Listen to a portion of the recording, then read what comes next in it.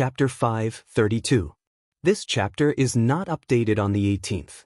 It is a chapter to thank the new top scholar for his calligraphy. The mansion of Shin Men Cottage was in chaos. As the night deepened, more and more red lanterns were hung. Many of the acquaintances began to gather and whisper to each other. Those who did not have time to get close to the fight were all shocked by it. 34 people died in the encirclement of the young swordsman who went up the mountain to pick a fight. Even the head of the cottage, Shinji, was stabbed in the heart. Because of the rolling sword chi, Shinji, who had been in the second rank for many years, was careless and died, which did not cause too much speculation. After cleaning up the mess, Shen Kaiha in purple went to the back of the mountain and knocked on a wooden door. He told a white-haired old man about the situation at the top of the mountain. The old man did not say a word. In the end, he stared at his grandson's eyes. Shen Kaiha sat upright and did not move, especially with a straight back. The old man in Changle Peak was like a retired emperor who retired after abdicating. He finally spoke in a plain tone, "Bury your father early to avoid leaving a topic for gossip." Shen Kaiha knelt down and cried bitterly, "I am unfilial."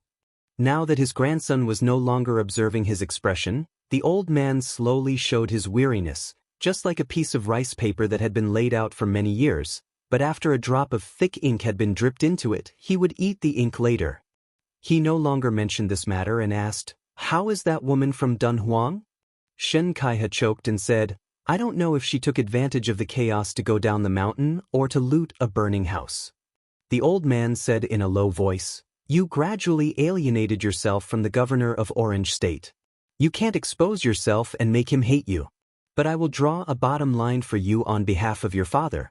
If you dare to cross the line and insist on using the lives of the Shen family as a bargaining chip for your future, since I already have several great-grandsons, Shenji and Zhongli Handan are dead, I don't mind losing one of you.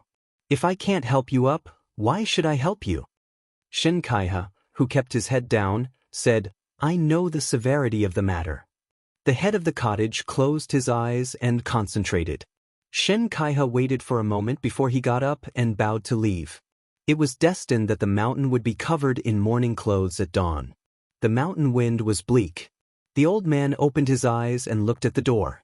"Since you're passing by, why don't you come in for a chat?" The voluptuous woman in embroidered clothes smiled sweetly, pushed open the door, entered, and sat down directly. The old man with a serious expression sized her up and asked, "Miss, are you in the embroidered musk deer that entered the rankings with that blind zither player, Shuesong?" The woman touched her blood-red lips with her finger and smiled. "I'm only at the bottom. It's not worth mentioning." This old man shook his head and said, "Because there are 2 people in the second place, making a total of 11 people on the list. The first place and the little girl called Jia Jia Jia are just a little more famous, but they don't live up to their names." In this old man's opinion, in terms of killing techniques, Shuesongguan is good at Xian killing Vajra, so he should be ranked first.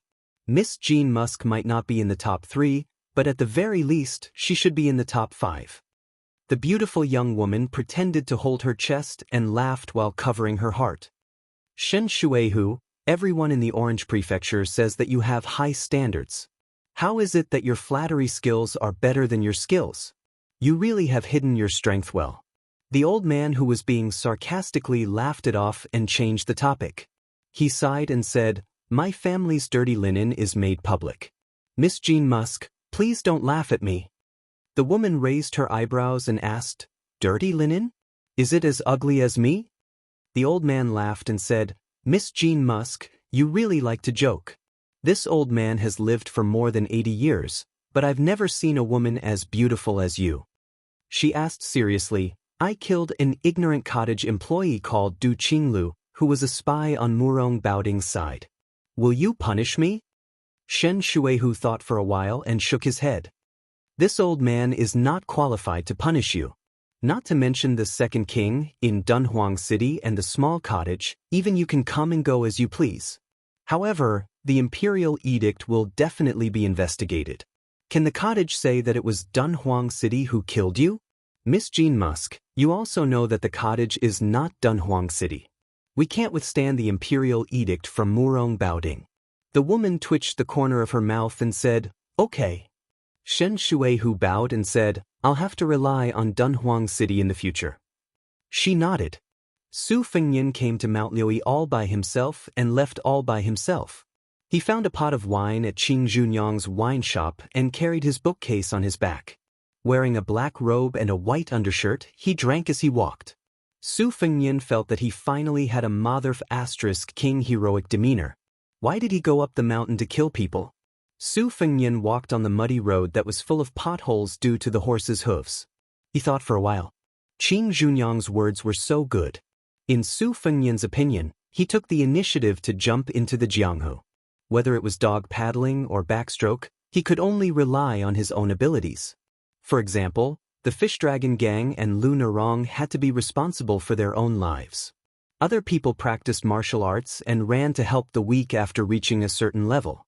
Su Fengnian was in Beimang and was in a precarious situation. He did not want to join in the fun.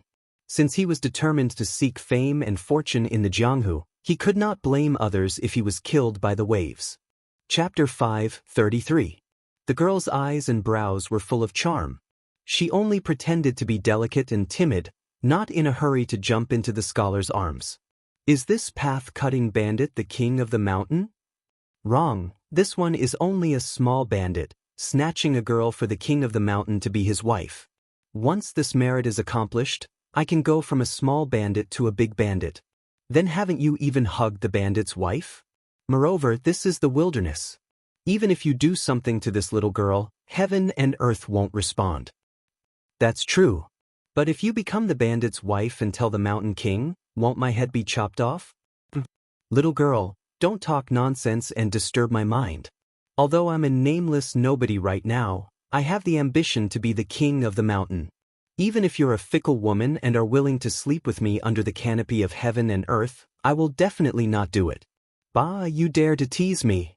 If my young master hears this, he will chop you to death. Who is your young master? Is he as skilled as me in both sword and saber arts? Moreover, your young master is definitely not as elegant as me. Little bandit, you are just a frog in a well. How would you know my young master's good points? I am not a frog in a well. I am a toad blocking the road. Little girl, you can insult this one's appearance, but don't insult my bandit profession. Sigh, my young master said that he has made up his mind to build a pigsty on the ridge of the field. He will not let the goodies flow into the fields of others. But why haven't you eaten me yet? That's strange. Your young master is indeed a gentleman. I admire him very much. The moon was bright and the wind was high. It was a good night to kill people. Otherwise, it would be a man and a woman having a romantic moment. How bored must this pair be to chat in the middle of the night on a muddy path? After chattering for a while, the embroidered clothed girl finally flew into Su Fengnian's arms like a graceful butterfly. Su Fengnian hugged her soft body and sniffed hard. He closed his eyes and said with intoxication, "After smelling it, your scent is still the most fragrant.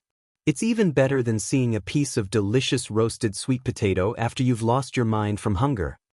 The woman hugged him tightly and pressed herself against his chest.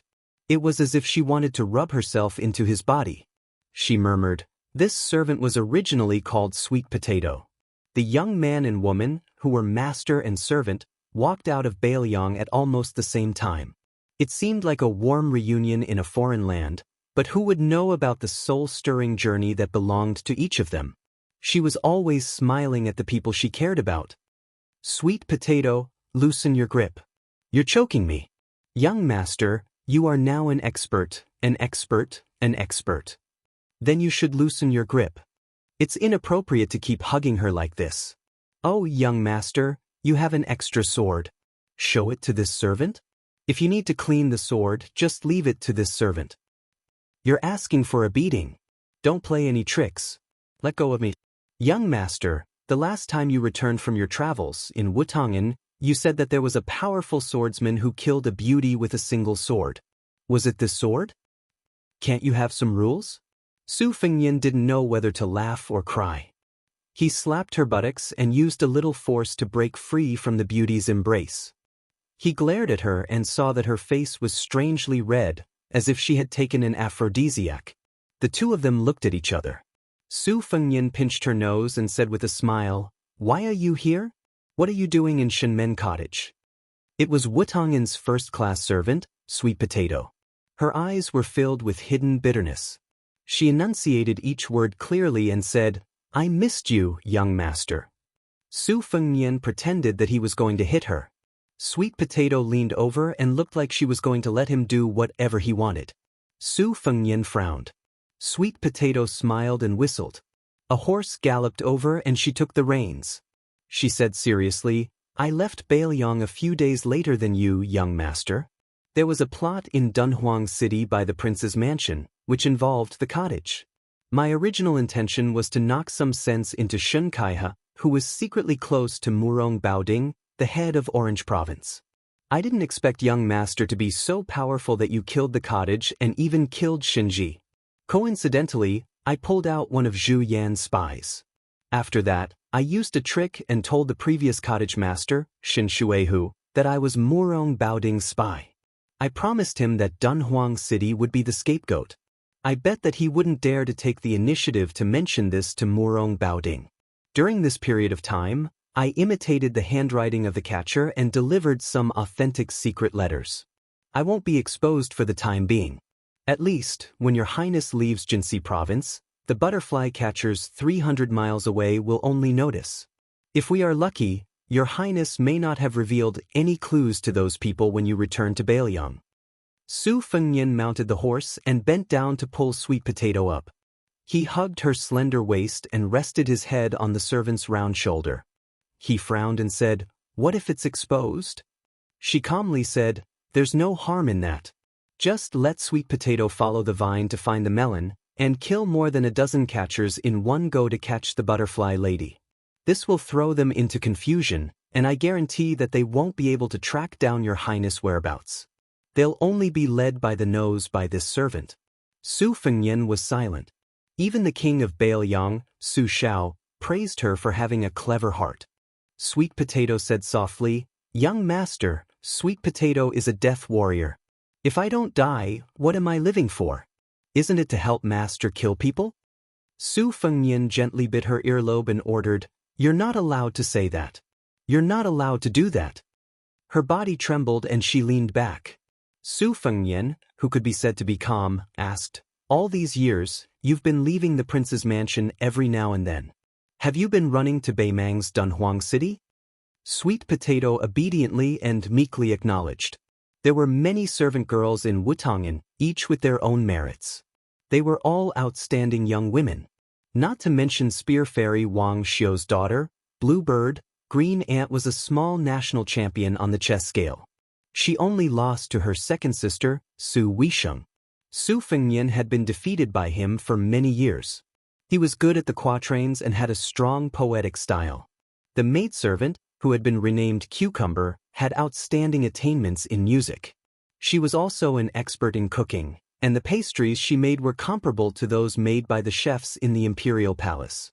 Only the northern Liang prince's mansion was wealthy enough to allow so many women to gather in one courtyard.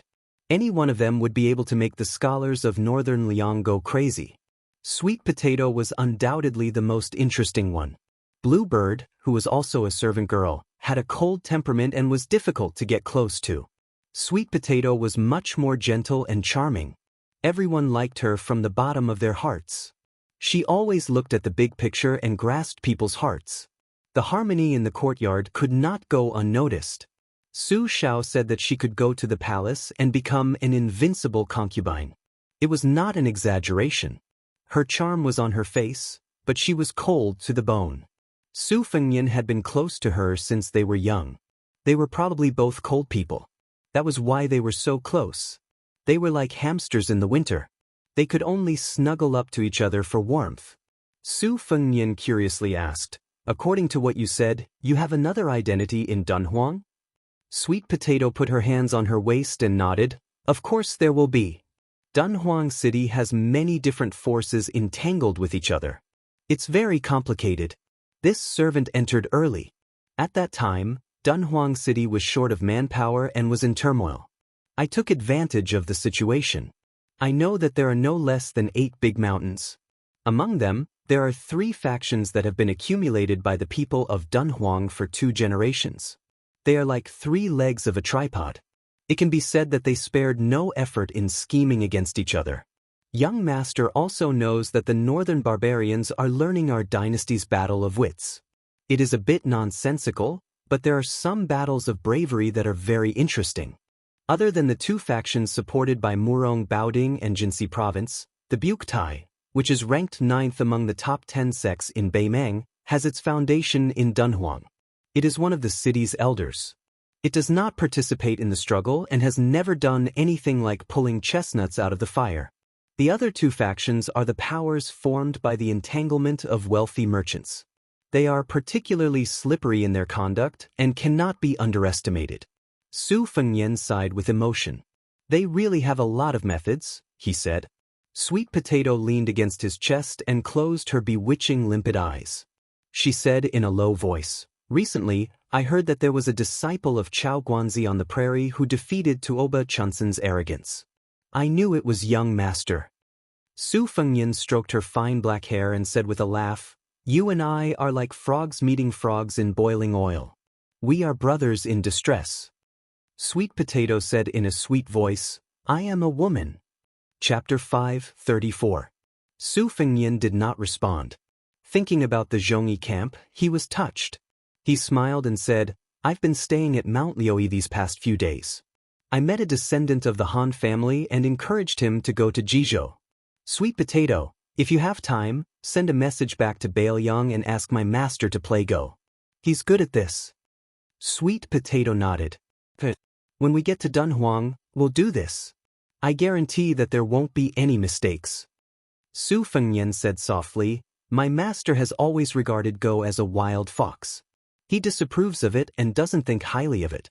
He says that although the moves of the Go pieces seem complicated, it's far from being as unpredictable as the human heart. A Go piece can take root on the chessboard mountain. After all, a black Go piece is still a black Go piece, and a white Go piece is still white Go piece. No matter how you change the colors, a person can reverse black and white. Loyalty, righteousness, kindness, and so on are not worth mentioning. In the past, I didn't think so. I just thought that my master's Go skills were not good enough. He couldn't even beat my second sister, so he found this excuse. Now that I look back, I understand my master's good intentions. In the past, under the shade of the tree in the prince's mansion, watching the small ripples or the rise and fall of the water was always like watching a play. I never personally entered the game. Perhaps it's because the old foxes hide too deeply that I can't see it clearly. But in Mount Liuyi, a small Zhongyi camp, there are some differences in the way the leaders do things. Sweet Potato, is this what my master meant by cutting a small hole to make a big fuss? Sweet Potato stroked the back of Su Fengyan's interlocked fingers and said softly with a smile, "Young master is becoming more and more sensible." Su Fengyan was about to teach his head made a lesson when she suddenly turned her head.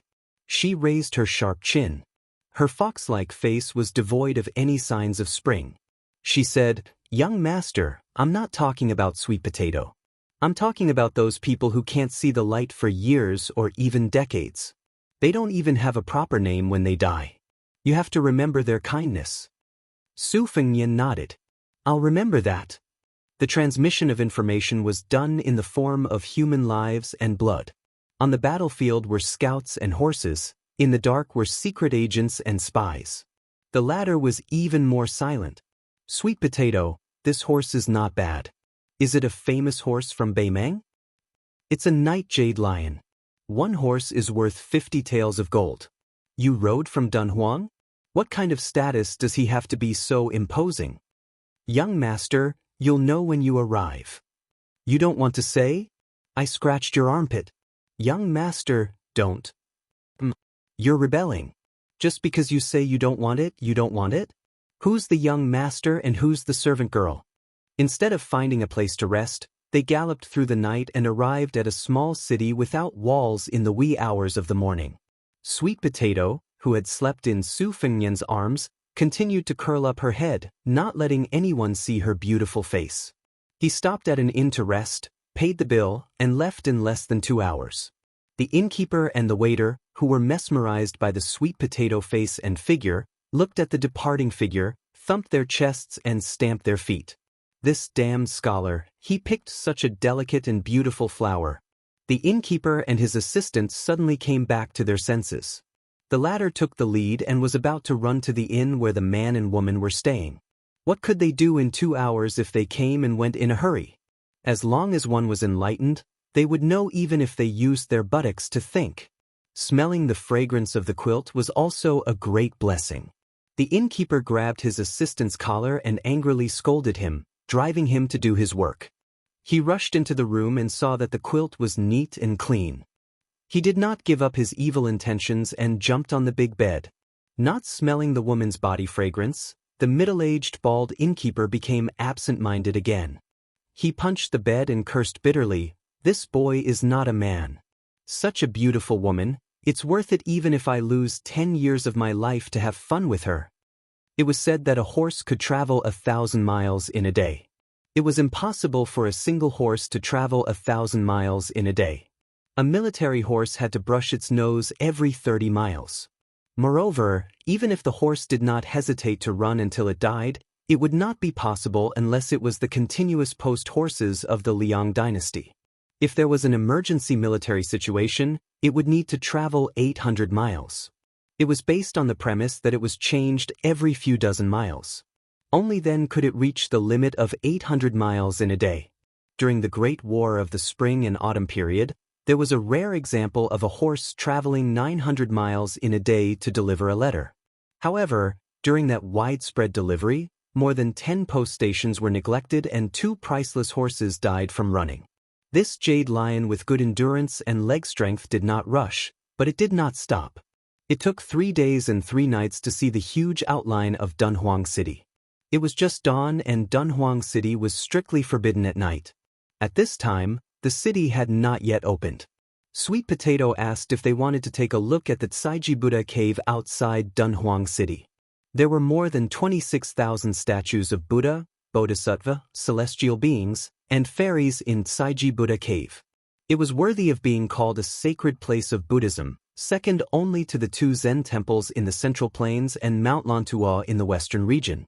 Unlike many important places of religion, Tsaiji Buddha cave was not built on a mountain. It did not ask for the mountain to be higher than the Buddha. It was built from the ground or carved from the mountain. It allowed visitors and believers to go to the top of Tsaiji Mountain to enjoy the scenery. The only main Buddha was only carved from the mountain. There was no need to go up the mountain. The main Buddha of Tsaiji cave was 3 Buddhas of 3 worlds sitting on the Sumeru platform. The one in the middle was 66 feet tall. His face was plump and solemn. The pattern of his cassock hung diagonally in front of him. The 2 sides were more than 40 feet tall. There were bodhisattvas on each side. At the end of the 2 sides were 8 celestial beings. Seeing the towering Buddha statue from afar, Sweet Potato smiled and said, "Behind the main Buddha, there are 81 lotuses. On each lotus, there is a bodhisattva worshipping it. There are many Buddhists in Bemeng. These 81 bodhisattvas have almost all been divided among the rich and powerful. Their incense is flourishing. I'm afraid even the 2 Zen temples can't compare. Among them, there are more than 10 great bodhisattvas. Not to mention the rich and powerful in Dunhuang, even the few great city in the grassland would have to think twice before voluntarily giving up the idea of fighting for them." Su Fengnian dismissed it with a smile and raised his head to take a closer look. The main Buddha performed the fearless mudra. On the top of the cavern, there was a large lotus with shallow marks carved by the southern Tang round knife. It left a deep impression on Su Fengnian. Hundreds more flew into the sky. Their bodies were light and their expressions were natural. Su Fengnian lowered his head and put his palms together. Beimang and Liang were about to launch a mighty Buddha extermination if nothing unexpected happened. Su Fengnian continued to worship Buddha. Sweet Potato did not believe in Buddha, but she followed suit. After standing still for a long time, Su Fengnian did not say anything. He turned around and left. He pulled on the reins but did not mount the horse.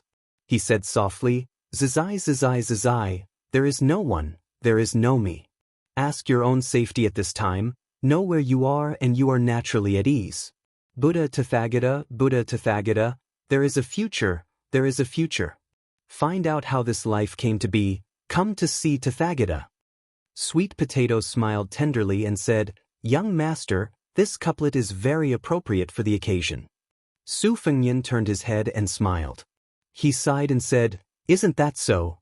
Remembering something, Su Fengnian said, I met a monk this time. You won't be able to guess who he is. Sweet Potato said, The Dragon Tree Monk, the abbot of the 2 Zen temples. I know he has come to Beimang. Since young master said so, it must be him. This Buddhist saint is indeed extraordinary. Otherwise, why would he be praised for crossing all living beings in the sea of bitterness? Only the Kunlun Pond dragon knows how to listen to his lectures. The Buddhist lion's roar can cause the Penglai Sea to raise huge waves. Su Fengnian looked melancholy. She covered her mouth and smiled. She took a few steps back and pointed to the top of the mountain. She said softly, I just got the news that the Empress wants to invite the state preceptor, Immortal Qilin, to build a Taoist temple on Tsaiji Mountain. Su Fengnian said to himself, Do the Buddhists and Taoists hate each other in the mountains? Su Fengnian left Tsaiji Myriad Buddha Cave far away. He got on the horse with her and galloped to Dunhuang City. Sweet Potato asked, Young master, the 6 paths of reincarnation mentioned by the Buddhists, is there really such a thing? Su Fengnian said calmly, If you believe it, there is. If you don't believe it, there is none. She hesitated for a moment and looked back. She was destined to die when she was born. She always wanted to give her body to young master so that she could die willingly. If she died early and reincarnated, she would seize the opportunity to be a devout Buddhist in this life and reincarnate as a good-looking woman. Maybe she could meet him again. She didn't want to live until she was old and wrinkled. It was too ugly. Su Fengnian suddenly said, Sweet Potato, when I have a daughter in the future, no matter who she is, you will help her dress up and teach her how to apply rouge, okay? She blinked her eyes and asked with a red face, But I'm just a worthless maid. Su Fengnian said in a deep voice, I'm a man and you're a woman. It's that simple. If you talk about worthless again, I'll beat you. Sweet Potato lowered her head and then looked up at him in a daze. Outside the city, young master and maid were enjoying each other? He continued, You have to promise me that I'll bully you when I get to the city. Don't talk about beating you, I'll eat you up. Really? A gentleman keeps his word. Young master is a gentleman? A humble person's words can't be changed even by 9 bulls and 2 tigers. Young master is heroic. That's right, let's go. Pick a big bed and go to bed. Chapter 5:35. The yellow sands stretched for thousands of miles. Dunhuang had formed a circle, creating a paradise for 70 to 80,000 people. The snow-white night-jade lion did not go through the south gate, but instead went to the north gate. Su Fengnian knew that according to the layout of Dunhuang, going through the north gate was like going through the black tortoise into the imperial palace. However, Sweet Potato was meticulous and had taken root in Dunhuang for many years.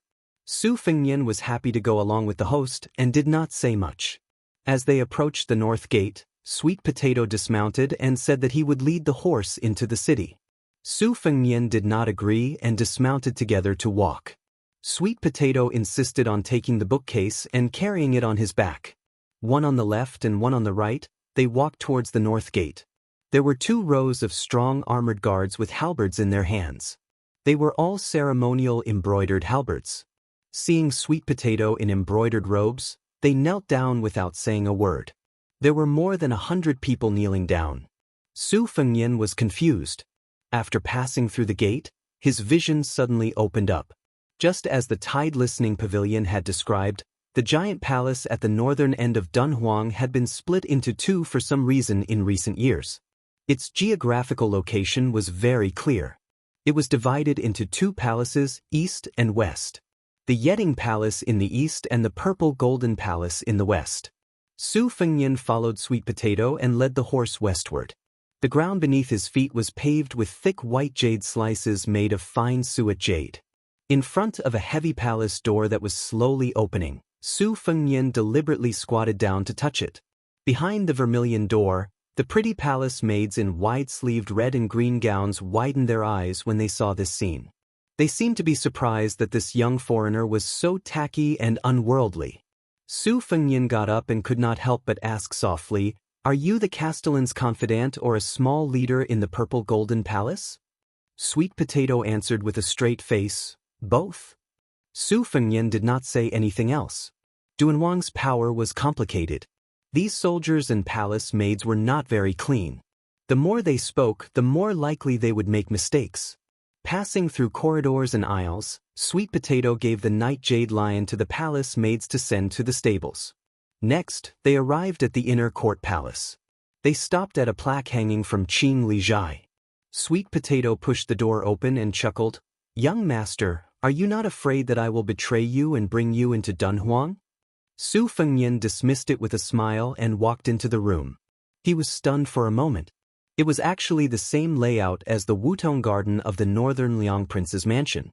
There was a sense of familiarity with the elegant furnishings, porcelain bottles, incense burners, and the 4 treasures on the desk. Su Fengnian reached out to touch a large pouch filled with crystal balls and white chrysanthemums.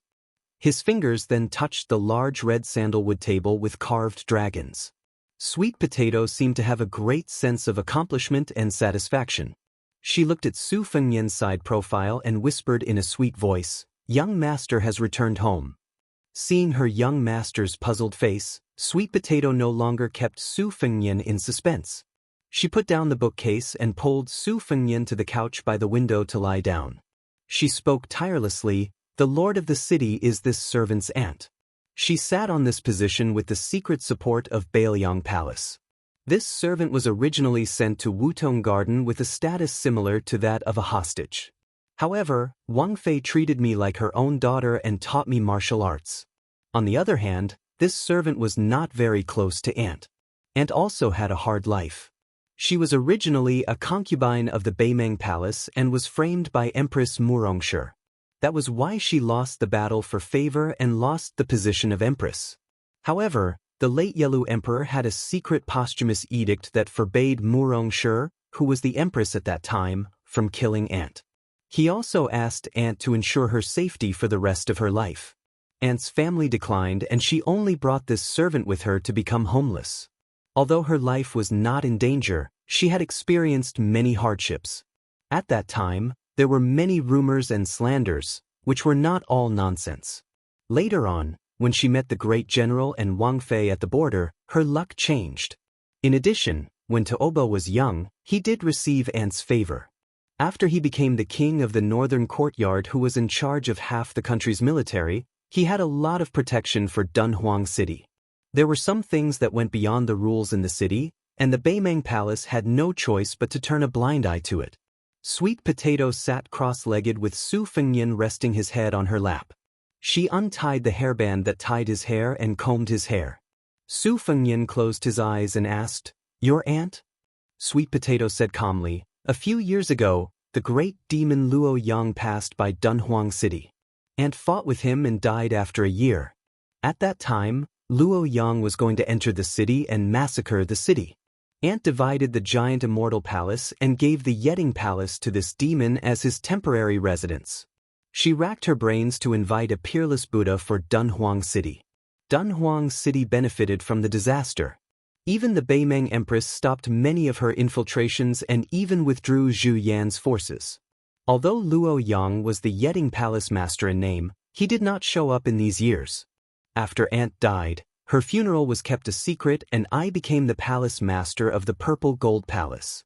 Aunt left behind her last words. When Luo Yang moved into the Yetting Palace, it meant that she had a backer. Only then did I ascend the throne and announce her death." Su Fengnian frowned.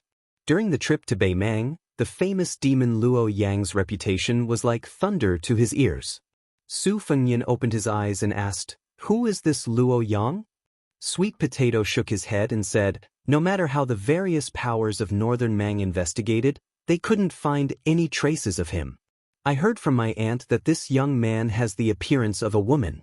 However, although his brows and eyes are somewhat charming, he has a valiant temperament. He's even better than the young Tuoba Bodhisattva." He likes to wear white clothes and doesn't use weapons. However, there was a rumor that several stunning women had appeared around Luoyang and were treated as his exclusive property. Among them, there was no lack of daughters of noble families. At that time, Dunhuang City had also sent a young beauty whose beauty could topple a city. Luoyang's fishing habits should be true.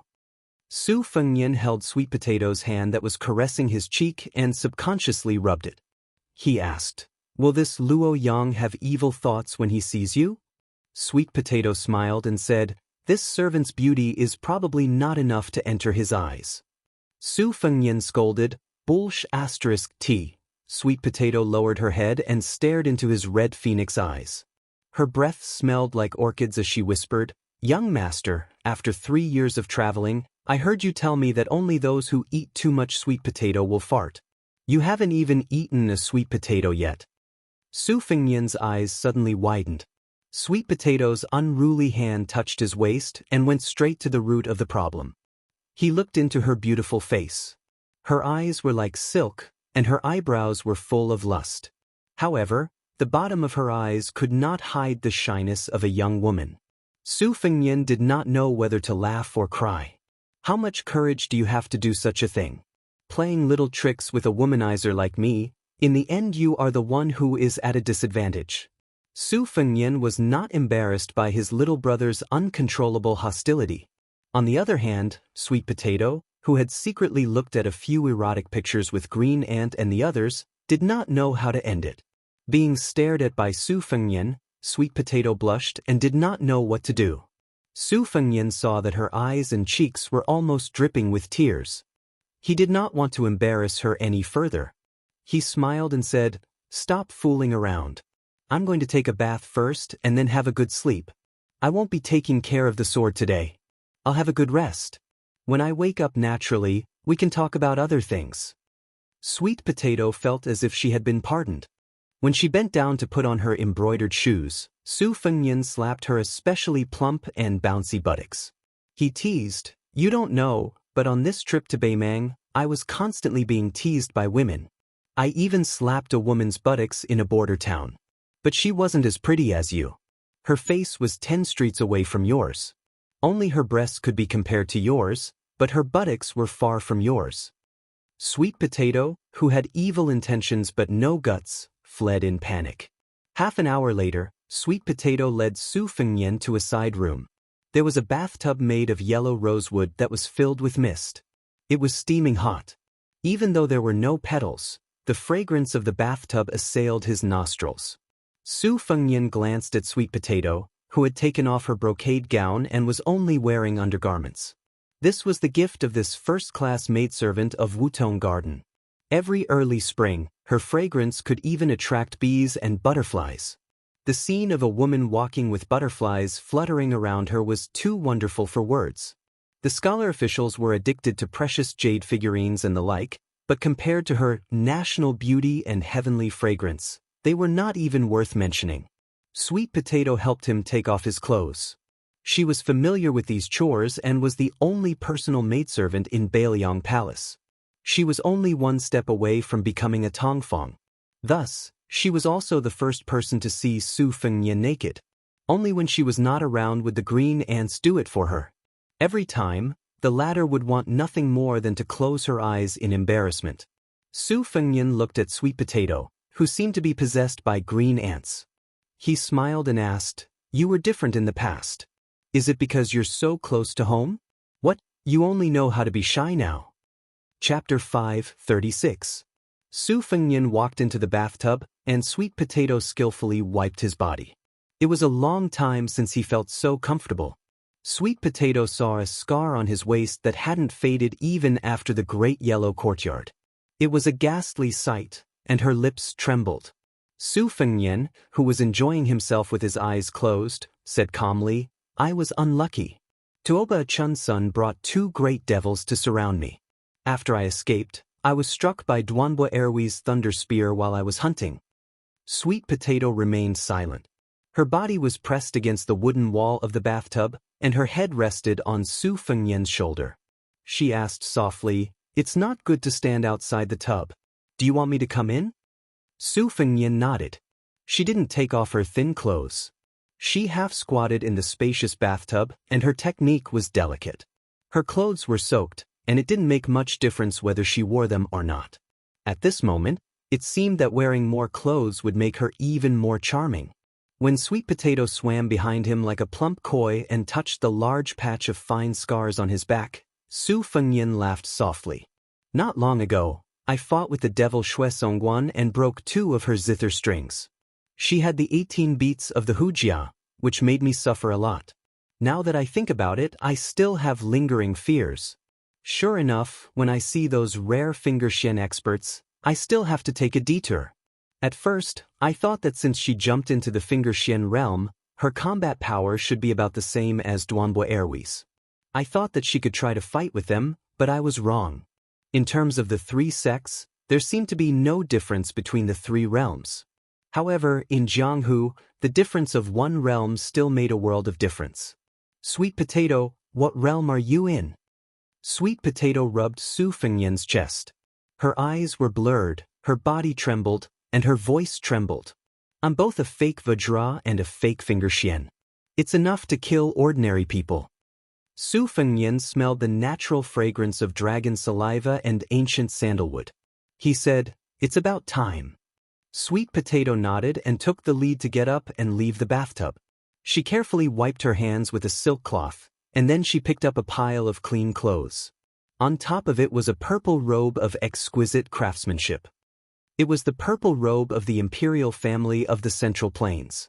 Su Fengnian walked out of the bathtub and walked closer to take a closer look. He said in surprise, "Is this the python robe of the Southern Tang Imperial Weaving Bureau? How did it came to Dunhuang City?"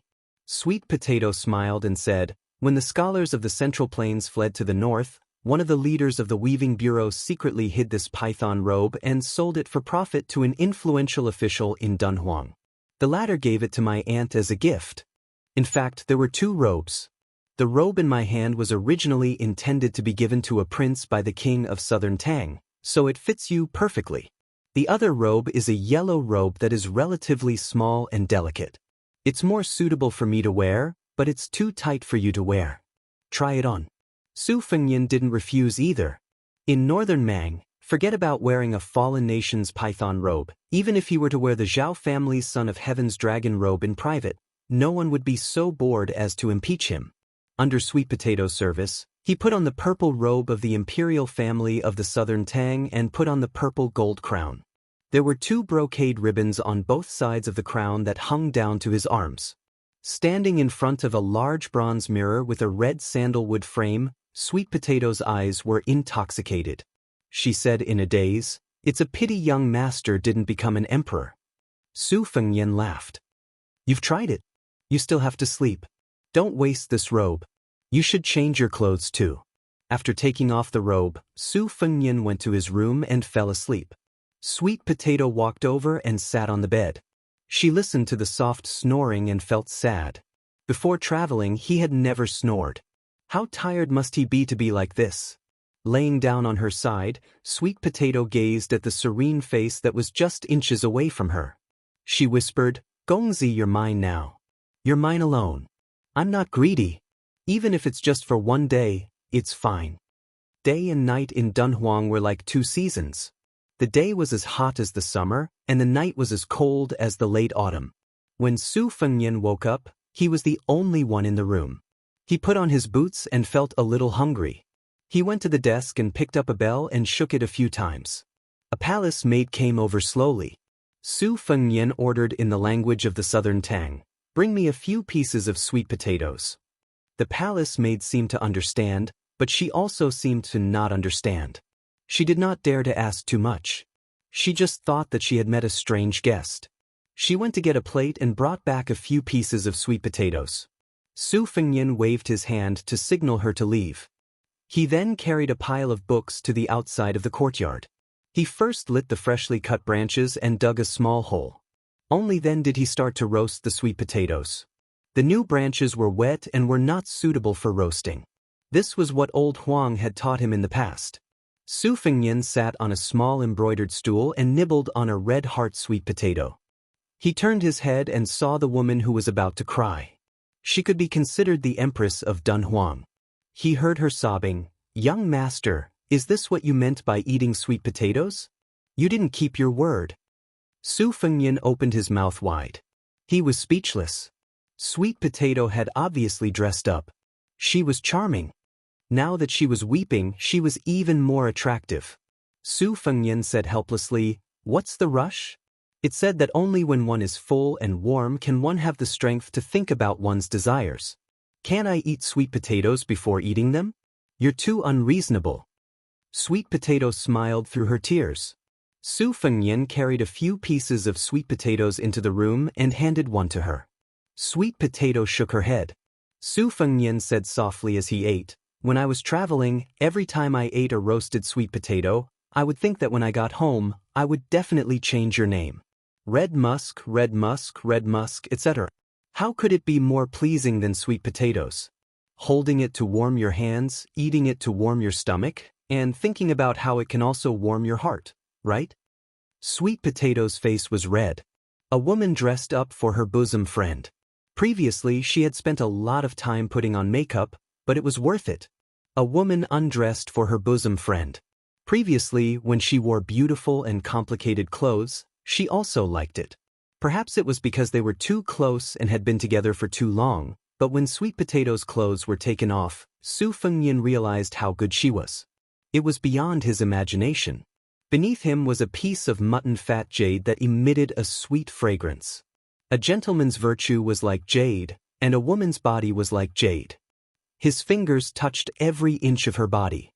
Her body was sensitive and trembled incessantly.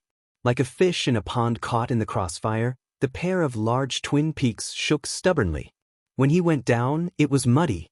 Sweet Potato held her face with both hands, not daring to look at others. She also tried to suppress the soft moans that overflowed from her throat and mouth. Su Fengnian leaned over and bit her earlobe, whispering, "Do you want to end the bitterness and enjoy the sweetness?" Sweet Potato pulled his head down and squeezed it between her breasts. Every moment of the night was worth 1,000 gold. It was a pleasure between a man and a woman. However, for a woman, the first time was usually painful and unbearable. There was no physical pleasure to speak of. As for those who became more courageous the night they had their first taste, in Su Fengnian's opinion, they were either heroines or heroines. It was almost impossible. However, Sweet Potato, whose limbs were as taut as bowstrings, seemed to be at the peak of pleasure. The psychological pleasure clearly far overshadowed the pain. She no longer hid and stared hard at Su Fengnian, who was working on top of her. Her face was as red as a peach. Her legs and hands were wrapped around his slender body. Her fine black hair was scattered on the pillow, which set off her white and plump body. When Su Fengnian lay motionless on top of her, she licked his face with her nimble little tongue and asked provocatively, "Young master, are you okay? Don't ask such a question. Young master, whip this servant to your heart's content. Don't take pity on me. I'll definitely fulfill your wish." Every moment was worth 1,000 gold. By now, he had probably spent a few thousand gold. After the second time, he didn't feel tired. The woman under him was dripping with fragrant sweat, but there was still no sign of begging for mercy. Gradually, they were getting better.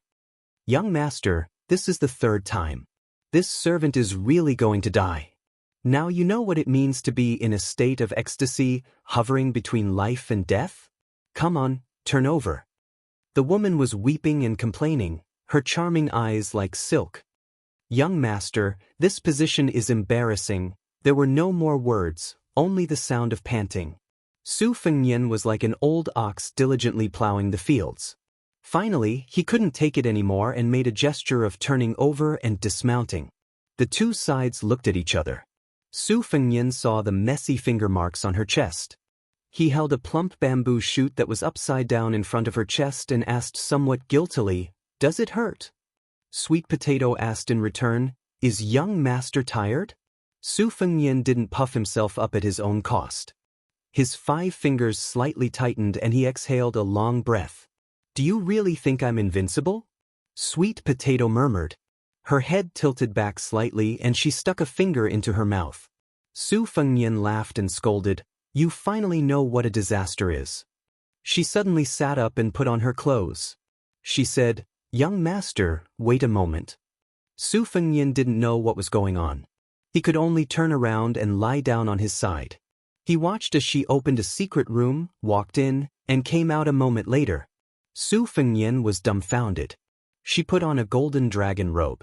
Under the golden robe was a scene of emptiness. Sweet Potato didn't walk to the big bed. Instead, she walked to the small couch by the window. She put her hands on the couch and bent over to turn her head. Then, she lifted her robe with one hand and smiled charmingly at young master. Su Fengnian muttered to himself, "Let me just die." Chapter 537. Sweet Potato recalled for a moment and said slowly, "Generally speaking, the famous devils of Northern Mang like to travel alone, and they won't take the initiative to fall out with the forces of the imperial court. Generally speaking, they will mind their own business. Plus, the laws of Northern Mang are relatively lax, so there are very few cases of head-on confrontations. The reason why that devil fought with his life on the line wasn't because he was stubborn, but because Auntie had personally brought along a few martial arts experts to prevent him from escaping. Dunhuang City has 80,000 to 90,000 people. The soldiers guarding the city are called the Jin Wu Cavalry. They are all light cavalry, armed with short knives and light crossbows. They are not careless in night battles and street battles. Half of them are outside the giant Immortal Palace, and the other half are outside the city. Among them, there are 40 to 50 people who came from Jianghu. They are good at martial arts. They committed crimes outside and had no choice but to seek refuge in Dunhuang City. And also treated them with courtesy. Those who performed meritorious deeds were even rewarded with some older palace maids. It was not that they could not arrange more crossbowmen, but they were limited by the range. 100 people were enough. The remaining 900 cavalrymen were stationed at both ends of the street. 3 cavalrymen were side by side. In one round of charge, 20 cavalrymen were sent out from the east and west, led by a military officer with good martial arts. After the cavalrymen died in battle, waves of arrows were shot down from the roofs, not giving the demon a chance to breathe. The next batch of cavalrymen would stop firing their crossbows and recover their arm strength. There is a very important point. In addition to the 500 Jin Wu cavalry of the giant Immortal Palace, there are more than 30 Jin Wu soldiers. They are specifically targeted at the Wulin people who committed crimes in Dunhuang City. These people are not good at cavalry fighting, so ants secretly scattered them into the assault team. Each time, there are 2 or 3 people waiting for an opportunity to assassinate. There is also a group of them on the roofs. They are allowed to retreat. In this way, in the 6th cavalry charge, the demon died of exhaustion and was trampled into a pile of mud by the horse's hooves. Su Fengnian nodded and said, "This is very similar to the time when our Bailiang army fought against the sword emperor of Shishu who guarded the country's gate with only one sword. It was a 2-pronged attack by the cavalry and the men of sacrifice, alternating between light and dark. In addition, the imperial uncle was also determined to die. That was why the entire Jianghu was bitterly disappointed. Last time, Shenmen Cottage was short of a rank 1 master and their cooperation was not good enough. There were too few archers and they could not cause any substantial damage. Otherwise, I would not have been able to leave the mountain so easily. I'm very curious as to how the 9 swords of the Wu family defeated the Beimang's 10,000 cavalry 200 years ago. Are there any secret records in Dunhuang?" Sweet Potato smiled and said, "Auntie is a martial arts fanatic. Aside from her collection of weapons, she also has a few obscure secret manuals. She also likes to comment on the martial artists of the world. She writes them all down on paper, but I'm not really interested in them. I'll bring them out for you later." Su Fengnian joked, "Don't worry, I won't be leaving Dunhuang for a while. I want to see how a city operates, so there's no need to hide this matter." Sweet Potato hugged Su Fengnian's arm. That lump of weight was really shocking. She smiled and said, "I wouldn't dare to fool you." Su Fengnian sighed and said, "This place is really like the Imperial Palace. I wonder what the biggest palace in the world looks like.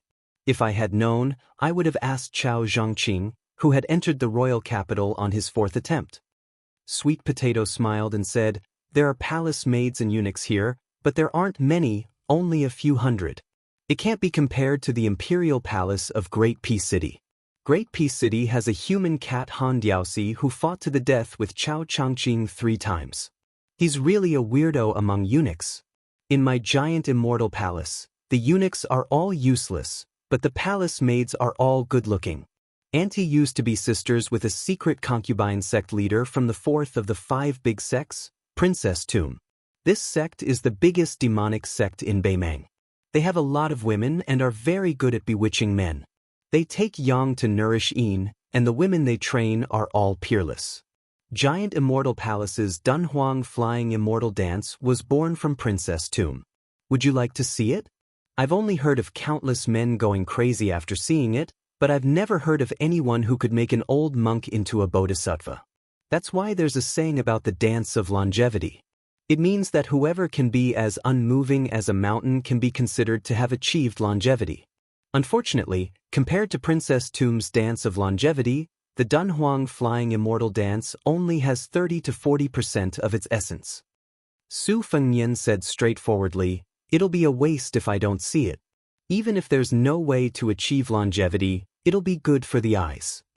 Sweet Potato smiled sweetly, and there wasn't any bitterness or coldness in the depths of her eyes. This was her cleverness and intelligence.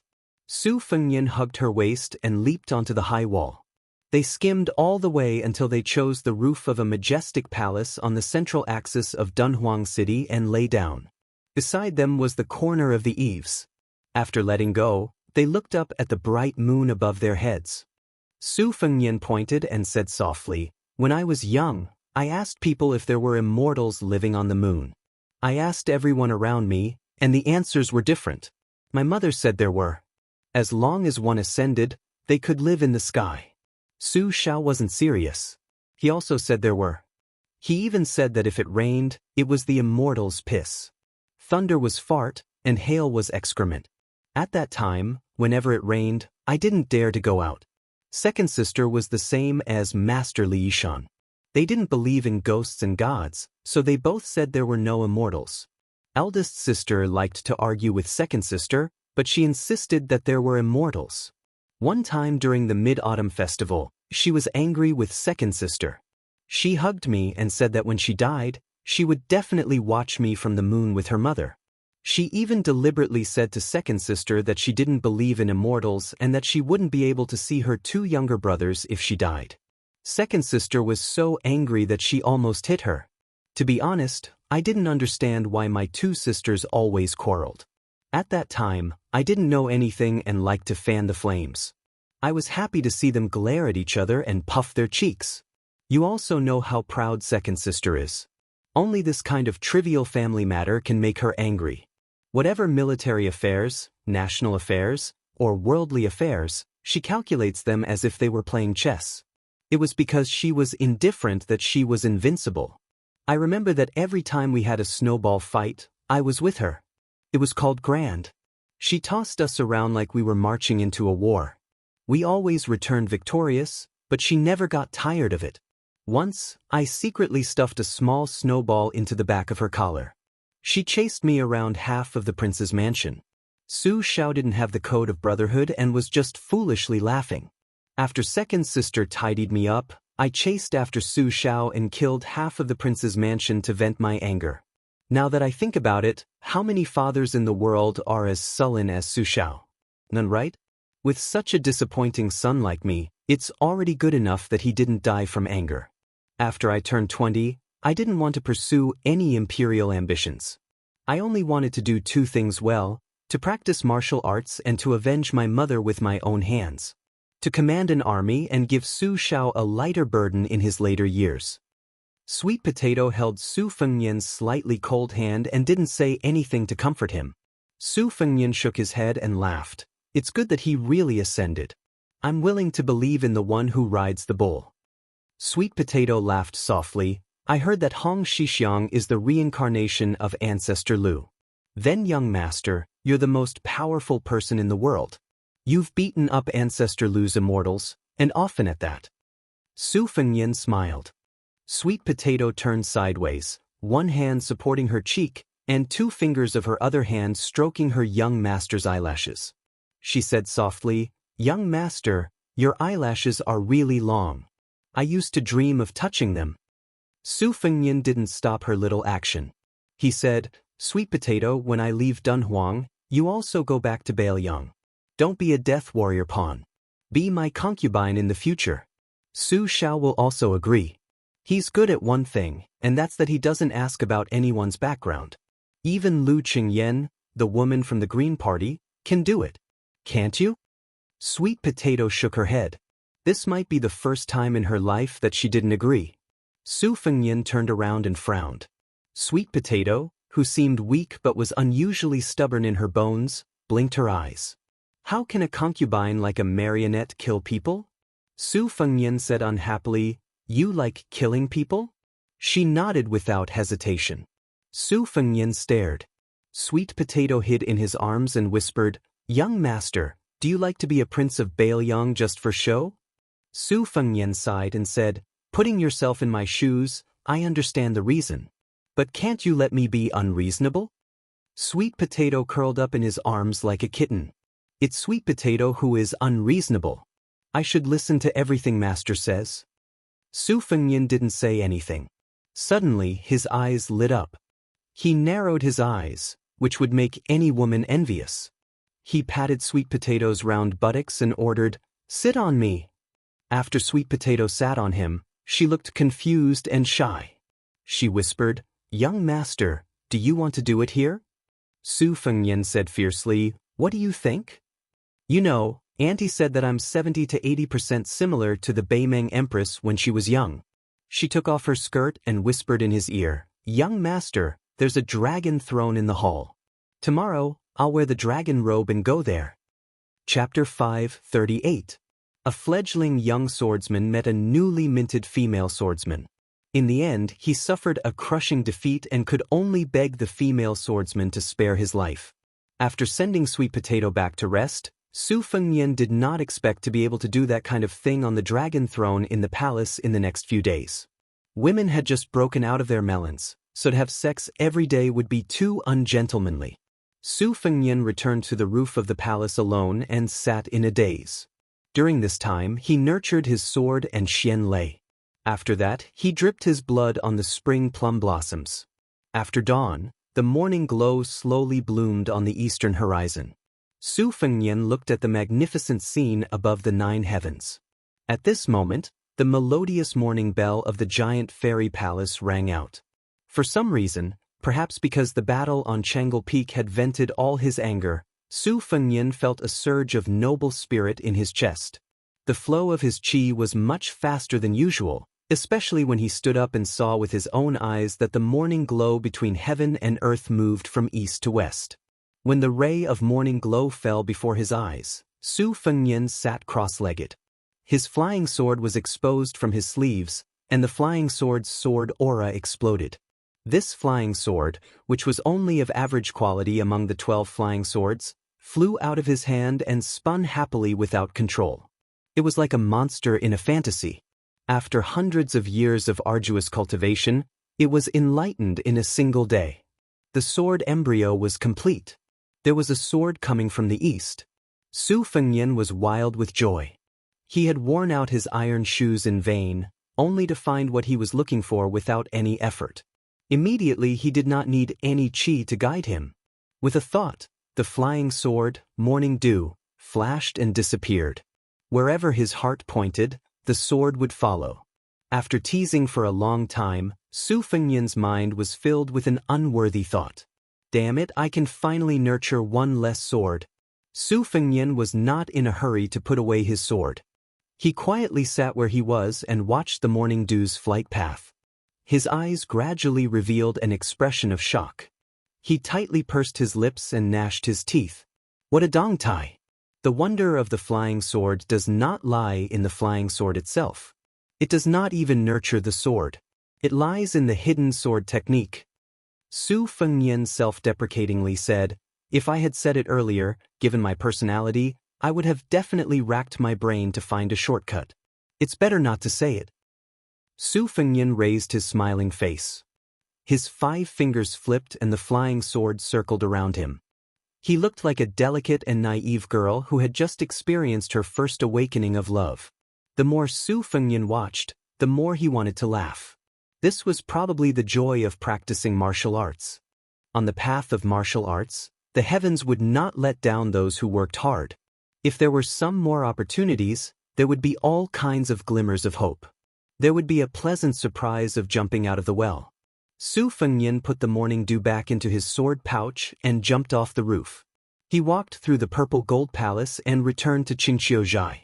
Using the only memory he had before he started practicing blade martial arts, he clearly recognized the layout of the palace courtyard from above. He would not get lost. Perhaps because of Sweet Potato's words, some of the palace maids and eunuchs who had woken up early to work were very respectful. Although they did not kneel, they still stood with their heads lowered, not daring to take a second look. Seeing her leaning against the courtyard door waiting for his return, Su Fengnian was somewhat absent-minded. Sweet Potato said softly, "Young master, I have already prepared a bowl of plain porridge and a few side dishes according to your taste." Su Fengnian tapped her forehead. "Don't you know some ways to maintain your health? Don't you know how to slack off?" Sweet Potato smiled. "That is the life of the young ladies. I can't envy them, and I don't like it either. Being exposed to the wind will make you cold. Being exposed to the sun will make you heatstroke. Crying after reading a few lines of palace-made poetry is not the temperament of our Bailiang women." Su Fengnian finished his breakfast. In today's world, the rich usually ate 3 meals, while the poor ate 2. As for those who were qualified to raise palace maids and eunuchs, they were no longer wealthy in the ordinary sense. In this way, Sweet Potato, who could wear a dragon robe and play the role of an empress, was indeed much more wealthy than the young ladies. She single-handedly controlled the life and death of 70 to 80,000 people in Dunhuang City. In the end, when it came to Su Fengnian, she was still a maidservant. Su Fengnian really couldn't find anything to be discontent about. He came to the study room that was like being in the Bailiang Palace in Wutangan. The large red sandalwood table was filled with secret files that Sweet Potato had brought over and her aunt's handwritten handwriting. Su Fengnian saw a brass scroll painting. He glanced at Sweet Potato, who was standing beside him and grinding with her sleeves rolled up.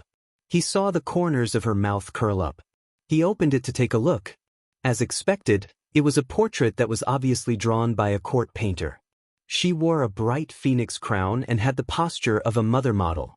Su Fengnian went back and forth between the painting and Sweet Potato several times. He clicked his tongue and said, "It's really similar.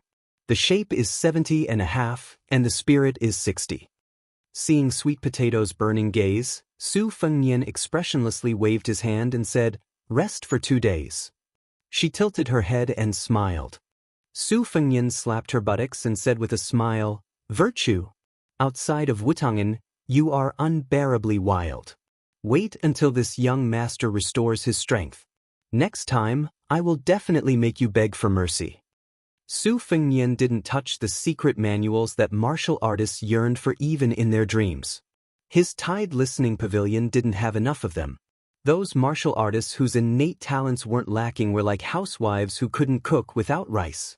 They didn't have a great teacher to guide them, nor did they have a master to guide them through the door, nor did they have a secret manual to help them enter the room. It was indeed difficult for them to move forward. Their heroic spirit was lacking, and it was difficult for them to make a name for themselves. However, these 2 things weren't rare for the children of influential families. On one hand, they didn't have enough willpower, and they couldn't bear the suffering of sailing against the current. On the other hand, a large part of it was because there were too many paths leading to higher realms, to the point where they didn't know where to start. Or perhaps they went astray. If they learned all kinds of martial arts and read all the secret manuals, it would instead be difficult for them to become a grandmaster. As for Su Fengnian, who was close to Wang Xianxia, he knew that he shouldn't bite off more than he could chew. As a result, he had always picked secret manuals that were beneficial to his blade technique. Now that he had Wang Xianxia's blade technique manual, he was even more undistracted.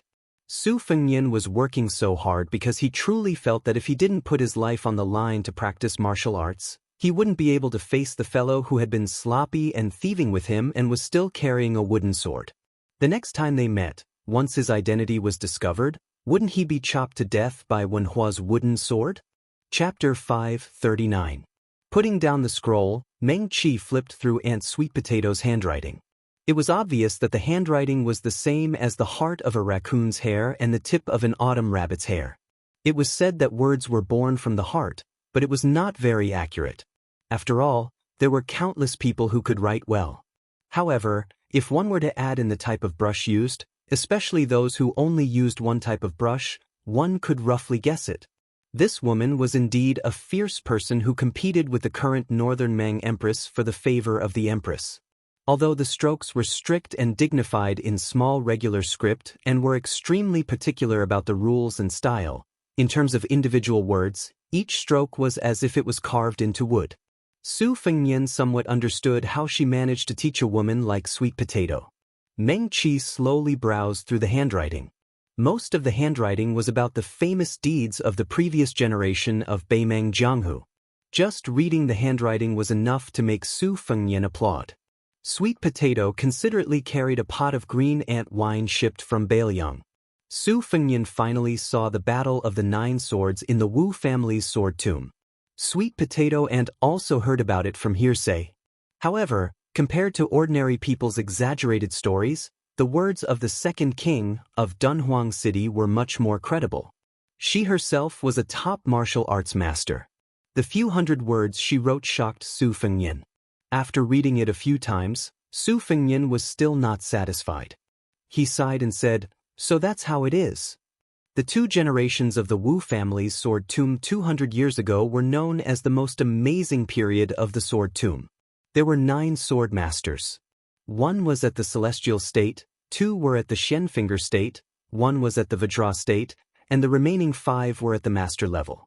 It was conceivable that if the Wu family was given another generation, even if 1 or 2 of them died of old age, they would still be able to achieve the unprecedented achievement of 5 first grades in one martial art. Su Fengnian only heard about the 9 swords of the Wu family going to Beimeng from a guard servant. At that time, there was a swordsman in Beimeng who claimed that there was no swordsman in the Central Plains. However, Su Fengnian did not take this statement seriously. Although the Wu family had always been arrogant and looked down on all the swordsmen in the world, no matter how impulsive they would not go all out to Beimeng. He once asked Li Chungang during his travels, but the old man with a sheepskin fur coat only said that the west sword led the east, and did not explain further. Based on the content written by Aunt Sweet Potato, Su Fengnian had a rough understanding of the situation. The 9 swords against the 10,000 cavalrymen were not fighting on their own. Instead, the most powerful person, the Celestial State Sword Crown, would be the eye of the formation. The 8 of them would take turns to be the sword master and sword attendant, eventually forming a shocking sword-controlling formation. One could imagine the scene of the 10,000 cavalrymen tightly surrounding the 9 of them. The scene was bleak and bloody. Wave after wave of cavalrymen charging, in addition to thousands of flying swords decapitating the enemy. What kind of sword chi would it be? Su Fengnian exclaimed again and again. He leaned back in his chair and muttered to himself, "This sword formation can only be created by a top swordsman. It's impossible to use it on the battlefield. Can it be simplified like that set of fist techniques for riding a bull? It seemed to be quite difficult." The Jianghu experts were already impatient with rules and regulations. Being a watchdog for the rich and powerful, they were only aiming for a stable martial path. Only fools would be willing to fight for their lives. However, it would be good if he could get the rough foundation of the sword formation. Where could he find it? The Wu family sword tomb? It seemed unrealistic. Would the Beimeng royal court have secret documents? Even if they did, it would be even more unrealistic. It's not something that can be exchanged with gold or silver. Sweet Potato chuckled. If young master really wants it, you can use the men of sacrifice lurking in the royal court to do it. Su Fengnian shook his head. That's not taking human lives seriously. It's not worth it. Oh, Sweet Potato replied. Su Fengnian did not even raise his head. He continued to flip through the book and said, "Don't think about it. You're not allowed to join in the fun. Do you hear me? Sweet Potato hummed softly in agreement. Su Fengnian raised his head and laughed angrily. Don't play dumb with me. Sweet Potato's eyes were full of flirtatiousness. She wrinkled her small and delicate nose and said very childishly, I know.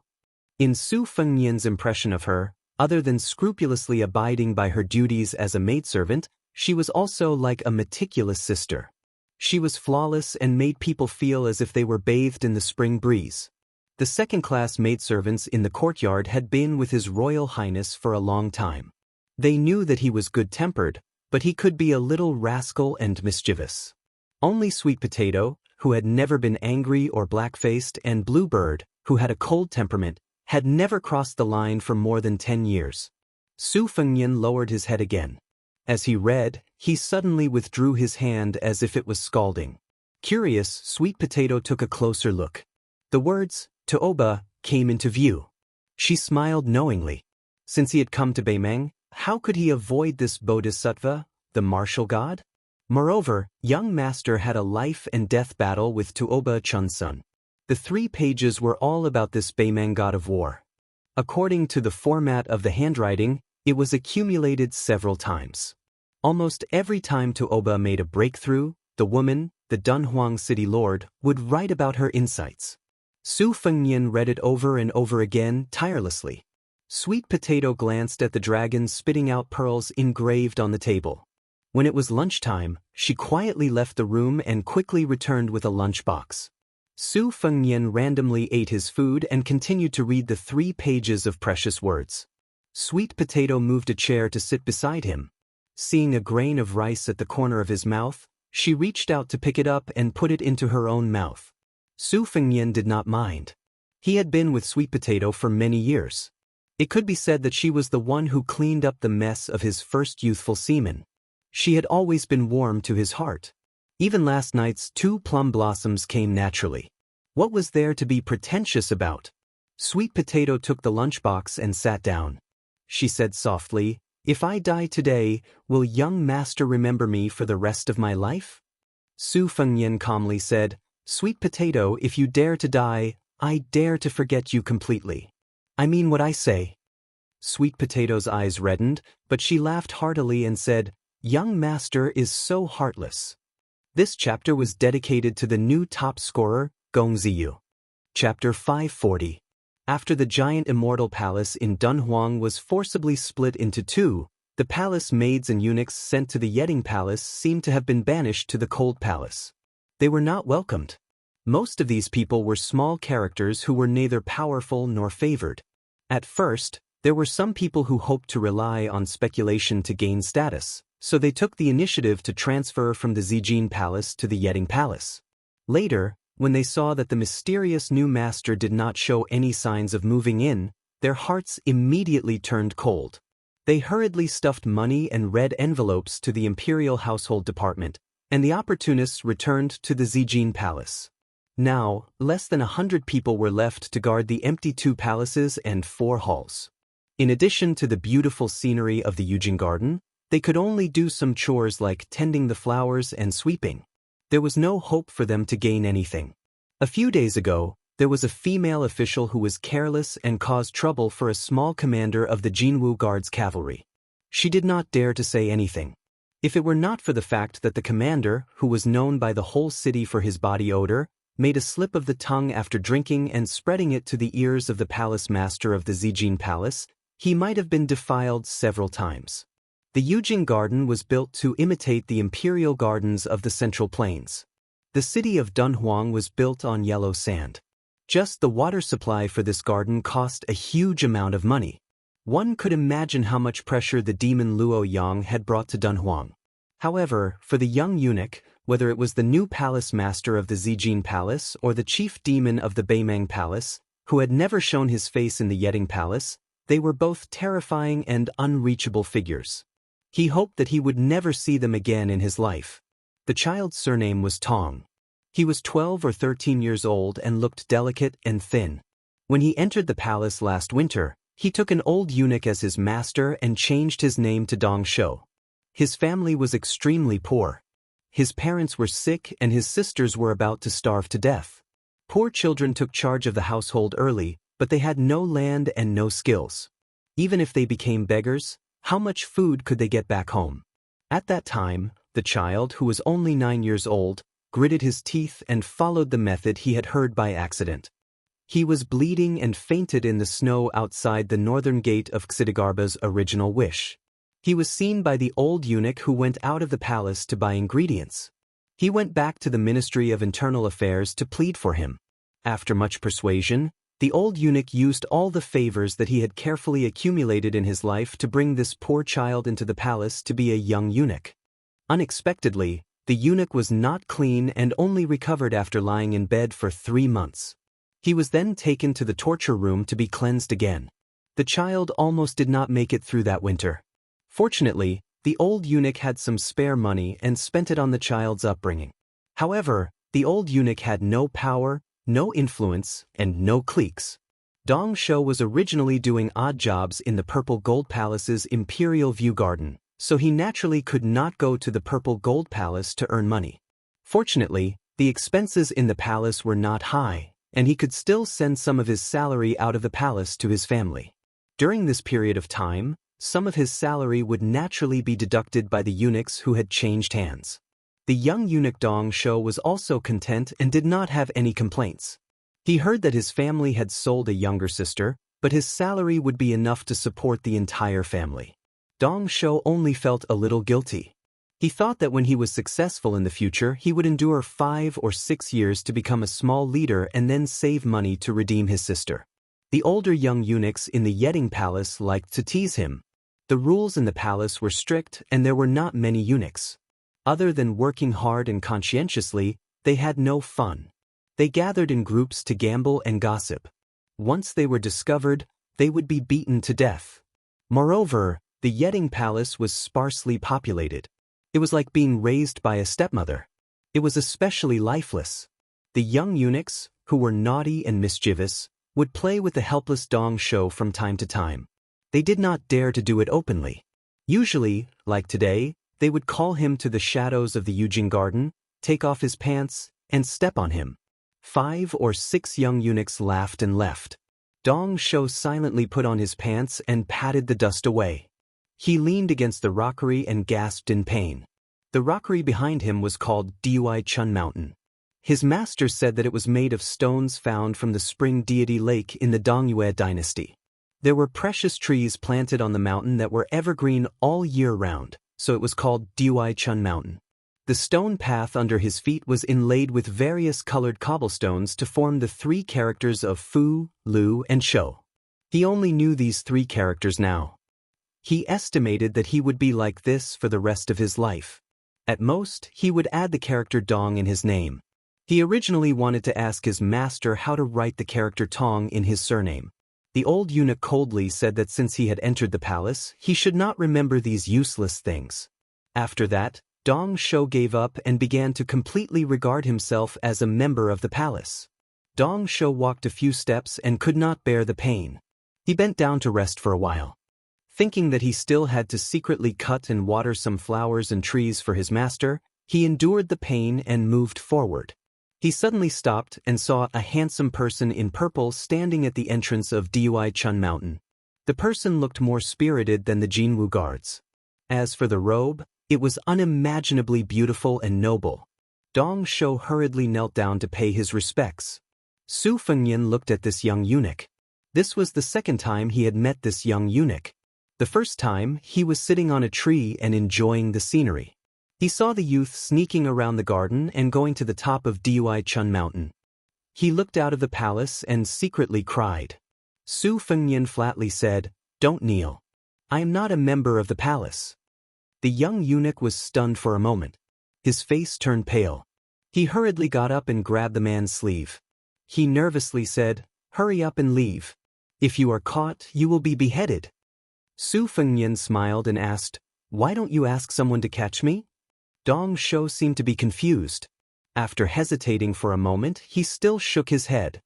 He realized that one of his hands might have dirted the man's sleeve. He hurriedly retracted his hand. His expression was still flustered. He lowered his voice and begged, "Hurry up and run.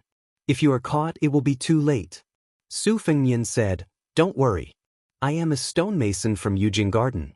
I am responsible for repairing Dui Chun Mountain. It is this rockery behind you." Dong Shou stared at him for a while. It did not seem like he was lying. He felt relieved. Su Fengnian asked, "Why were you beaten?" Dong Shou became nervous again. He instinctively stuttered, No, I was just playing with a friend." Su Fengnian sarcastically said, "Friend? A small eunuch also has a friend?" Dong Shou's face turned red and then white. He did not know what to do.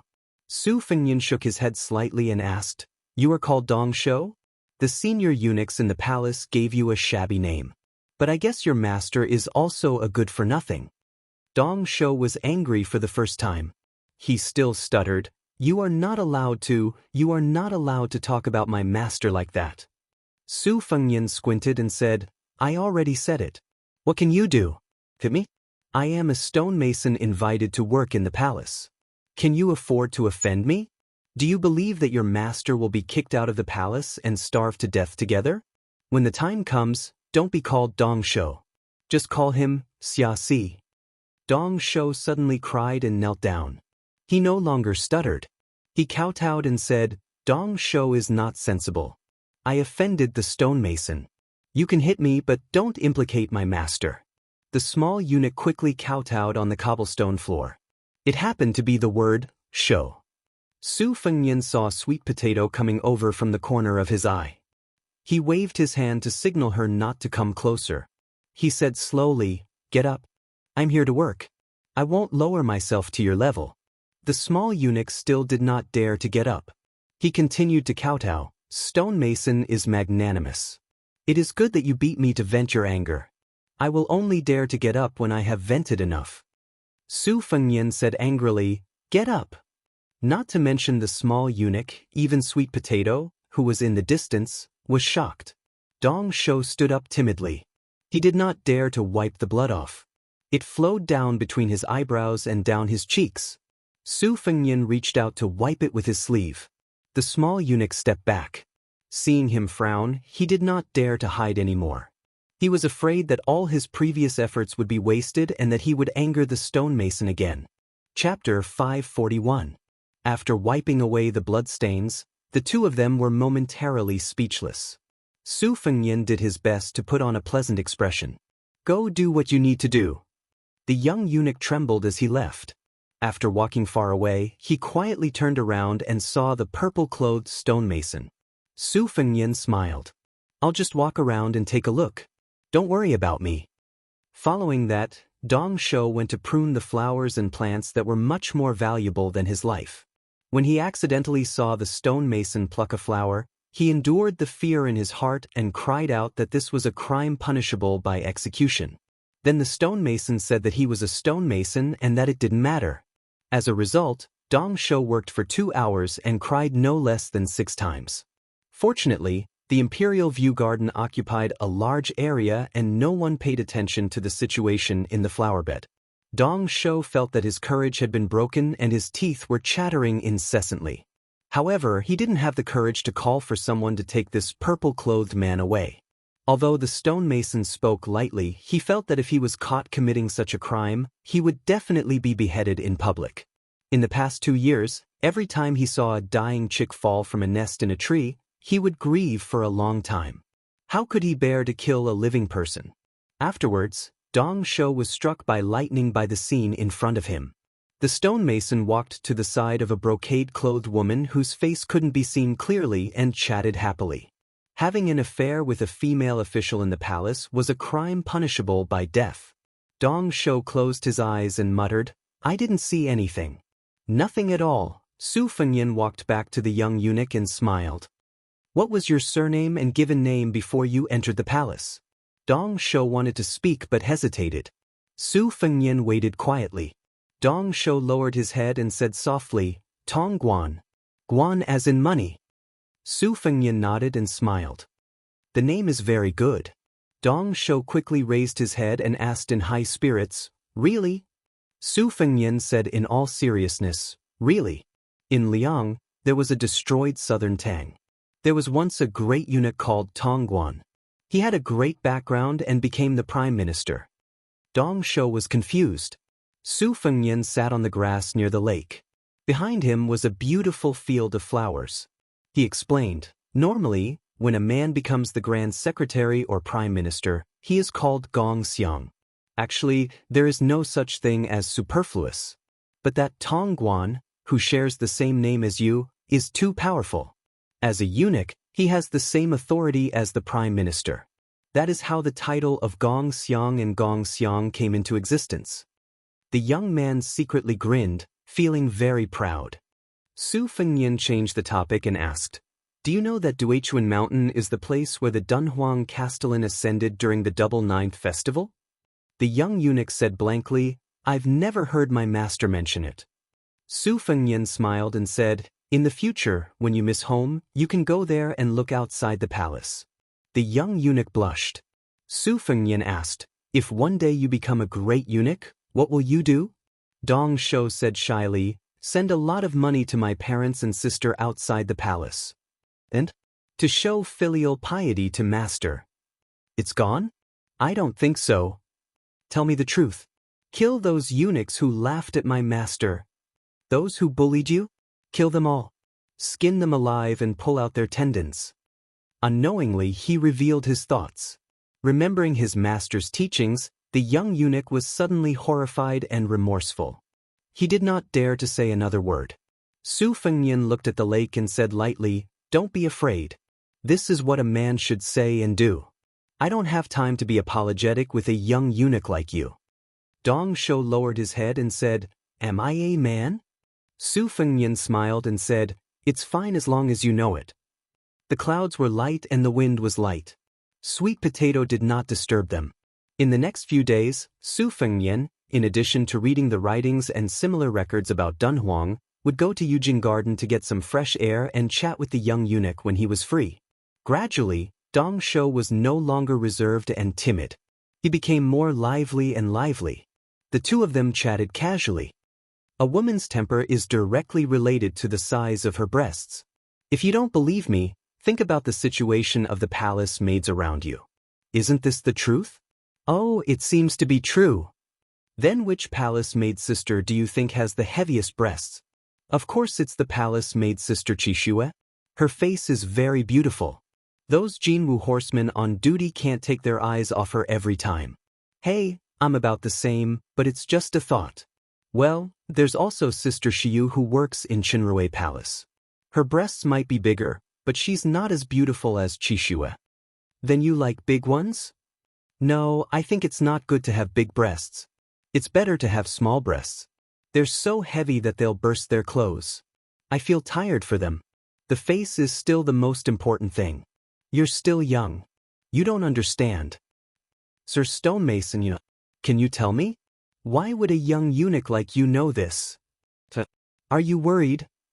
There's food and drink. What's there to worry about? I don't think about things between men and women. In fact, I know that there are palace eunuchs and palace maids who are quite pitiful. Are they as pitiful as you? Dong Shou, you only know Sai. Hee, you're ignorant. I don't know what to say. There's nothing I can do about it. The last meeting was very short. It was at dusk. Su Fengnian said, "The matter is done. We're leaving the palace." The young eunuch didn't want to cry, but he couldn't hold back. Soon he burst into tears. Then he asked him to wait for a while. He ran away in a hurry. When he came back, he handed Su Fengnian a money bag and begged him to give it to his family outside the palace. Su Fengnian asked, "Aren't you afraid that I'll be greedy?" The young eunuch shook his head and said, "I know that Sir Stonemason isn't such a person." Su Fengnian threw the money bag back and smashed it on his face. He scolded, "What do you know? What if it's embezzled or forgotten by me? Can your family starve for a month?" Dong Shou picked up the money bag. He felt wronged and at a loss. He began to sob again. Su Fengnian touched his head and said softly, "In the future, don't trust anyone so easily. However, once you've set your mind on something, you have to do it well. Give me the money bag. I promise I'll deliver it to you." Dong Shou wiped his tears and handed over the money bag with a happy smile. Su Fengnian turned to leave. After thinking for a while, he turned around and ordered, "Go break a flower branch and bring it over." The young eunuch was conflicted. In the end, he gathered his courage and went to break a branch. Su Fengnian squatted on the ground and wrote 2 words on the ground with the branch. He raised his head. Dong Shou's voice trembled with excitement. He asked carefully, "Tong Guan?" After Su Fengnian got up, he broke the flower branch section by section and threw it into the lake. He rubbed the young eunuch's head with all his strength. The young eunuch cried and laughed. Su Fengnian walked straight away. When he turned the corner, he saw Sweet Potato standing gracefully. Sweet Potato asked softly, "Should I arrange a stable yamen for the little guy or throw him into a pot of oil and fry him?" Su Fengnian shook his head and said, "There's no rush. Let's wait for another 2 years. If his temperament hasn't changed, we'll find someone to teach him how to read and then send him to the sutra depository. He'll read the secret manuals freely. Don't try too hard and spoil his growth. What happens next will depend on his own luck." Sweet Potato nodded. By the lake, the young eunuch picked up some branches near the lake and stuffed them into his sleeve. He was about to throw them into the bottomless and narrow holes on Mount Duichuan. He returned to the 2 words, "Tong Guan," and squatted down to look at it again and again. He memorized it in his mind. When he was about to wipe it away, he still couldn't bear to do so. After thinking for a while, he took out a thorny branch and deeply carved 2 small words on his palm. He squatted there in a daze. After a long time, he came back to his senses and said, "If I had known, I would have begged my benefactor to teach me how to write the word dong." The young eunuch slapped his face hard. "Don't be ungrateful." He stood up and clenched his fists. His eyes were firm. The young man loosened his fists and looked down. He muttered, "Tong Guan." Thank you to the new top scorer and the adorable Xiao San. Chapter 542. Before 12 o'clock a.m., Chapter 2. Before 4 o'clock a.m., Chapter 3. Is there a 4th chapter? To be determined. The Zijin Palace had a temple of discipline that overlooked the entire city. The top floor was a library. Outside the building, there was a stone carving of a dragon spitting water. Sweet Potato's aunt had planted 5 crabapple trees. Su Fengnian had moved from the Qingming courtyard to the library in the Temple of Discipline for the past few days. He often stood by the window for hours. Sweet Potato could live leisurely in Wutong Garden like a koi swimming in water, but she definitely could not do so in Dunhuang. Now, 70 to 80,000 people had to look up to her. She was like a young empress ruling from behind a curtain. Although she had a group of capable female officials from the Zijin Palace to help her deal with political affairs, the entanglement of Dunhuang's various powers was a mess. Everything needed her to make a final decision. Fortunately, Su Fengnian did not let her stick to his side. There was no wall in the world that did not have a crack. Even if this wall was the wall of the emperor's house, it could not be concealed. From time to time, Su Fengnian, who was secretly wandering around the palace, felt an undercurrent surging. The tendrils extended outwards and then fed back into the palace. Su Fengnian did not know if this was the norm for giant Immortal Palace and Dunhuang. When he asked Sweet Potato, she said that Dunhuang had always been under her aunt's control. When the devil Luo Yang was outside the city, Dunhuang was like a plate of loose sand. The powers that were indebted to her aunt all watched as she left the city alone and returned with heavy injuries. After Luo Yang left, she did some icing on the cake. As for the common people, most of them saw it as a matter of course. You are the lord of Dunhuang City. If you don't take action, who will? If you die, it's just a change of master. If the city is breached, no matter how much Luo Yang kills the innocent, 70 to 80,000 people will not be able to kill us, right? If we change masters, at the very least, everyone will suffer together. It's better than standing out and being slaughtered by the devil. Su Fengnian laughed when he heard this answer. At that time, Sweet Potato asked, if one day Baoyang's 300,000 steel cavalry failed to defend the northwestern border, and the millions of Baoyang citizens surrendered without a fight, or even surrendered to Beimang and turned against Baoyang's army, would young master's heart turn cold? Su Fengnian asked, What would you do if you were me? Sweet Potato brushed her lips with her finger and said with a smile, if this servant is like you, the king of Baoyang, and such a thing really happens, it's fine if I don't see it. If I see one, I'll kill one. Su Fengnian sighed and said, you being the master of Dunhuang City is a bit of a waste of talent. Sweet Potato mentioned that 500 li to the north of Jinxi province were the ruins of the Wu family's 9 Swords massacre of 10,000 cavalry. Su Fengnian then had the thought of leaving the city. That night, on the dragon throne in giant Immortal Palace's main hall, she wore a dragon robe and sat high up on the dragon throne, assuming the posture of a monarch overlooking the world. If an older important official of Northern Mang's imperial tent saw this scene, they would only mistake it for the empress regaining her youth. It was late spring, and the night was absurd. Fortunately, there was no morning court in Dunhuang City. Before dawn, they returned to the Qingfeng courtyard and took a bath together. Su Fengnian was helped by her to put on the Black Mountain Scholar's white robe. He carried the bookcase on his back. Sweet Potato circled the robe twice to check for flaws and fill in the gaps. She only wanted to be perfect. When she couldn't find any fault, she said with a look of pity, you look like a scholar with a mind full of poetry and books. It's very nice, but the purple python robe is even better. Su Fengnian patted the spring and autumn sword and said softly, don't send me off. Sweet Potato shook her head and said, send him to the Gate of Wishes. When they arrived outside the gate of Xidagarba's Gate of Wishes, Sweet Potato said that she wanted to send him 10 li away.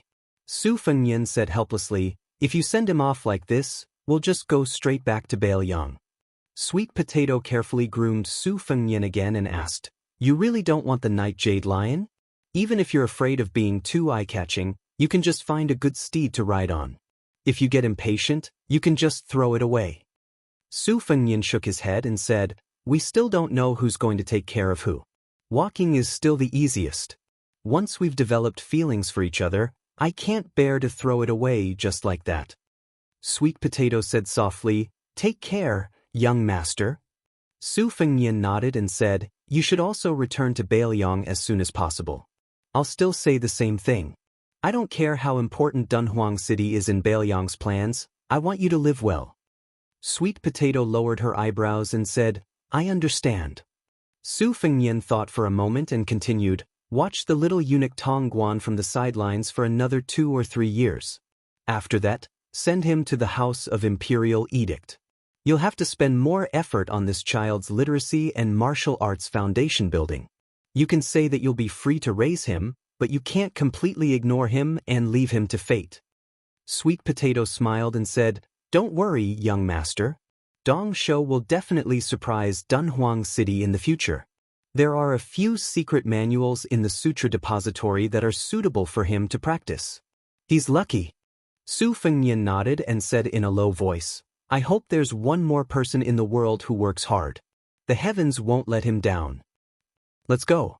Su Fengnian turned around and waved his hand with his back facing Sweet Potato, who was dressed in embroidered robes and whose sleeves were as big as hibiscus. Chapter 543. Chapter 3, around 3 a.m. Chapter 4. Try to get there before 6 in the morning. Although Dunhuang City was built on desolate yellow sand, because it was unique within a radius of 100 li, it was worthy of being called a city of living water. There were many merchants coming in and out of the city frequently. There were no less than 5,000 to 6,000 people coming and going every day. In addition, there was the holy land of Buddhism outside the city, Saiji Buddha Cave. On the 1st and 15th day of every month, believers would go out of the city to burn incense. It was a grand scene that filled the city. Today was the last 15th day of the late spring season. If it was in the past, the main road of the South Gate would be densely packed, but today there were surprisingly few people. There were only a few hundred devout pilgrims, and none of them had brought their families with them. On both sides of the street, there were peddlers who had woken up early to shout, selling scallion pancakes, snacks, and some coarse yellow incense paper. The Yuan family, which was second to none in Dunhuang City, was blind enough to run away from marriage and elope with him. The Yuan family, which was one of the wealthiest families in Dunhuang City, was magnanimous and did not pursue the matter. The beautiful woman, who was so stubborn, really did marry this out-of-the-way scholar. Her father, who was almost fuming with anger, was worried about his daughter. He was afraid that she would suffer hardships, so he secretly gave her a lot of dowry. Unexpectedly, this man was rather useless. He was talented, but he was not capable of making a name for himself. Moreover, he was neither high nor low. The big restaurant was turned into a wine shop, and in the end, it became a small wine shop. The woman was disheartened. Finally, the onlookers felt very satisfied and left him. She remarried to the Duanmu family, who was well-matched in social status. The husband and wife were very happy. That young Master Duanmu, who had a beautiful woman in his arms, even came to the wine shop to drink. He did not bring any servants or maids with him. He was gentle and refined, showing the elegance of a scholar. It was said that he only said a few words of courtesy, saying that he had heard the wine shop man's poetry before and was very impressed by him. The woman was disheartened. Finally, the onlookers felt very satisfied and left him. She remarried to the Duanmu family, who was well-matched in social status. The husband and wife were very happy. That young Master Duanmu, who was sitting on a beautiful woman, even came to the wine shop to drink. He did not bring any servants or maids with him. He was gentle and refined, showing the elegance of a scholar. It was said that he only said a few words of courtesy, saying that he had heard the wine shop man's poetry before and was very impressed. The woman was disheartened. Finally, the onlookers felt very satisfied and left him. She remarried to the Duanmu family, who was well-matched in social status. Later on, the woman would occasionally burn incense and enter the city of Dunhuang, but she would always ride a splendid carriage with 4 golden horses. Busybodies had never seen her lift the curtain to look at her former lover, who was in dire straits. Presumably, she was really heartbroken. The man who came here to freeload the food stepped on a chair, finished a bowl of porridge, and then handed another bowl over. Everyone says that people who eat other people's mouths are soft, but this guy casually lectured him. Su-Pu, it's not that I want to criticize you, but if you sold incense here, you would have made a lot of money already. Hey, when the time comes, I'll go burn incense and pray to Buddha, and I'll get a lot of money. When Bodhisattva sees my sincerity, I guarantee that all my wishes will come true. When I'm rich, won't it be easier for me to support you? The middle-aged man with a tranquil expression took the big white bowl and filled a bowl of porridge for this one of his few friends. He shook his head and said, 3 incense sticks are enough. To worship Buddha, Dharma, and Buddhist monks, the amount of incense doesn't matter. The sloppy man who took the white bowl glared at him and said, You're so inflexible and reasonable. Your wife left because she was angry at you. Look at you, you have a silly woman who doesn't want rouge, face powder, and exotic delicacies, but is willing to suffer with you in the cold, in the sun, and in the cold, together with you. You don't know how to cherish her, and you don't know how to make progress. You deserve to be laughed at and poked at behind your back. The man took a stool and sat at the door. He looked at the slightly deserted street and frowned. The sturdy man behind him was still nagging. If it weren't for the fact that my father received your prescription to save his life, he wouldn't be willing to suffer with you. You say, since you know some medical skills, it's good to be a half-baked doctor under the guise of practicing medicine to help the world. There's a shortage of doctors in Dunhuang, and a lot of people are willing to be cheated, as long as you don't treat people to death. Hey, I'm talking to you, Su-Pu. In any case, you should at least say a few words. Fine, I don't have anything to say to a taciturn person like you. Let's go, let's go. I'll take care of those wild ducks I hunted. Fairweather friends were particular about not exposing scars and not slapping faces. More icing on the cake, less providing charcoal in snowy weather. It could be seen that this person was either heartless or really treated the shabby wine shop owner as a friend. The middle-aged man suddenly asked, Why are there so few people going out of the city to burn incense today? Let me tell you, the giant Immortal Palace is restless today. After the battle with the great demon Luo Yang, the old city lord has already passed away and ascended to immortality. This is a fact that even a 3-year-old child knows. Now it's obvious that there's a rebellion. I'm afraid only that little girl doesn't know about it. There's news that the 500 golden guards in the Mao family's hands outside the city are about to kill their way into the city and go straight to the purple gold palace to drag that little girl down from the dragon throne. I think there's an 80 to 90% chance that this matter will succeed. A little girl in her 20s is the city lord of Dunhuang. If word gets out, it's a disgrace. The man asked, aren't there 500 golden guards stationed outside the city? The hunter was unwilling to answer this kind of childish question. He really couldn't hold back his words, so he said, do you think those Mao family, Duan Muyuan, and the other clans are all blockheads? Even if you use your butt to think, you can know that these guys must have spent money to send women to the officials. Among those 500 riders, there must be a lot of guys who are not of the same mind as the palace. In addition, the 500 riders outside are going to kill their way into the city. Even a small commoner like me knows that I can't stop them. However, these are all tricks of the big shots. If they die, they die. Those who are born rich and have nothing to do with us. Just wait and see. Before long, there will definitely be golden guards rushing into the city. The middle-aged man sank into deep thought and prepared to close the shop. The hunter stepped out of the door with a gratified expression. Su-Pu, this time you finally have some brains. You know to close the door and watch the fun. The man smiled and didn't say anything. Only after the hunter had walked far away did he whisper, join in the fun. He saw that not long after the hunter ran back with many pilgrims in a sorry state. Only then did he close the last door.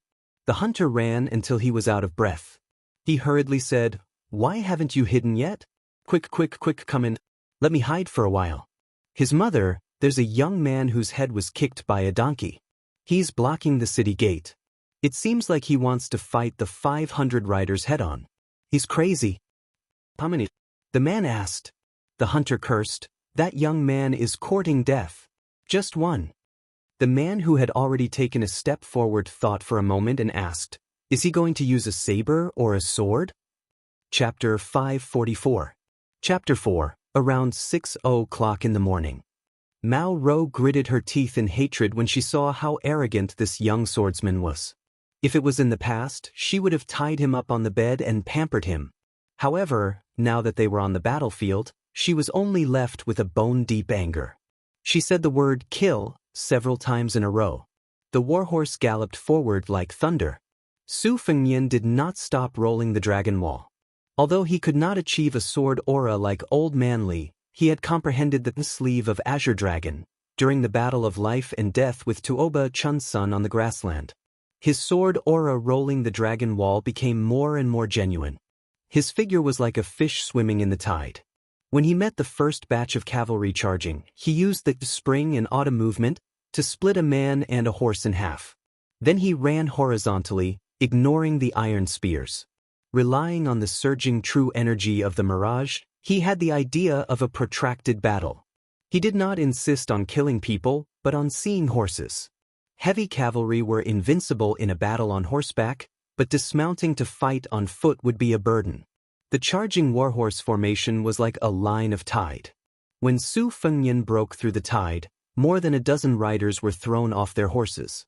Under the second wave of iron spears, they only retreated slightly before charging again.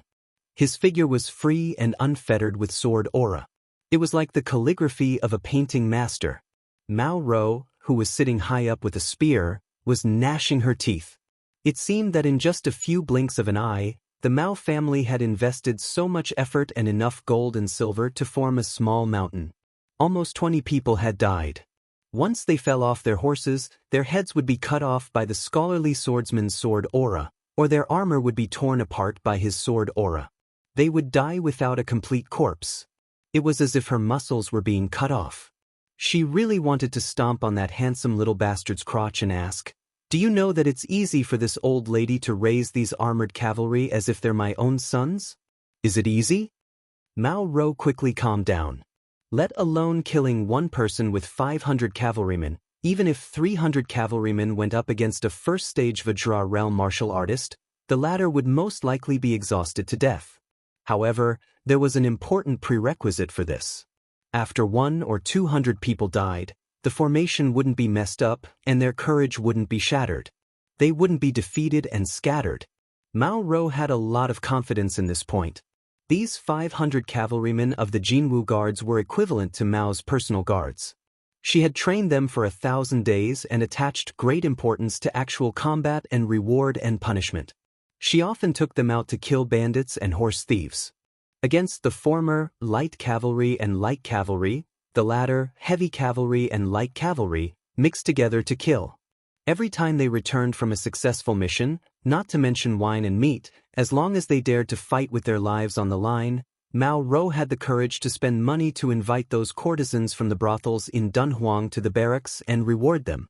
Frustrated, Mao Rou let out a long breath and said viciously, "You little swordsman, after you die, I will stomp your body into meat paste with my iron hooves." Mao Rou shouted, "Don't give him a chance to breathe, use the horse to ram him to death.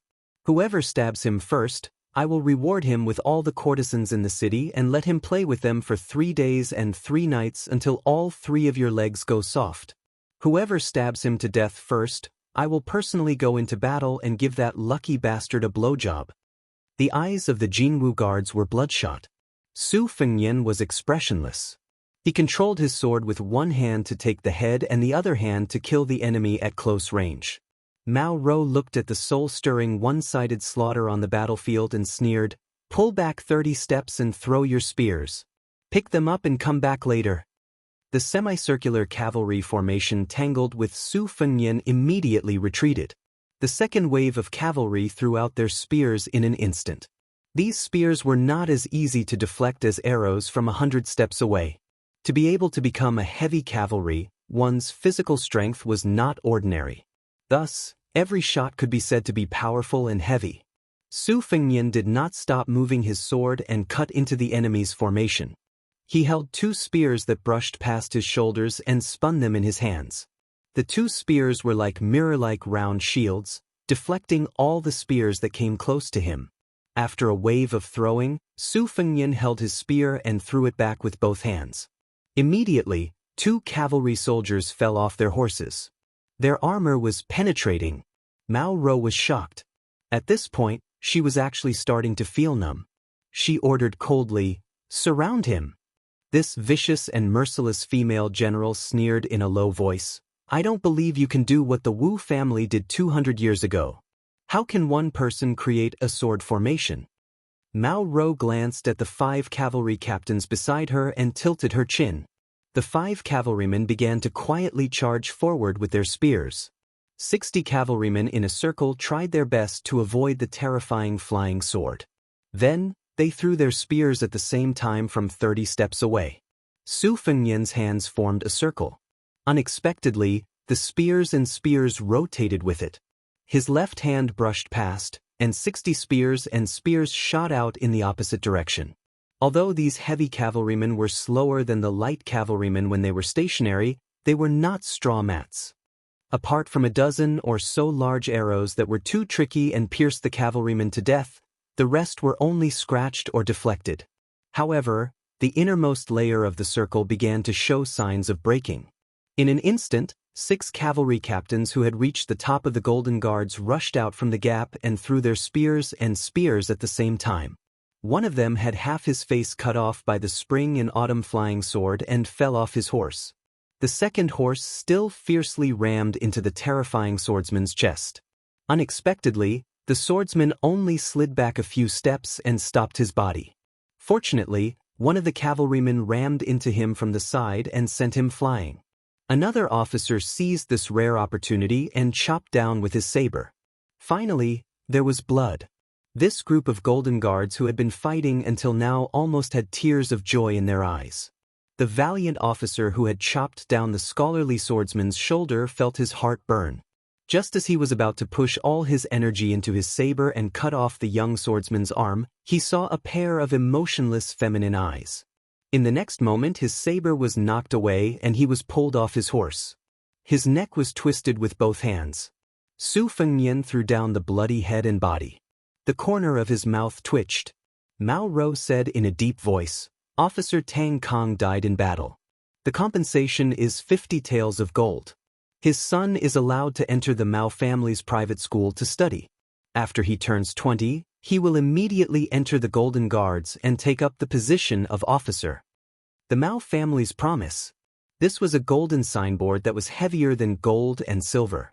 This was also the foundation that allowed the Mao family to maintain a high position of power in Dunhuang City. The morale of the army was once again raised. Su Fengnian held the spring and autumn sword and began to run in a straight line toward the Mao family woman who gave the order. The half-formed golden thread and the perfected morning dew finally came out of the sword pouch. Wherever they went, beads of blood bloomed from the necks of the cavalrymen on both sides. Mao Ro narrowed her eyes. This time, she did not retreat. Chapter 545. Chapter 4. Sweet Potato, who was standing outside the palace gate, had her clothes fluttering in the wind. Her eyes were wet and red, and her fingers were like hooks. She seemed to have turned into a demon. Even when her aunt died, she wasn't like this.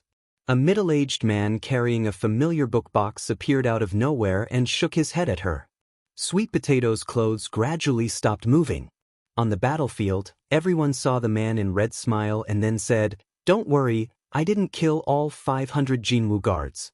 I only killed 200 cavalry." After killing Mao Ro, the 300 cavalry ran away. Just by killing 200 cavalrymen. Inside the carriage, Mao Rui's old heart was about to burst. The 500 Jinwu guards outside the city were the blood, sweat, and tears of the Mao family for several generations. After Mao Ro took control of the army, she stood her ground against the objections of the masses and decided that the light cavalry should be heavy cavalry. The calculations, sacrifices, and price involved in this decision were not something that could be explained in a few words. You, who had suffered 1,000 cuts, told this old man that you killed 200 cavalry? Mao Rui jumped out of the carriage and ran to hug his daughter's head in front of everyone. He didn't care about his face and sat on the ground and cried. Although Mao Ro was still a step away from the second-level master realm, everyone knew that it was 100 times harder for a woman to reach the second level than a man. However, as long as one stepped into the second-level threshold, the speed at which one climbed up the martial path was often shocking. Moreover, Mao Ro was the backbone of the Mao family for the next 30 years. Her death was no less painful than losing 200 cavalry, or even more painful. A family, if they wanted to continue their good fortune, they still had to rely on 1 or 2 children who could stand up and support the family. How could Mao Rui, who had to send off his children, not be heartbroken? During this time, there were a few strange and playful looks from people like Lu Wu who knew the dirty inside story of Dunhuang. Mao Rui was addicted to sex and didn't care about sex. He was mocked as a fish in a book about sex. Mao Ro was over 30 years old and still hadn't married. It seemed like the father and daughter were having an affair. However, after the teasing, Lu Wu and Tao Yong tacitly looked at each other and saw the worry in each other's eyes. The anger of an ordinary man wasn't worth mentioning. However, when this martial artist was close to the first level, no one could underestimate him. Why did the Beimeng Jia family spare no effort to hire and support these people? Wasn't it because they wanted to intimidate the weak and subdue the enemy without fighting? For a lunatic like this who was willing to fight against 500 cavalrymen for a woman, Lu Wu believed that he would be willing to give away both his wife and concubines. As long as that blood-stained young man took a liking to them. Those Wulin, uncultured people who were attracted by gold and silver were already scared out of their wits. They couldn't be compared to those clans who had formed a group and wandered the Jianghu alone. If they died, they would die in vain. No one would collect their bodies. Their weapons, banknotes, and secret manuals would all be plundered. This time they entered the city to fight for riches and honor under the premise that victory was in the bag, not to be a sacrificial lamb and throw away their lives. For a moment, the 70 to 80 people who were left after fighting with the Jinwu guards became restless, thinking of retreating. Some people who were friends with each other were on guard against unfamiliar faces. They began to whisper to each other, calculating the pros and cons. Lu Wu had the demeanor of a great general. He urged his horse to rush out and asked, "Who are you?" Su Fengnian only looked at the old man who was howling in grief and said flatly, "Your name is Mao Ru. I know you." The fierce bow-bearing General Tao Yong suddenly shouted, "Careful! At the same time, he knocked his bow and shot an arrow toward Mao Rui's head under everyone's watchful eyes. Some sharp-eyed bystanders thought that Tao Yong had lost his mind or wanted to hit someone while they were down. Little did they know that the arrow collided with something and produced a clanging sound. However, Mao Rui's head still swung back and one of his eyeballs exploded into a small ball of blood. Mao Rui let go of the woman's head and covered his eyes. His screams became more and more mournful. Tao Yong, whose eyes were red, gnashed his teeth and reminded in a deep voice, "This child can control 2 swords." Su Fengyan wiped the blood from the corner of his mouth. He extended a finger and twirled it. 2 swords flew around his finger like butterflies. He asked, "I'll stab him again. If you can't stop me this time, it'll be your turn next time." Tao Yong said nothing and neatly put away his iron bow. Su Fengyan easily drove his sword through Mao Rui's palm and pierced his other eyeball. He smiled and said, "Is my woman beautiful? It's a pity you won't be able to see it." He was clearly smiling, but looking at his blood-soaked red clothes and that distorted handsome face, it really made people tremble in fear. Su Fengyan was not in a hurry to kill Mao Rui. He returned his spring thunder to its scabbard and asked, "Who dares to fight with me? Even if it's a group fight, I'll fight all of you alone." This was not a joke that could make people laugh. This young man, who was originally regarded as a subordinate of the palace, was covered in blood and exuded a monstrous evil aura. There was also that almost invincible sword chi and blade intent. At this moment, countless ambitious and ruthless people of the older generation sighed with emotion. This was how a child should be. Chapter 546. At that time, outside the city, the young scholar, who could obviously control a sword, actually pulled out his saber. After killing people like they were nothing, he stabbed the saber into the mouth of Mao Rui, who was lying on the ground.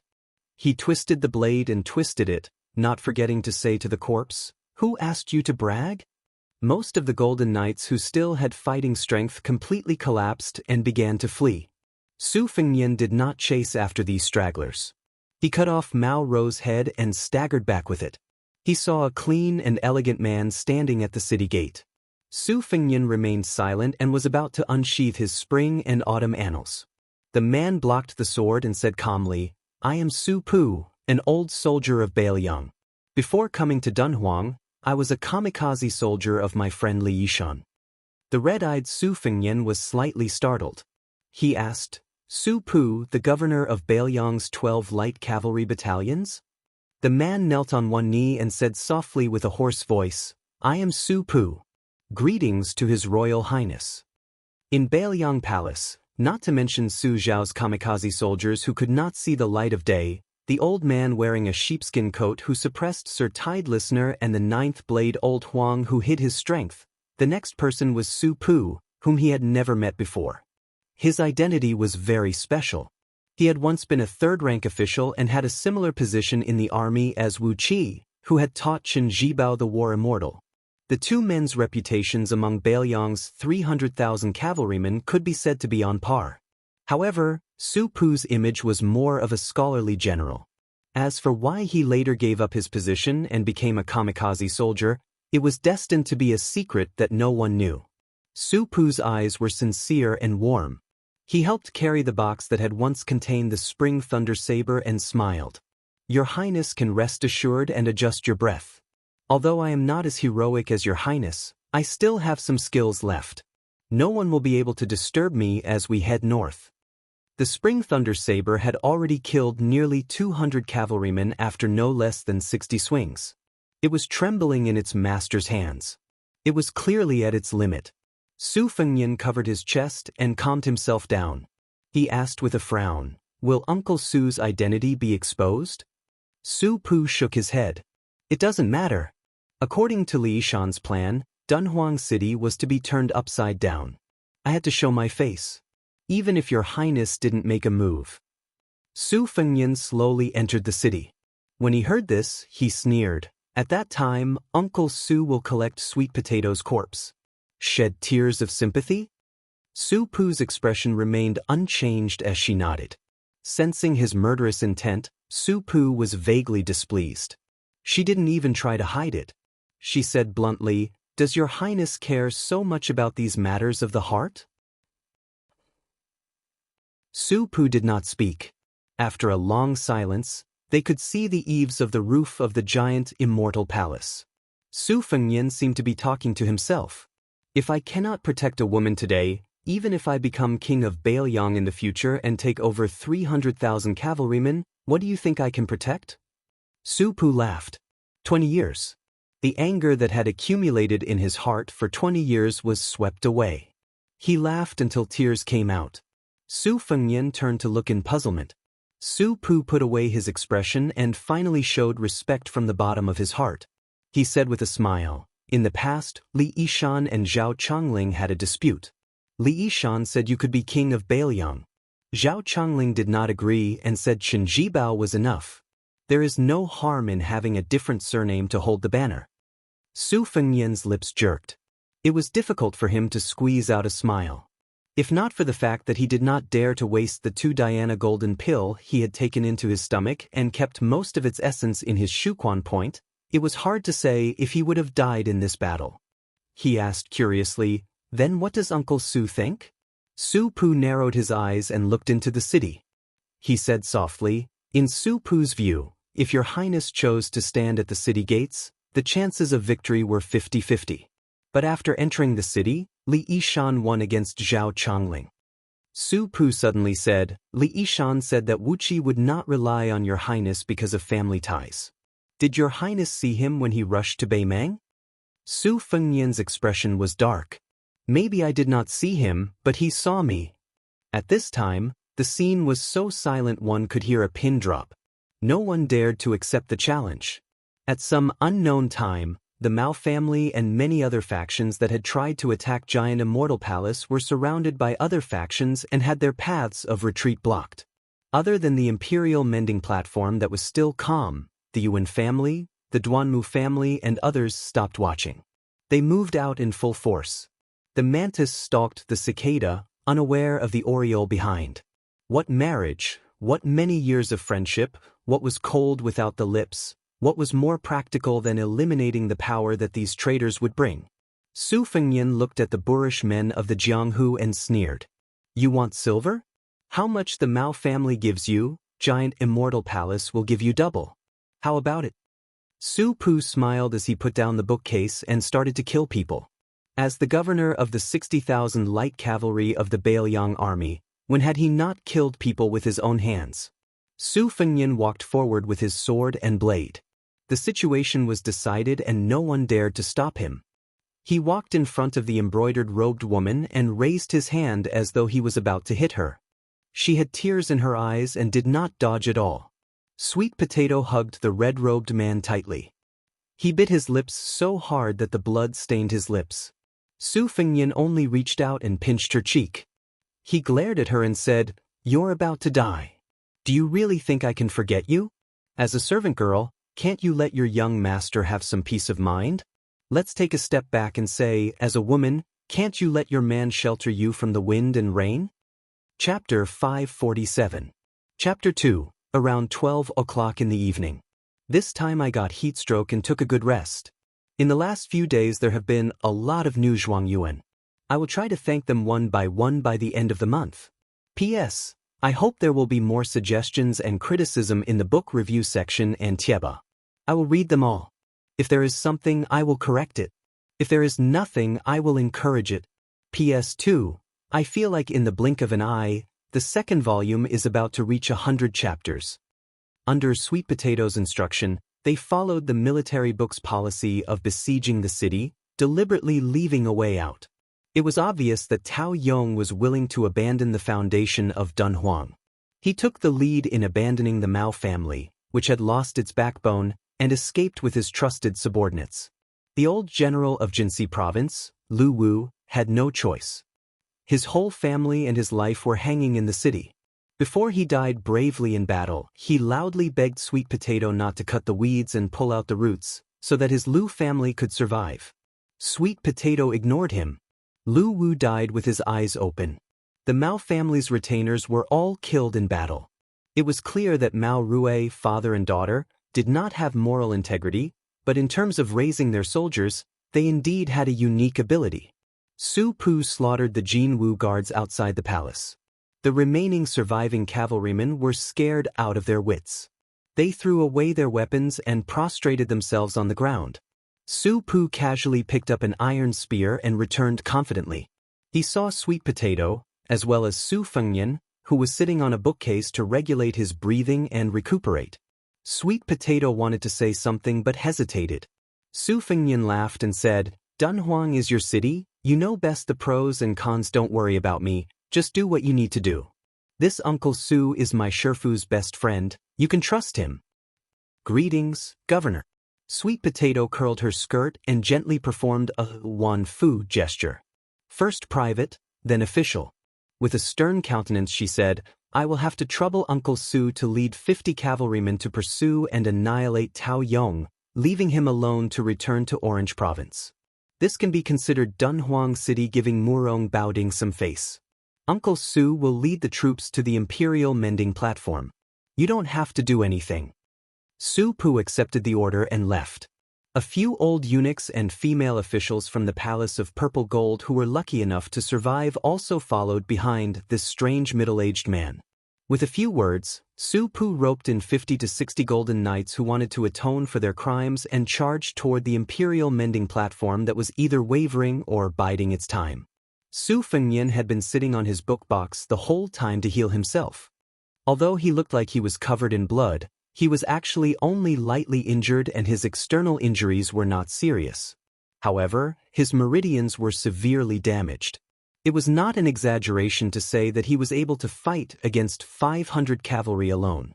Although the Mao family iron cavalry lacked experts to oversee them, they still had to rely on Su Fengnian's iron fist and the promise of generous rewards to hide in the thickest part of the cavalry formation. She ordered the cavalry to launch continuous attacks, throwing spears and crossbows. Later on, she even used the method of charging dozens of cavalry at the same time. Among them, some of the cavalry captains who were slightly more powerful took advantage of the opportunity to ambush Su Fengnian. It could be said that if both sides were playing chess on the chessboard mountain, they only cared about the lives of the chess pieces and did not care about the hearts of the people. Even if Su Fengnian risked his life to kill 100 cavalry, he would still be doomed to die outside the city gate. However, when Spring and Autumn used the Sword Chi rolling wall and the Green Dragon sleeve to open the way and used the Spring Thunder Saber to stab Mao Ro to death, it was as if he had beheaded a general in an army. The Iron Cavalry's morale fell to the bottom and they could no longer gather their momentum. It was reasonable for the army to be defeated like a landslide. Even if Su Fengnian had 50 to 60% of his Great Yellow Hall realm and the initial stage of Vajra realm, he would still need to recuperate for 20 years to recover. This bloody battle was no less thrilling than the death battle with Tooba Chun Sun and the other two experts on the grassland. In the marketplace, it was like a strong young man fighting three men of the same age. In the eyes of the onlookers, it was very exciting. The latter was like risking his life against hundreds of children, being entangled endlessly, bitten several times, dozens of times, or even hundreds of times. It was equally hair-raising. Su Fengnian calmly looked at those Jianghu people, who, after the dust had settled, looked somewhat nervous. He then looked at the sturdy old man, who had fallen to the ground dead. This Dunhuang City's Lu family had originally wanted to put on a tiger that would not fall down. Before he died, he would crush his iron spear into the ground and hold it with both hands until he died. However, very quickly he was hacked down by some people's sabers and trampled over. Some astute Jianghu people fought as they walked. They approached the corpse, pretended to roll on the ground, got close to the old man's body, and with a touch, stole the jade pendant on his waist. Several people who were slow to act followed suit, rolling back and forth on Lu Wu's corpse. They did not even let go of the jade-inlaid buckle, which was taken away. There was only one ox-leather boot left on his feet. It was said that the dead were the most important, but in Jianghu, who cared about being the most important? At this time, other than the two fragrant maids curled up in the corner of the carriage, the rest of the Mao family were already dead. A sharp-eyed Wulian man wanted to go to the carriage to have a good time. Even if he did not take off his pants and did not work, it would be good to have a good time. In the end, Su Pu, who was riding on top of him, happened to stab him in the back with a spear. With a twist of the spearhead, his body was torn in half. No one dared to mess around in the chaos. Su Fengnian had already put the Spring Thunder's saber back into the box. A blood-stained scarlet spring and autumn sword lay across his knees. He said to Sweet Potato, who was standing beside him, "How do we appease the many forces that have surrendered?" Sweet Potato thought for a moment and said, "These aftermath matters should be handed over to Governor Su Pu. I should have died outside the palace gate. It is not good to draw legs on a snake." She smiled. "Since the young master is here, of course it is up to you to make the decision." Su Fengnian furrowed his brows. "I will only watch. I won't talk or do anything. But first you have to arrange a passable identity for me. Right, even you know Su Pu. Will anyone recognize him as the former governor of the 12th Light Cavalry Battalion of the Bailiang Army? Chapter 548. Sweet Potato shook her head and said, "No, this servant knows Su Pu because Imperial Tutor Li Yishan mentioned the governor when he was teaching the brocade pouch at Tide Listening Pavilion. Moreover, the transmission of information between Liang and Mang was too expensive. It was all exchanged with human lives. Secret agents and spies had to be carefully selected. It was impossible for them to take care of everything, no matter how big or small. It was also impossible for them to have the ability to investigate an old general of northern Liang who had not shown his face for 20 years. Our Bailiang can be said to be the place that pays the most attention to infiltration and counterinfiltration of the two dynasties. From what this servant knows, Bailiang has a secret organization. Other than targeting Great Peace City and the vassals, it spares no effort on the Beimeng imperial tent and the capital of the southern dynasties. All of this is handled by Master's master. It is watertight." Su Fengnian said self-deprecatingly, "Benevolent people do not join the army, benevolent people do not command soldiers. I think that while Su Pu's impression of me has changed, it is probably not much better." Sweet Potato said sadly, "It is all this servant's fault." Su Fengnian said with a smile, "You are really wrong this time. If not for you, I insisted on being a hero and returning to the city. Su Pu may not have knelt and called me His Royal Highness. At most, he would have called me uncle and nephew. You do not know, these famous generals from the spring and autumn period are all arrogant and untamed. They value military merit far more than relationships. Su Pu is a rare exception. Like that strategist Zhao Chongling, who is called the right hand of my master, they all say that 3 years old can tell one's age. But before I was born, Su Xiao did not have an heir. He predicted that the Bailiang army would only be safe in the hands of Qin Jibao. He died 20 miles outside the West Shu imperial city, lying on his sickbed. He did not talk about how to avenge his family, but pulled Su Xiao's hand and said that he had to remove the word righteous from Qin Jibao's identity as his adopted son so that he could die in peace. Sweet Potato did not dare to ask further. Su Fengnian stood up and put the spring and autumn back into its sheath on his back. He spat out a mouthful of scarlet and golden qi and said with a smile, "It's a blessing in disguise. I absorbed 2 Diana golden elixirs outside the city and opened another aperture. Also, do you know that this newly forged sword can become a flying sword by itself if it drinks more than 1,000 blood?" Sweet Potato blinked and said, "Then can I borrow your servant to kill another 700 to 800 people?" Su Fengnian reached out and flicked her forehead. He laughed angrily and said, "Do you think that this sword, which has the potential to be one of the top 3 swords in the world, is an idiot? You have to be of the same mind.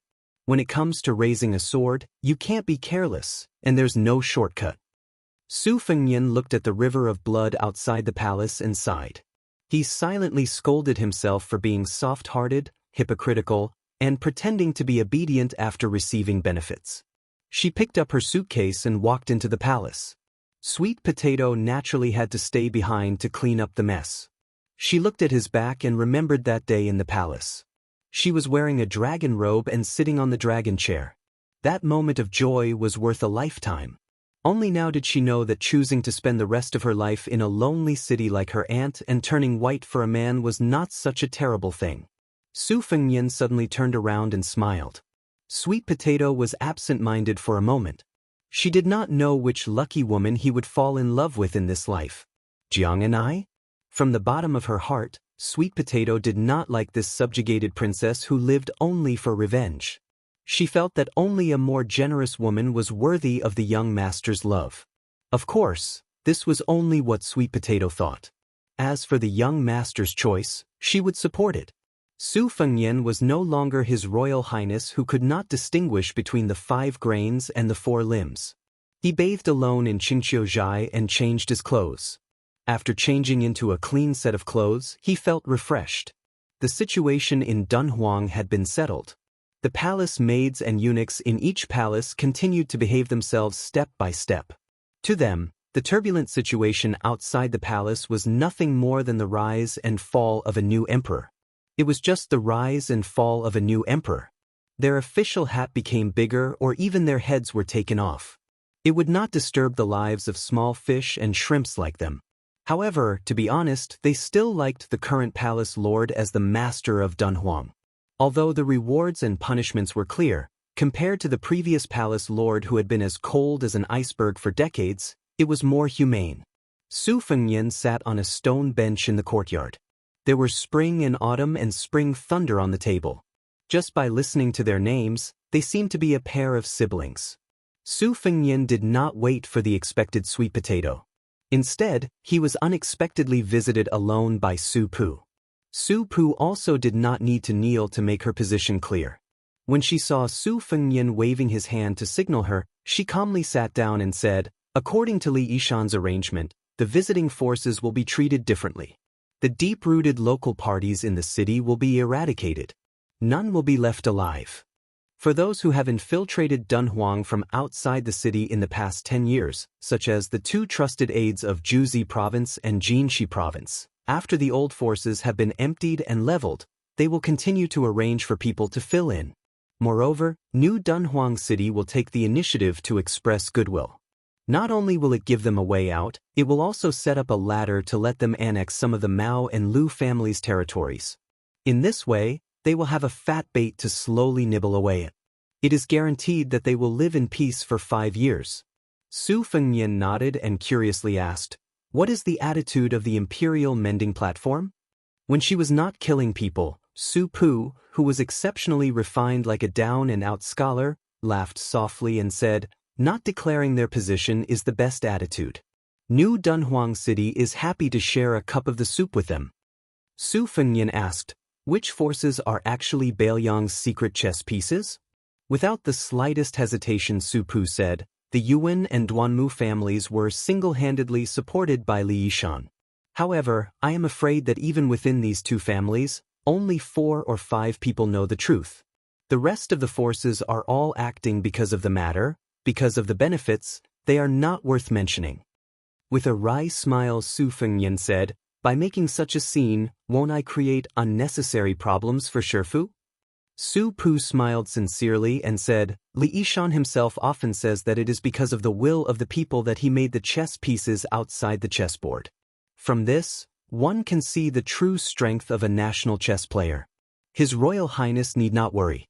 This general believes that Li Yishan will be happy to see this happen. To be able to make a chess game even more lively, it can be seen that His Highness has truly entered the game and exerted his strength. This is a good thing."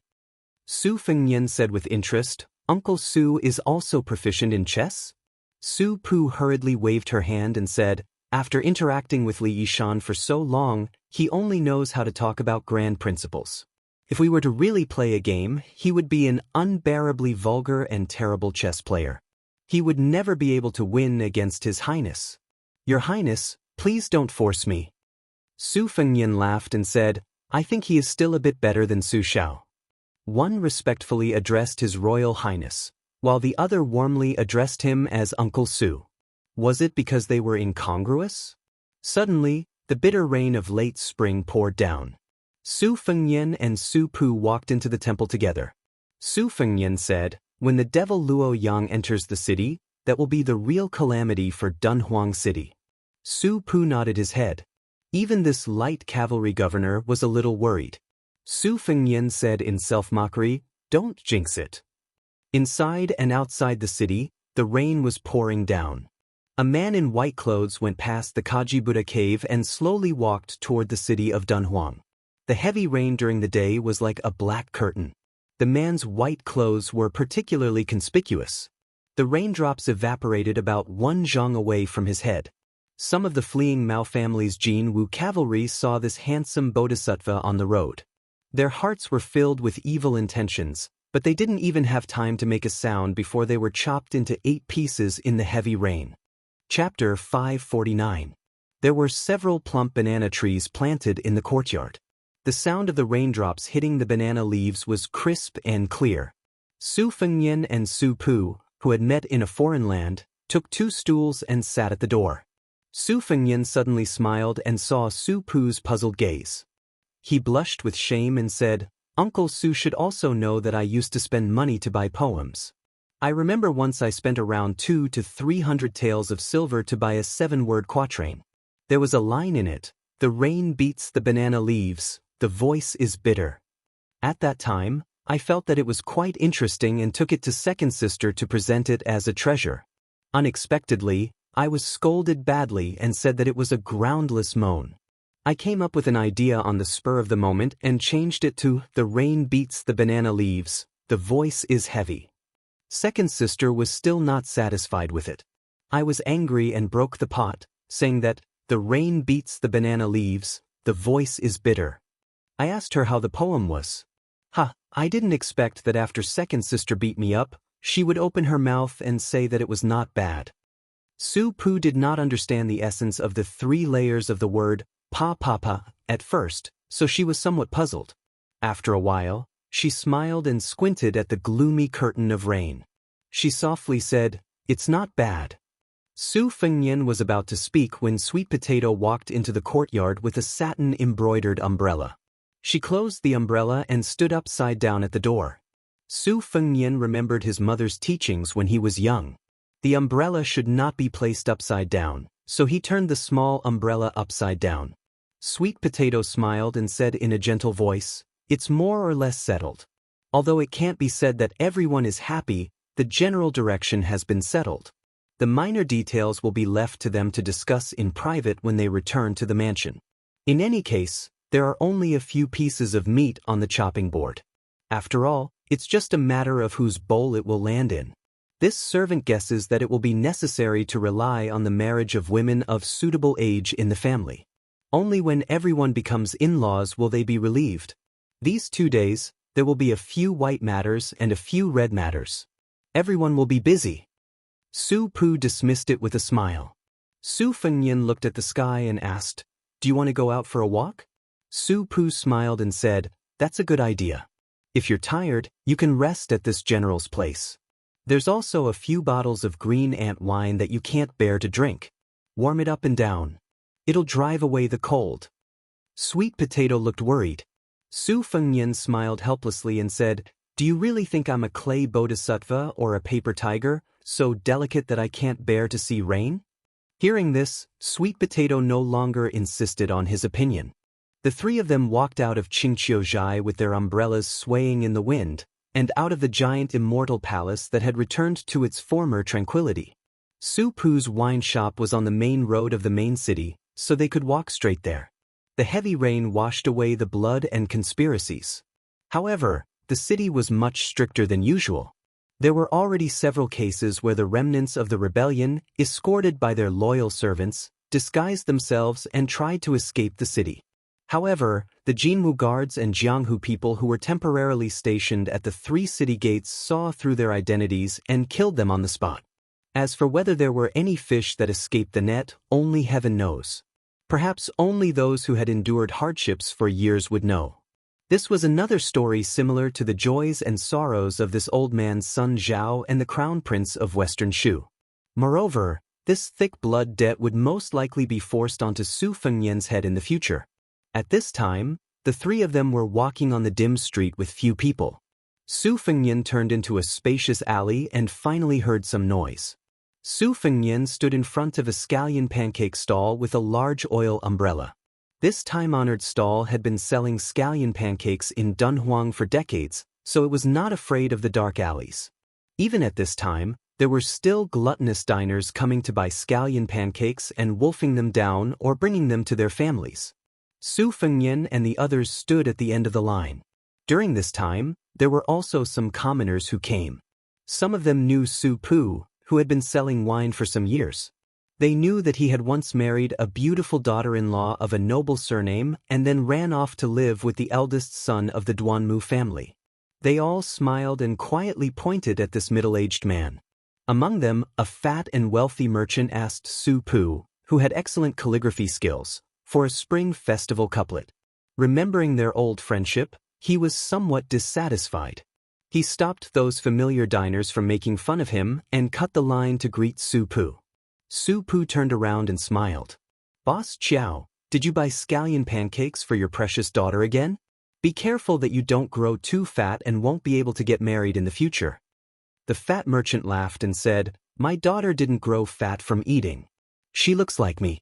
It doesn't matter if she won't be able to get married. It's fine as long as she marries into the family. Old Xiao, I wake up early in the morning and grope around in the dark to earn money.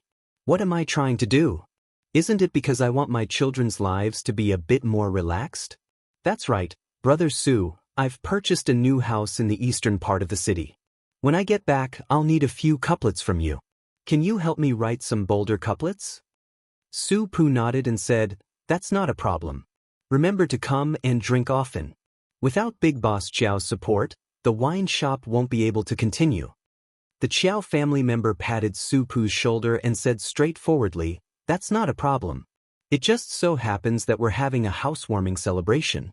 Originally, I wanted to go over to your place to discuss it. I'll buy all the wine from your shop. Is it good? But let's make it clear, you have to give me, Old Xiao, an affordable price." Su Pu nodded and said with a smile, "Boss Chiao is an expert. If I dare to sell it at a high price, I won't be able to do business in Dunhuang City in the future." Chapter 550. Sweet Potato stood with an umbrella in hand. He turned his head to look at the middle-aged man and old man chatting politely with some interest. Su Fengnian turned around and saw that the merchant had probably noticed that he was dressed in bright clothes and had brought along a beautiful maidservant. The merchant had a bashful attitude as if he wanted to get close to Su Fengnian but did not dare to act rashly. Su Fengnian took the initiative to smile and said, "Is this Boss Chiao? I am Uncle Su's distant nephew. I just came to Dunhuang to do some porcelain business. Uncle Su often says that Boss Chiao has been taking care of the shop all these years. Later on, when we move in, I have some porcelain bowls and plates on hand. They can be considered presentable. When we visit, I will send over a dozen sets to Boss Chiao." Boss Chiao's face was filled with surprise. "Really?" Su Fengnian smiled warmly. "If I were to fool Boss Chiao, I would be scolded to death by Uncle Su. I am serious." Boss Chiao's family was well off. It was not that he really cared about the dozen sets of porcelain bowls and plates. It was just that he saw the astonishing aura of this master and maidservant pair. If one wanted to make money in business, one had to first rely on capital and then rely on one's connections. Especially the latter. Those who had done business before knew that many times in this world where people looked down on others, if the bodhisattvas in the temples felt that your status was low and were ashamed to be associated with you, then no matter how much gold and silver you had, it would be useless. You would not even be able to enter the temple with a pig's head. Meeting an influential person who was easy to talk to was even more unprecedented than meeting a young courtesan in a brothel. The reason why Boss Chiao got close to Su Pu, this kind of poor scholar, was because he had some small calculations in his heart. He was born a merchant and had a natural sense of inferiority towards those scholars who had knowledge in their stomachs. It was not easy for him to meet someone who was poor, so he always felt a little complacent. He wanted to show off his family's rich and dignified style by inviting Su Pu to write spring couplets and drink in his mansion. When did he not have the small idea of making Su Pu feel inferior when he saw the mansion? After Sweet Potato bought 3 scallion pancakes wrapped in oil paper, Su Fengnian and Su Pu bid farewell to Boss Chiao and left. At that time, the fat man did not dare to look at Sweet Potato. Now that he had the time, he stared at her graceful figure with all his might. He swallowed hard, wondering how Su Pu could have such extravagant relatives. Walking on the bluestone pavement in the spring rain, Sweet Potato smiled and said, "Governor, it won't be long before the Yuan family will regret." Su Pu shook her head with a bitter smile. Su Fengyan asked, "What happened?" Sweet Potato glanced at Su Pu, who smiled and said, "Just say it." Sweet Potato then slowly said, "Once, there was a woman from the Yuan family with exceptional insight who took a fancy to you. She did not hesitate to elope and break off relations with her family. She married you and became the proprietress of a wine vendor. Later, for some reason she returned to her family." Su Pu said calmly, "She remarried to the eldest son of the Duanmu family. Don't blame her. How many women would be willing to grow old with a man who does not make progress? To be honest, when she was willing to accompany a poor scholar like me for daily necessities, I already had a whole new level of respect for her. All these years, I've always felt guilty, feeling that I owed her too much. How many young men and women who are not of equal status can truly grow old together? Even if there are, most of them are just stories in novels about gifted scholars and beautiful women. Besides, the men in the novels have to be top scorers in high school. Only then can they hold their heads high. For someone like Su Pu, who squandered a dowry of 100 taels of gold, according to common sense, there is no way she can be a man in the novels." Su Fengyan smiled gently and said, "These women seem to be able to sing and weep, but in the end, they have misjudged the men and misidentified themselves. When they were rich and leisurely, they were ignorant of worldly affairs. On one hand, their family was well off, so they could look down on those beautiful clothes, beautiful horses, rouge and sandalwood beds. However, when they really suffered with men, they gradually understood the power of the yellow and white vulgar things. Not to mention other things, when chatting with close friends in the boudoir, they would always hear them talking about exotic delicacies, how the newest clothes were not enough to wear, how the pearls, jade, and gold hairpins were old-fashioned. Perhaps the women who fell from the branch to become sparrows did not really seek such enjoyment, but they always felt uncomfortable in their hearts. As time passed, they were subtly influenced. When they looked at the good-for-nothing man beside them, they knew that his literary talent could not turn into a wife who relied on her husband's status as a wife, and even implicated her children to suffer in the future. Naturally, their thoughts changed. Uncle Su, if my guess is correct, at first when she went to see her old friends, she would talk about it with you, and would even joke about it? After a few years, she became more and more taciturn, and then she would throw some inexplicable tantrums with you. In the end, she simply did not talk to you about these things, right?" Su Pu was stunned. Obviously, she was hit by this young man's words. "Uncle Su, it is reasonable for you to feel guilty. No one would dare to say anything bad about you. But if you feel too guilty, you will sink into it, and you will be somewhat petty. Taking 10,000 steps back, that woman has married into a good family. Compared to feeling remorse and feeling sorry for herself, it is much more satisfactory. If you really want to blame someone, blame my Shifu. If he gave you the position of Duanwang's general, you would not have so many troubles." Su Pu was stunned for a long time. She did not say anything. Sweet Potato sighed softly. If that woman heard what young master said, she would be too ashamed to show her face. Su Fengyan laughed self-deprecatingly. "I have always been this kind of vulgar man who spoils the scenery." She probably would not be willing to dirty her ears, so she would not listen to even half a sentence. The middle-aged scholarly general from the spring and autumn period sighed, "Your Highness' seemingly heartless words have helped Su Pu untie too much of the knot in my heart." Su Pu immediately laughed. "Later on, drink a few jars of green ant wine and give Li Yishan a good scolding." The three of them went to the small wine shop at the entrance of the city gate. At this time, the man in white entered the city. There were dozens of corpses outside the city gate. They met on a narrow path. Su Pu looked at the man in white from afar and sucked in a breath of cold air, saying in a deep voice, "Demon Luo Yang." Chapter 551. A 9,000-word chapter. On the day of the palace coup, it could be said that there were some families who were happy and some who were sad. The Mao and Lu families were annihilated in an instant. In the northeast part of the city, influential officials gathered together. Many families, who could shake the entire city with a stomp of their feet, could be considered neighbors. Perhaps through a wall, they could see the scene of the confiscation of property next door. The Mao family's mansion was sandwiched between the Yuan and Duanmu families. The young men of the latter two families were watching the excitement from the top of their respective tall buildings. Some of them could not hide their schadenfreude. They could vaguely see that in the majestic heavy rain, several white-faced, beardless old eunuchs led a vast number of Jinwu guards into the Mao family's mansion. The adult men, regardless of whether they resisted or surrendered, were all hacked to death. Some men with martial arts skills wanted to jump over the wall to escape, but they had already been easily intercepted and killed by the Wulin grasslands squatting at the base of the wall. Occasionally, there were a few people who relied on their thick skin and high martial arts skills to jump over the high wall. As soon as they landed, they were stabbed by the two families' elite retainers who were waiting for them. They were nailed to death to the ground or to the wall, or they were shot into hedgehogs by the rows of crossbows. Several of the Mao family's young men, who were regarded as thorns in the eyes of the two families' young men, were also quite unyielding. They led their men of sacrifice and vowed to fight to the death. Even some of the young women, who usually did not reveal themselves, also took out their swords. However, they were unable to withstand the tide-like offensive and were all strangled on the spot. The Mao family, who had 500 armored cavalry, was originally one of the best in Dunhuang City. Even the odd job workers and servants did not look at the ground when they walked. Each and every one of them had their eyes above the top of their heads. At this time, most of them died miserably.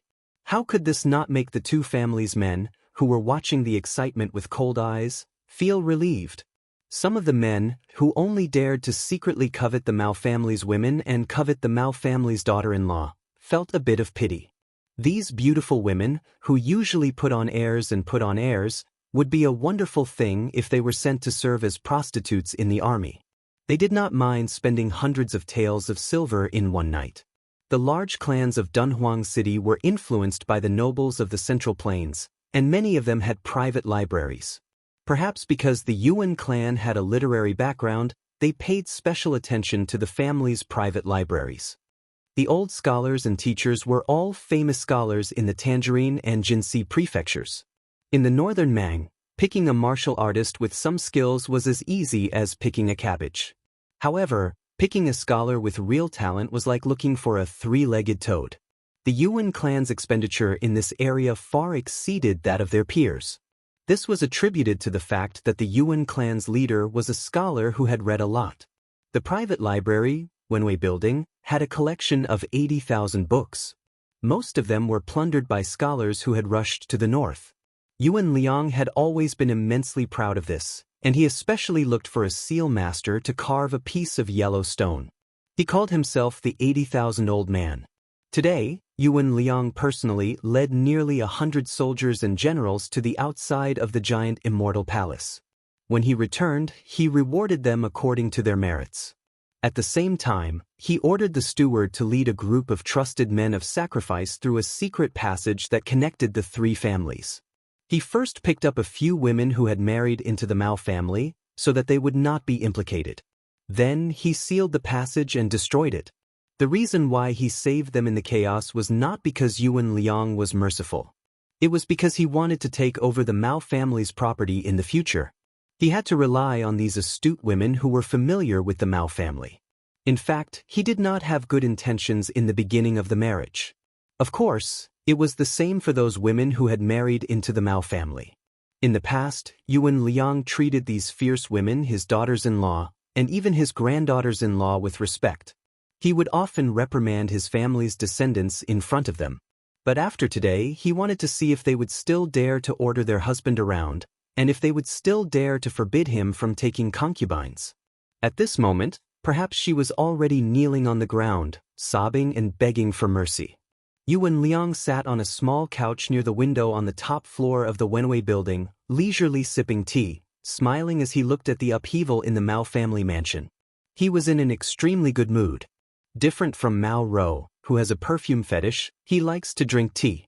On the small couch, there was a large tea table with a tea set, tea grinder, and a soup bottle on it. After Yuan Liang caught a glimpse, he narrowed his eyes, but immediately put on a warm smile that made people feel good about him.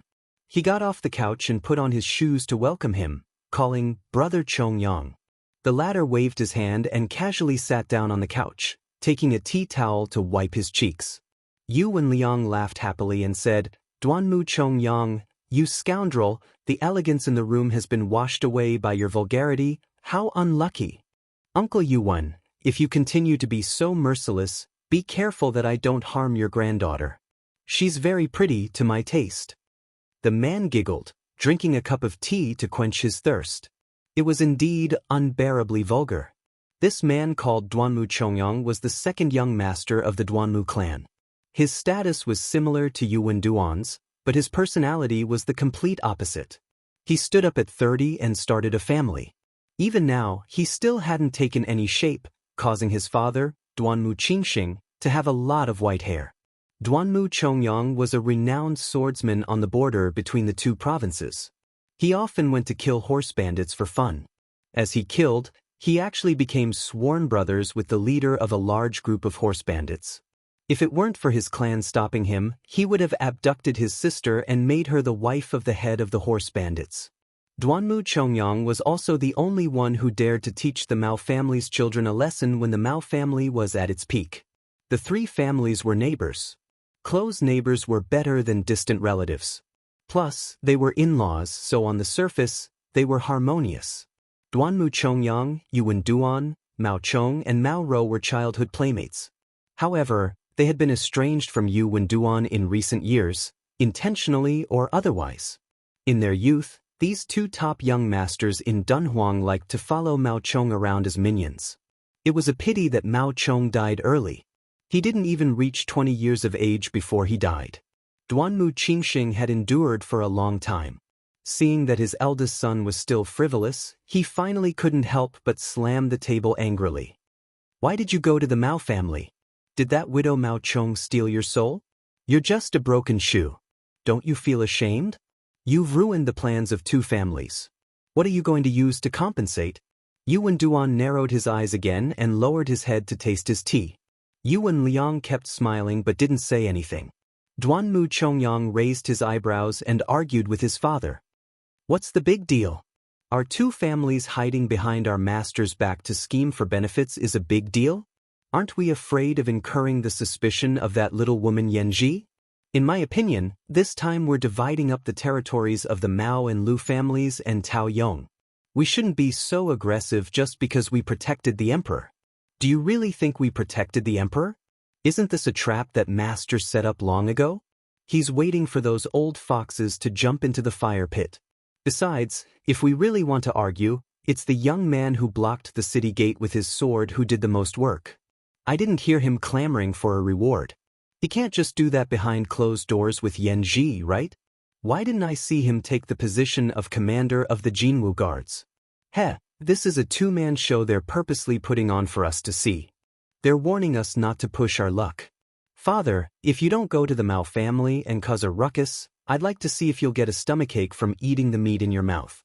Duanmu Qingsheng looked like he was going to pick up the jade-like Dongyue Celadon cup and smash it at this bastard of a son full of nonsense. Yuan Liang hurriedly stopped him and pulled on his in-law's arm. He joked, "Don't throw it, don't throw it. This kid isn't afraid of pain, but my heart aches for the cup." Duanmu Qingsheng huffed. "Brother Yuan, listen to this brat. What do you mean by arrogant? Does he think I'm a dog?" Yuan Duan held an exquisite tea broom. He bent over and lowered his head. The corners of his mouth curled up slightly as he narrowed his eyes and sneered. After Duanmu Qingsheng calmed down, Yuan Liang looked at the green and tea-colored Dongyue porcelain. He stroked his beard and said with a faint smile, "Actually, Chongyang's words aren't without reason. Our table manners aren't too good. It's hard to avoid being disliked. Our two families are Baoyang's chess pieces that can't see the light of day. Misfortune and fortune are interdependent. Indeed, we don't have to worry about that little girl with a strange background mistreating us. We can eat less on the surface, but there's no harm in taking more in secret. This way, it'll be convenient for giant Immortal Palace to appease the people. To put it bluntly, don't think the word dog is unpleasant to hear. Our two families are just other people's running dogs. Before biting, we have to tuck our tails between our legs and not make a sound. When it's time to bite, we have to be full of energy. Duanmu Qingxing's face was full of anger. He was a rough man who brandished his spear and brandished his staff. He couldn't speak in a genteel manner. He really couldn't think of a rebuttal and could only sulk. Duanmu Chongyang, on the other hand, laughed loudly. Uncle's words are truly incisive. Yuan Liang said with a smile, then let's set the tone like this. Eat less, eat more, and take it slow? In-law, why don't you and I spit out a few pieces of meat first? Duanmu Qingxing hesitated. He turned his head and caught a glimpse of that bastard who was the butt of jokes in the city casually slipping a teacup into his sleeve. He couldn't vent his anger, but it wasn't good for him to point it out. He could only nod and say in a low, muffled voice, in any case, it's all up to you these past few years. After absent-mindedly drinking his tea, Duanmu Qingxing practically dragged his son out of the tea house and library. Yuan Duan was about to speak when the carefree Duanmu Chongyang jogged in, smiling as he took away the straw raincoat hanging on the screen. Yuan Liang waited until the sound of footsteps was far away before he glanced at the tea table. The tea set was missing a young gentleman's incomplete tea set. The entire set was ruined. He sighed softly. Chapter 552. Yuan Liang was no longer in the mood to drink tea, only feeling annoyed. He gazed at the curtain of rain outside the window and asked, do you know that trash called Su Pu is the new big shot of Dunhuang? Yuan Dun put on a fake smile. I already know. Yuan Liang asked, now that you know his identity, do you know how to get along? Yuan Dun said with a dark expression, at worst, we'll just remarry that shameless slut back. Duanmu Zhongqiu is a useless piece of trash who only knows how to read books and fiddle with literary talent. Just look at that pair of dogs and everything will be fine. I heard that Duanmu Zhongqiu has taken a fancy to a prostitute and wants to take her in as a concubine. Then we'll have that slut pretend to be jealous and divorce her under the title of a jealous woman. It'll be perfectly justifiable. Anyway, that good-for-nothing Su Pu won't mind this kind of thing. Yuan Liang was furious. He picked up the teacup and smashed it over. Yuan Dun, whose forehead was bleeding, was stunned. Yuan Liang scolded, idiot, do you really think Su Pu is just a brute? Which of Bailiang's loyalists are mediocre?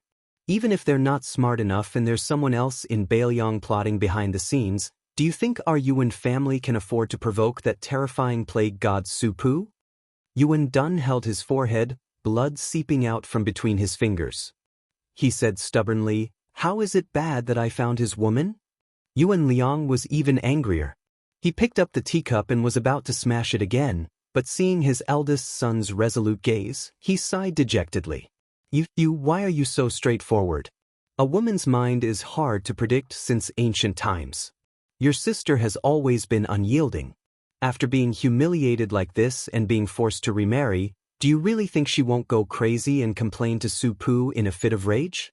Since ancient times, how many of the generals and ministers who didn't die on the battlefield died in the gusts of cold wind on the king's pillow? Don't mention this again. Yuan Dun narrowed his eyes out of habit. After releasing his hand, he picked up a tea towel to wipe it clean and smiled. I have a plan to divert the trouble to the Duanmu family. Yuan Liang's eyes lit up. He said skeptically, oh? Yuan Duan rubbed the round teapot with his finger and said with a smile, I have a confidant who is close to Duanmu Zhongqiu and can encourage him to take a concubine. Duanmu Zhongqiu is a hypocrite with a timid and fickle personality. He is easily swayed and cares about face the most. This confidant can take advantage of his lack of business knowledge and has a dead debt in his hands. 600 or 700 taels of silver should have been Duanmu Zhongqiu's money. Returning it to him now will leave him with plenty of money. When a man suddenly has a sizable private stash, he will have devious thoughts even if he doesn't have devious thoughts. I will have my confidant work on two fronts, one going to the brothels and beating around the bush. Now that the Duanmu family is suppressing the Mao family with us, I think the brothels are also aware of the pros and cons. On the other hand, he will bewitch Duanmu Zhongqiu, saying that Su Pu holds a grudge. If he dares to take that slut, he will make an example out of the entire Duanmu family. The Mao family is a good example. Father, do you think this good-for-nothing will give a divorce letter with both hands? At that time, our Yuan family will comfort that shameless slut, but she will fall out with the Duanmu family and shed all pretense of cordiality. Who will be the strongest power in Dunhuang City in the future? Yuan Liang thought about it carefully weighing the pros and cons and considering the feasibility of the plan. His smile grew wider and wider. Outside the building, the father and son of the Duanmu family walked further and further away toward the backyard. They got into an inconspicuous carriage, the sound of hooves not louder than the sound of the rain. Putting away the sheepskin umbrella, Duanmu Qingsheng closed his eyes to rest. Duanmu Chongyang, who hadn't taken off his straw raincoat, also didn't have the least bit of a sloppy appearance. Duanmu Chongyang lifted the curtain and glanced at the high wall. He smiled and said, "If nothing unexpected happens, this pretentious and feminine father and son are starting to scheme against our Duanmu family. Their falling out is much faster than them flipping a book. Yuan Duan, this kid, has a bellyful of evil tricks since he was young. He thinks he's virtuous, but he still thinks no one can see through him. It's really funny." Duanmu Qingsheng said in a low voice, "Chongyang, how do you think they're scheming?" Duanmu Chongyang sneered and said, "Putting yourself in their shoes, they'll definitely start from big brother and sister-in-law. They'll see immediate results. The Yuan family only has this bit of foresight and prospects." Duanmu Qingsheng opened his eyes and crossed his fingers on his abdomen. He smiled faintly and said, "Your big brother is timid and afraid of trouble. He doesn't even have the guts to compete with you for the position of the family head. I've already given up on him. But you, back then, dared to single-handedly kill Mao Chong in one move. Your hands and feet are clean too. This time, Yuan Liang and Yuan Duan want to trap your big brother. You go and keep an eye on them. Just don't make a big fuss. There's no need to lower yourself to their level. Otherwise, if they see through our concealment, it won't be pretty. We father and son are big men. Don't haggle over the smallest details with those two women. The Duanmu family has never treated Dunhuang as a place to do big things." Duanmu Chongyang laughed heartily and said mockingly, "This drinking of tea is just drinking the word harmony in harmony. Looking back at Yuan Liang's sinister methods these years, it's really a waste of several hundred caddies of tea." Duanmu Qingsheng didn't go along with this topic. Instead, he said in a more serious tone, "Just now, you went to the Mao family to save them. There's even a hint of camaraderie. Very good. Your way of doing things these years has always been putting on a show for the masters of Bailiang. Now it's time to pick the ripe fruit. Father can give up everything, but I'll definitely let you become the great lieutenant of the Jinwu Guards. You have to interact more with Su Pu and that young man. Drink wine and so on. You must not be in a hurry. As long as you progress step by step, there will always be a chance for you to go to Bailiang and make a name for yourself. Dunhuang is still too small for you to show off your skills. Join the Bailiang army and strive to become the trusted aide of the hereditary heir apparent of the king of Bailiang. If this boy is not enough to entrust your life to, you can always switch to Chenjibao. It won't be bad either. But remember to use the trick of injuring yourself to gain the enemy's confidence. Otherwise, you'll be regarded as a rebellious minister. You won't have a chance to make a name for yourself in Bailiang." Leaning against the wall of the carriage, Duanmu Chongyang clicked his tongue and said, "The white-clothed war immortal Chen Jibao, the ruthless man who slaughtered the spear immortal Wang Xiu. I've been looking forward to this for a long time." Duanmu Qingsheng shook his head and said, "The struggle for military power between the Bailiang heir apparent and Chen Jibao is not as one-sided as the outside world thinks. I feel that as long as Su Shao is alive, Chen Jibao won't rebel. But as long as Chen Jibao doesn't rebel, as long as this drags on, the heir apparent will have more and more room to maneuver." Duanmu Chongyang was puzzled. "Su Shao killed Chen Jibao with one saber strike," he said. "Isn't everything easy? Although this way, the morale of Bailiang's 300,000 armored cavalry will be reduced by half, but in the end, it's better to end the pain quickly than to prolong the pain." Duanmu Qingsheng's expression was grave. He shook his head and said, "This is the brilliance of the king of Bailiang's art of controlling people.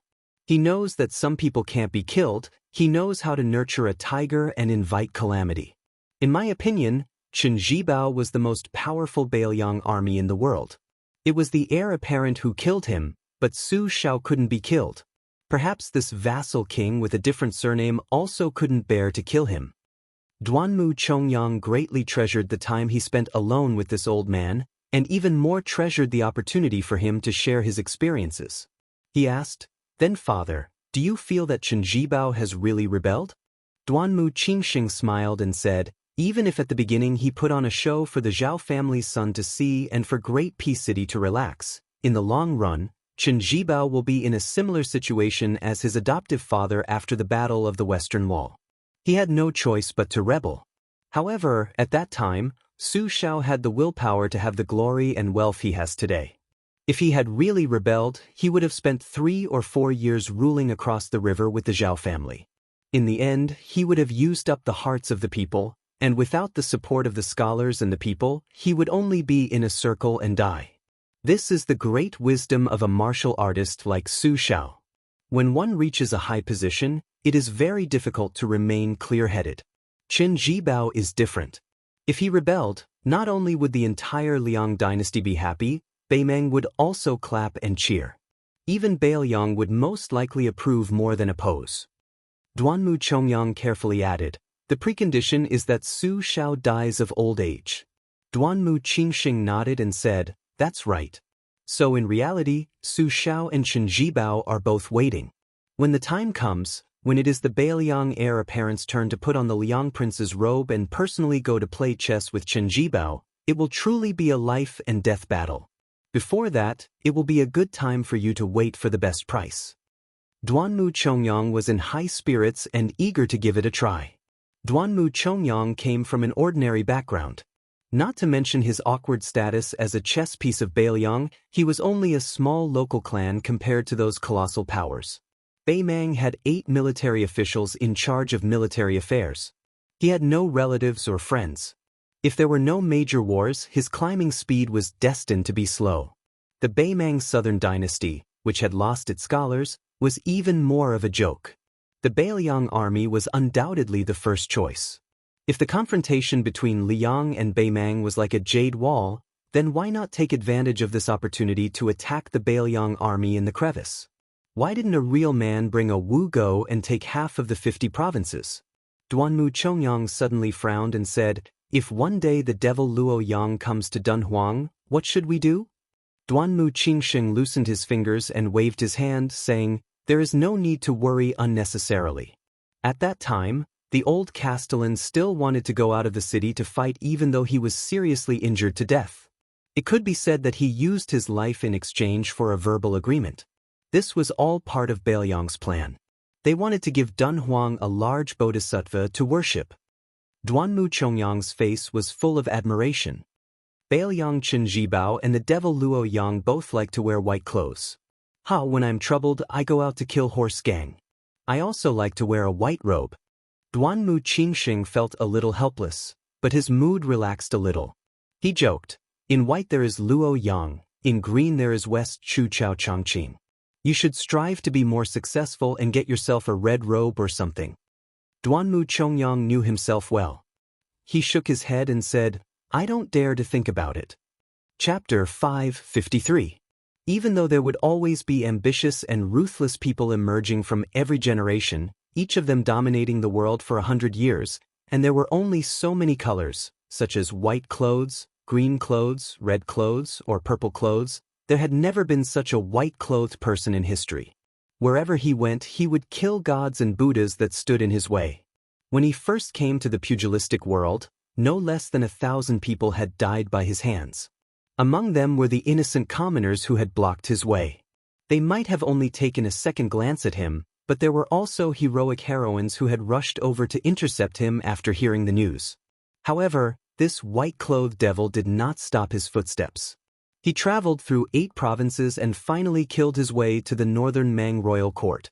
Along the way, there was no lack of experts from the 10 great sects, such as a deputy mountain master of Mount Tibing. Even an old monk who was sweeping the caves of Tsaoji Buddha Cave had appeared. There was even a Daoist who was a direct disciple of the Daoist sect. Killing people like flax, killing people without blinking. These two sayings couldn't be more suitable for the devil Luo Yang. Duanmu Chongyang suddenly said, "That little girl with naturally beautiful lips like rouge is actually quite suitable to be with Luoyang. If they run into that young hero who repelled 500 riders by himself, there will be a good show to watch." Duanmu Qingsheng frowned and said, "Why are you thinking about this nonsense?" Duanmu Chongyang smiled embarrassedly. Duanmu Qingsheng sighed and said, "Yuan Liang and I are at most old foxes who have the ability to plot a city or a state. Compared to Su Shao, the sky-swallowing python, we are far inferior." The old man continued, "It's not that I belittle myself. Su Shao, just calling this name makes me tremble with fear." The carriage stopped slowly. Duanmu and Duanmu, who were much more scheming than Yuan and his son, got off the carriage together. Duanmu Chongyang walked with a straw raincoat. No matter how you looked at him, he looked like a loafer who was waiting to die. He walked in front of his father without any rules and strode into the mansion. Duanmu Qingsheng, who was walking with an umbrella, said to himself, "The night air is clear and bright. Ask yourself, you will know how much conscience you have and how much knowledge you have." He stepped over the threshold with a self-mocking face. Unfortunately, it's daytime. On this day, it was still raining heavily. Bai Yi had just entered the city when he met a group of 3 people who were walking towards the wine shop. Su Pu, who had lived in seclusion in Dunhuang City for many years, stood in front of the 2 men. It was a taboo in Jianghu for a pair of unfamiliar experts to meet each other. However, Su Pu didn't care about this. It was ridiculous to say that he had submitted to the junior Su Fengyan. Su Pu, as the commander of the 12 light cavalry camps, had 70 to 80,000 cavalry under his command. He was on equal footing with the vanguard commander Wuxi. Not to mention Li Yishan, his confidant, even Zhao Chongling, the undisputed chief strategist of Bailiang, respected Su Pu greatly. What kind of person had Su Pu not seen? However, Su Pu was strict in his conduct and abided by his duty. Since he was willing to be a death soldier pawn of Dunhuang City, and even His Royal Highness dared to go to Beimeng alone, he had the resolve to die in front of Su Fengyan in this city. There were countless elite troops in the world, but only the Northern Liang Army and Tuoba Bodhisattva's personal guards could be said to be able to fight to the death without leaving a single soldier. Su Pu considered himself an old soldier of Bailiang. How could he be afraid of battle?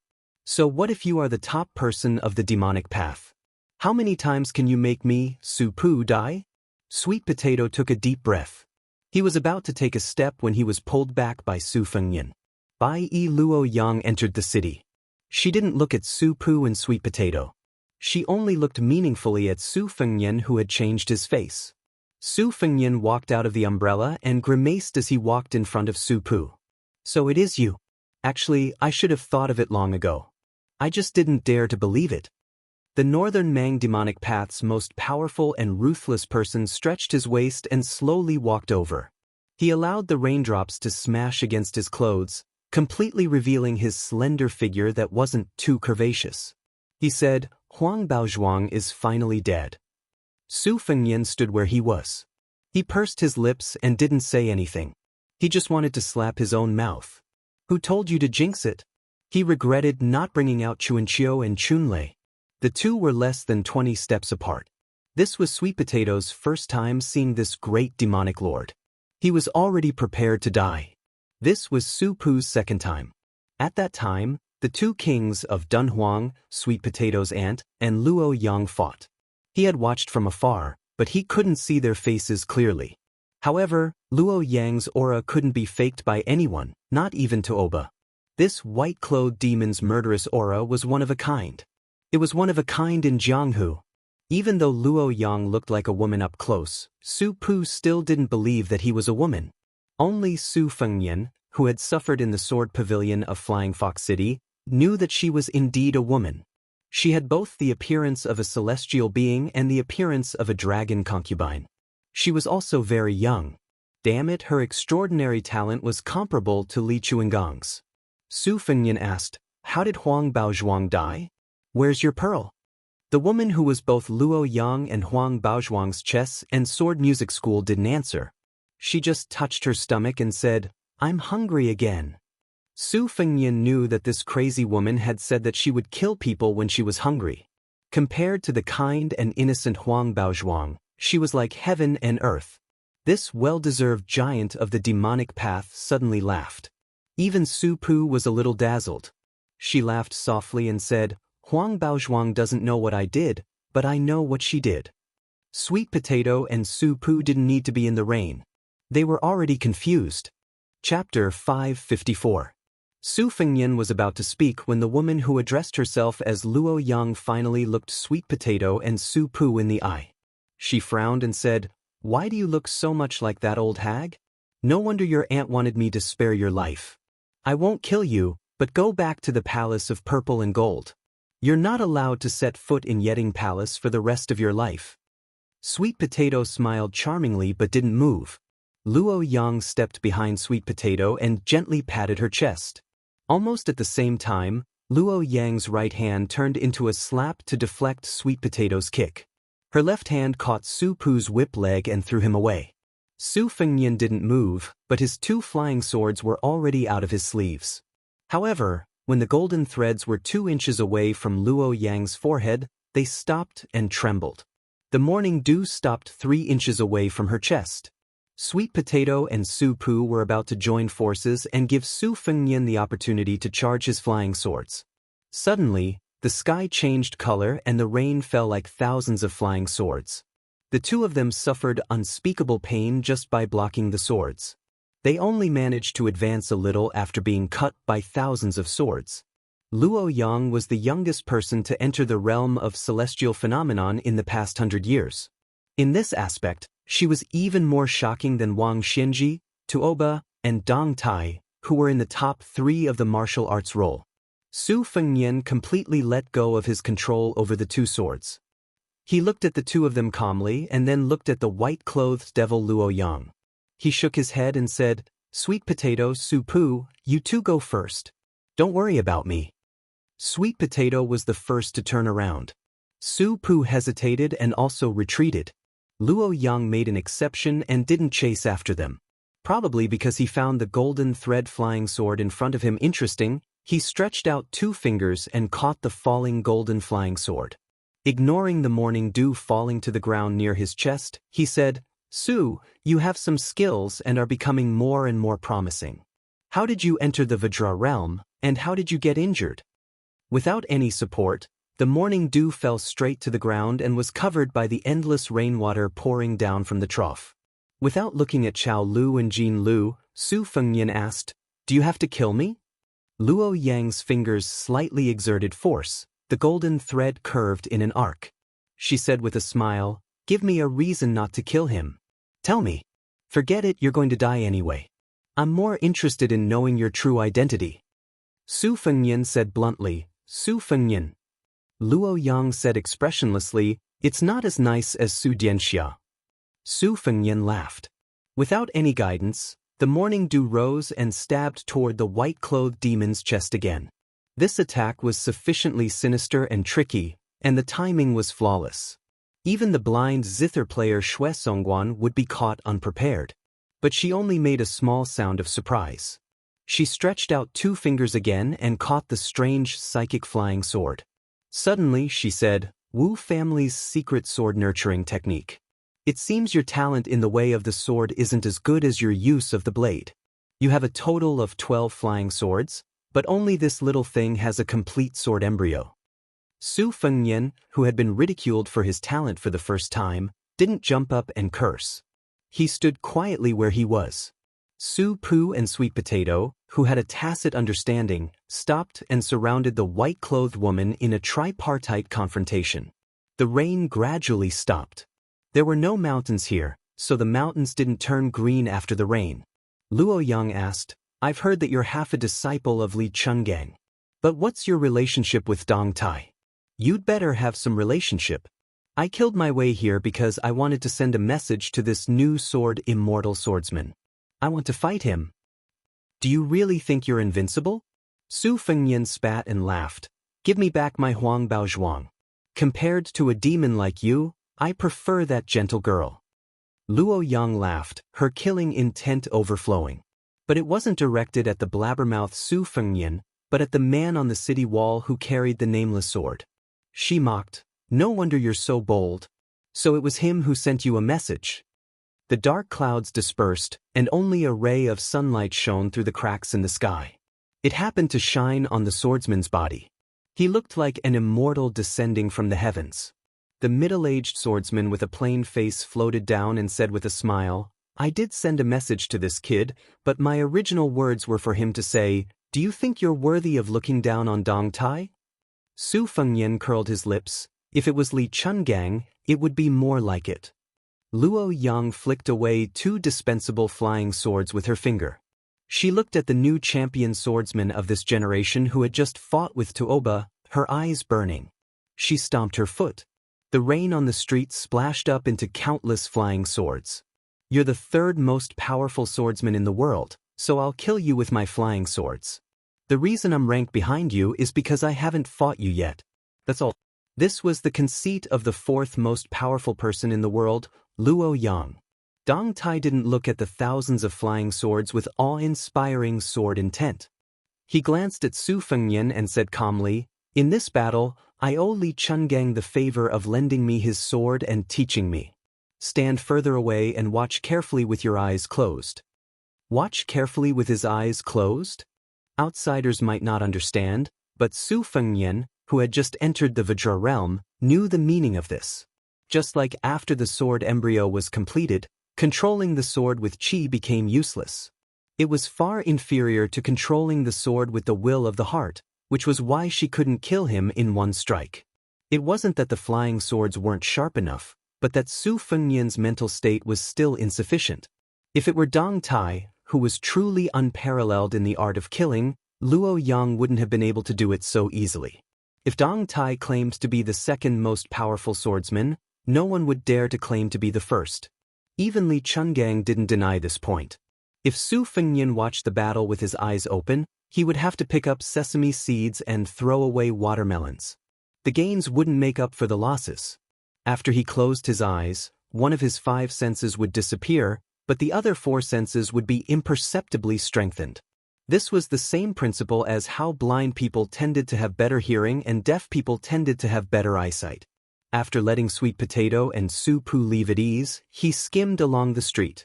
After about half a mile, he sat cross-legged with his eyes closed. On this day, not only did the southern wall of Dunhuang City collapse, but the southern city where Su Fengyan sat was also destroyed. The final result of this battle was that the 3rd most powerful person was still the 3rd most powerful person, and the 4th most powerful person was still the 4th most powerful person. Chapter 555. When Su Fengyan opened his eyes, he only saw Dong Tai squatting by his side. There was no sign of the devil Luo Yang. Su Fengyan was shocked to see a pale face like a thin piece of golden paper. Dong Tai, carrying a nameless sword on his back, looked at the ravines and collapsed city walls.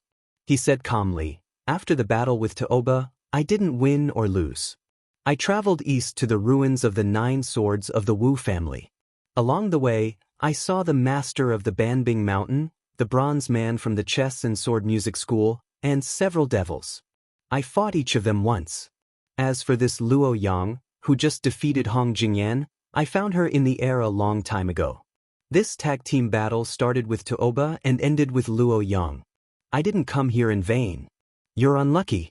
After entering the city, she didn't have any killing intent. After sensing my sword aura, she wanted to use you as bait to force me to show myself. Su Fengyan said with a smile, "Beimeng didn't do the right thing this time."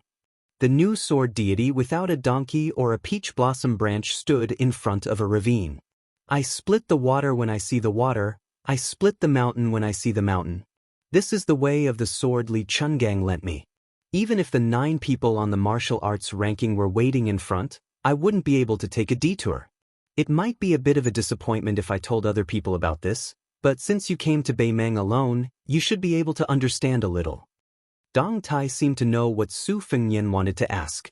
He smiled warmly and said slowly, "Senior Li's sword split the mountain and the sky. I used my swordsmanship to seek the Tao and took a narrow path. Senior Li lent me his sword not because he wanted me to take his broad path, but because he showed me the scenery on that path. He didn't want me to change my path. This is the most valuable part. When I gave you the sword, I deliberately hid the secret of the 12 flying swords. Apart from wanting you to comprehend the Tao and cultivate on your own, it was also because I wasn't straightforward enough. If it were Senior Li, he wouldn't have been so shy. Su Fengnian nodded. Dong Tai turned his head and glanced at him with a smile in his eyes. You're straightforward and not pretentious. No wonder Li Chungang thought so highly of you. Su Fengnian smiled shyly. Su Fengnian was a junior interacting with his relatives, and elders was of course because they were relatives. That was a senior. Dong Tai was not a man who stood out from the crowd. He was middle-aged and always had a smile on his face. He was more like a good-tempered and easygoing neighbor uncle. He was even more elegant and dignified than Su Pu, who had been selling wine for many years. Especially when he didn't unsheath his sword and return to its original state, he was even more humble and amiable. Of course, Su Fengnian had also secretly imagined Dong Tai riding a donkey and shaking the peach blossoms. Amongst the green mountains and clear waters, or amidst the rain of arrows, he must have had the demeanor of an expert. Unfortunately, he didn't get to see it. Dong Tai looked at his chi and asked, "How did you get injured?" Su Fengnian said softly, "I fought with a few hundred cavalry. I was a little weak." Dong Tai teased, "You're the same as your father. You didn't know your place when you were young." To be honest, a few years ago, I had always felt that Su Xiao was not worthy of my sister and felt that it was not worth it for her. This time, when I went to northern Mang, I was stopped at the border. Su Xiao shamelessly caught me and forced me to drink. My impression of him changed a lot. Although I still don't understand why my sister eloped with him, I feel that at least she was happy and comfortable with a bumpkin like Su Xiao. Not to mention other things, Su Xiao only married her in his lifetime. It was already very rare, so there was nothing to feel sorry for. Oh right, your gold-threaded sword embryo is more than half completed. It's a stone from another mountain to improve jade. I'm not curious. How did you obtain the morning sword by chance? Tell me about it. Su Fengnian turned around and pointed at the giant Immortal's palace complex. He smiled and said, "I was thinking about things on the roof the whole night. When the sun rose from the east and the first rays of the morning sun came from the east to the west and fell on me, I suddenly figured it out. It was also at that time that I realized that after every flying sword gained intelligence, it was a kind of secret sword technique." Dong Tai nodded and said softly, "That's why you can't talk about Tao with someone who doesn't have a root vessel. Your talent is not bad."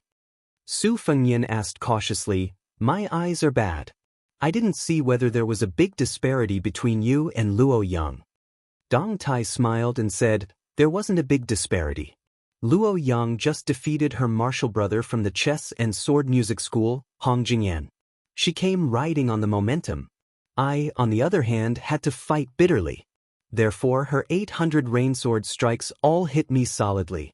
Right now my 5 viscera and 6 bowels are not feeling well. However, since I have reached the land immortal realm in the eyes of the world, I can still withstand it.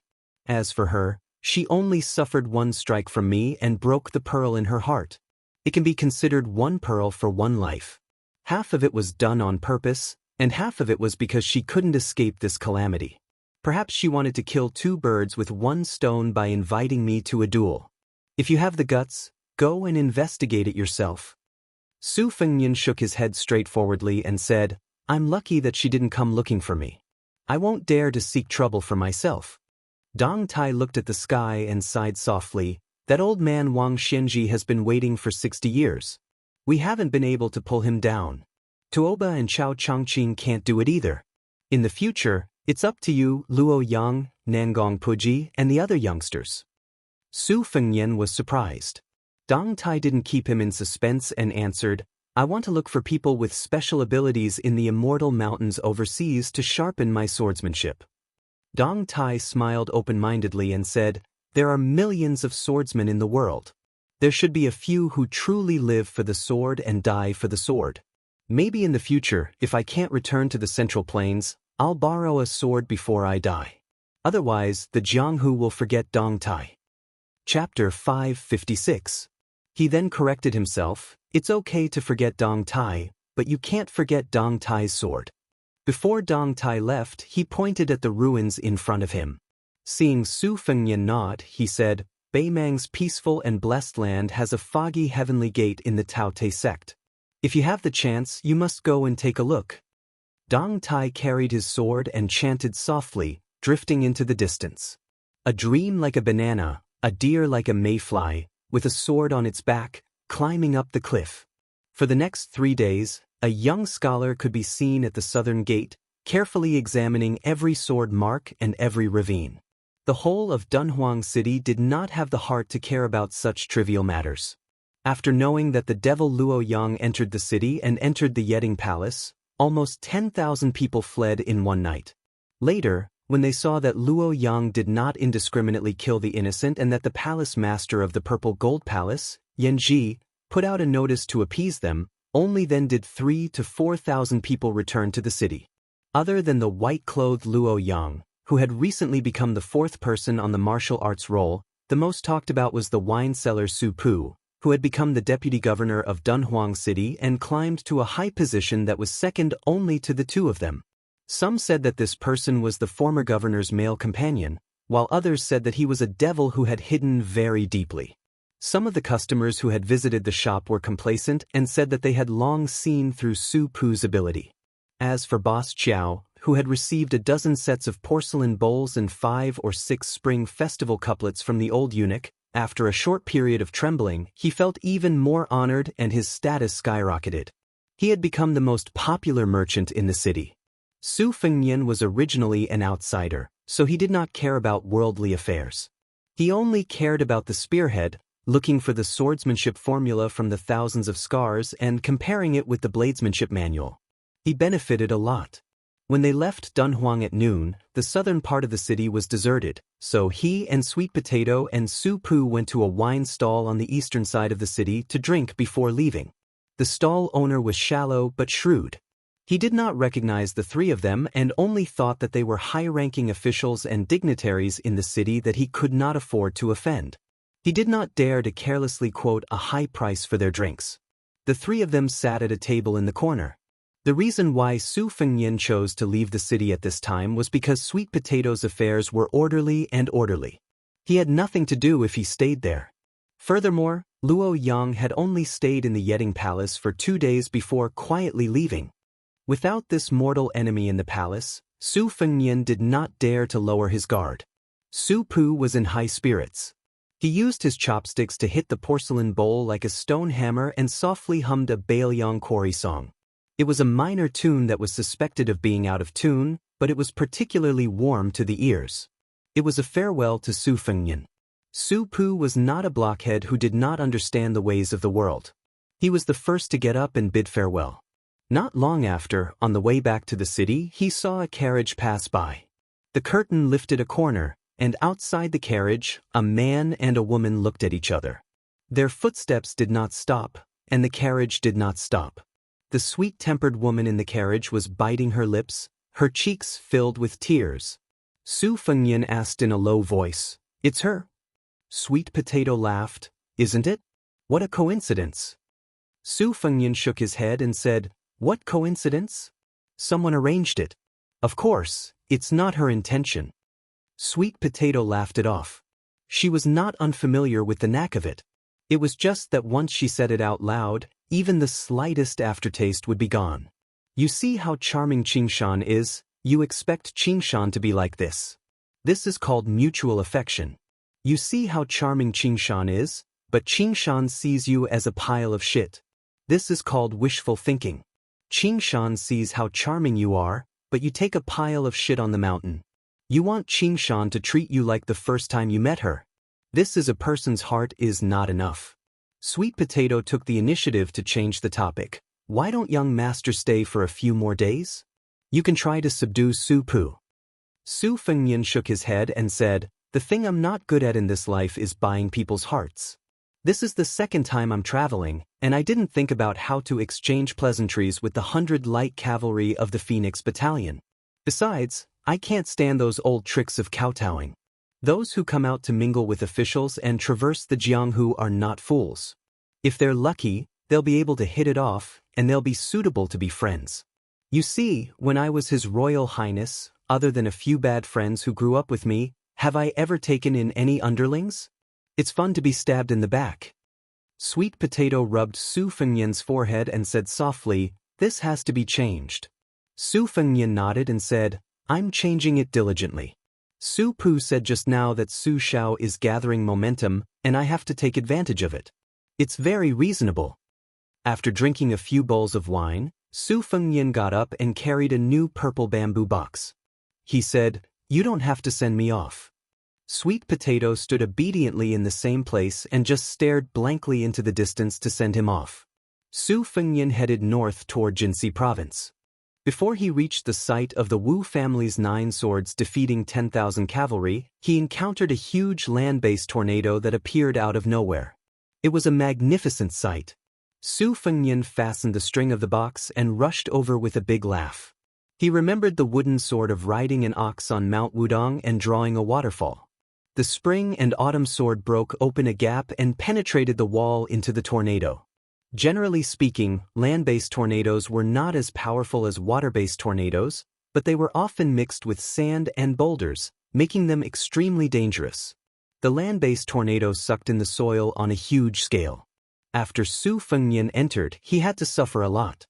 It was almost as if he was continuously being played by a blind female zither player. However, Su Fengnian was already mentally prepared. He pulled out the spring and autumn sword and used his sword chi to break apart the boulders. At the same time, he built a mirage of the great yellow courtyard and stepped on it. It was as if he was climbing a tall building, as if he was climbing the 5 sacred mountains. He closed his eyes and focused his mind. He pulled out the sword again and again, rising higher and higher until he was thousands of feet above the ground. Suddenly, the wind stopped and Su Fengnian rushed out.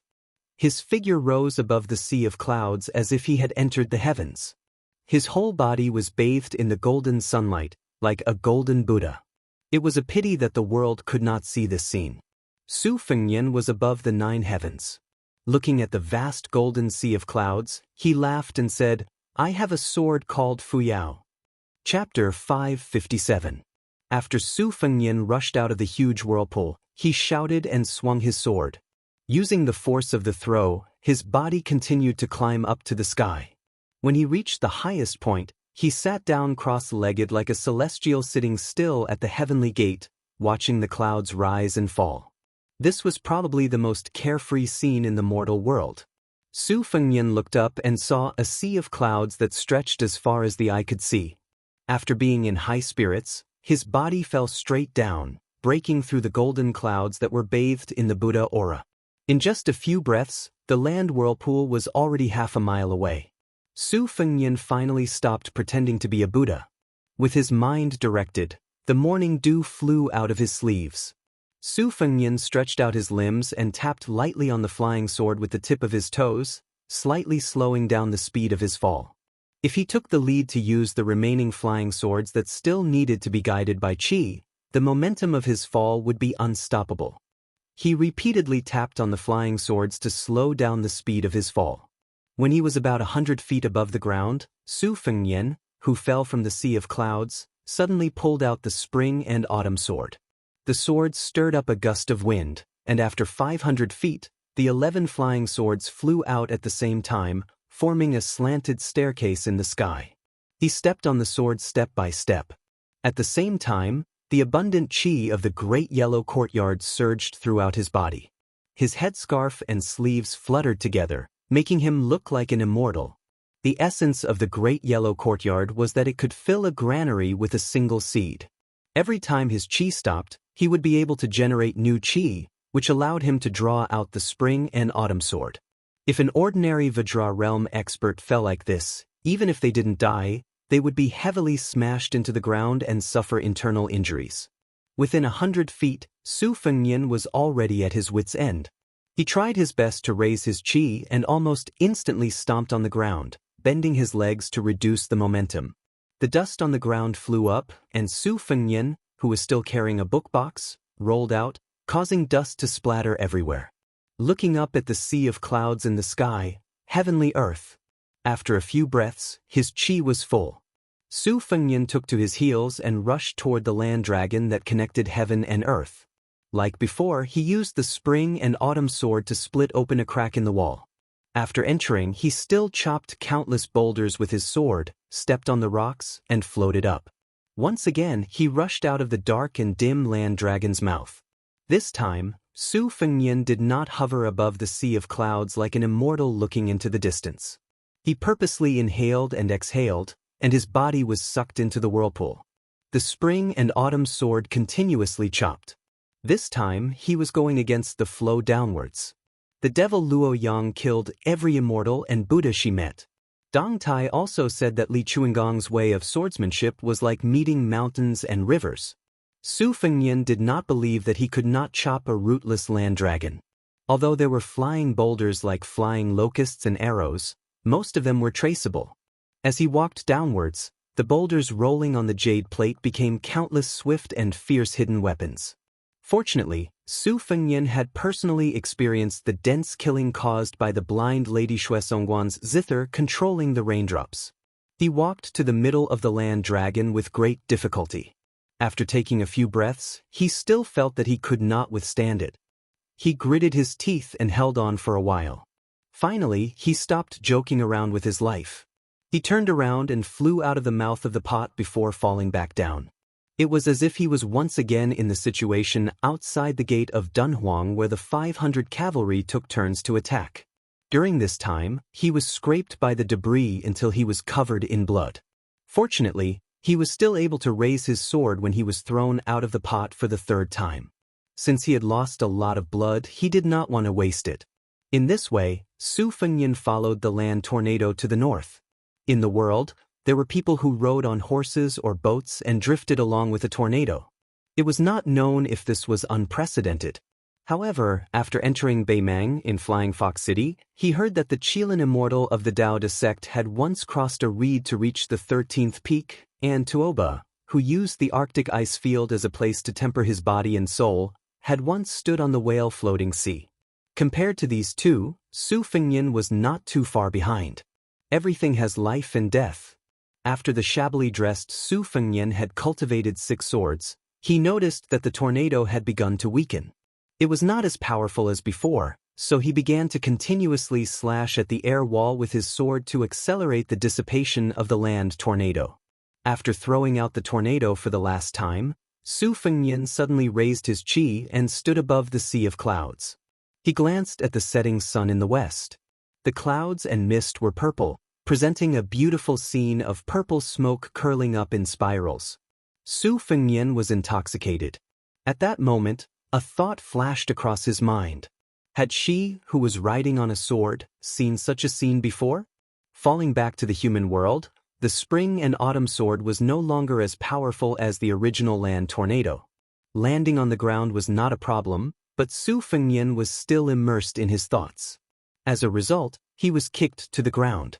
Although he was temporarily alert, he still could not avoid the sneak attack. Fortunately, that kick did not have the intention to kill.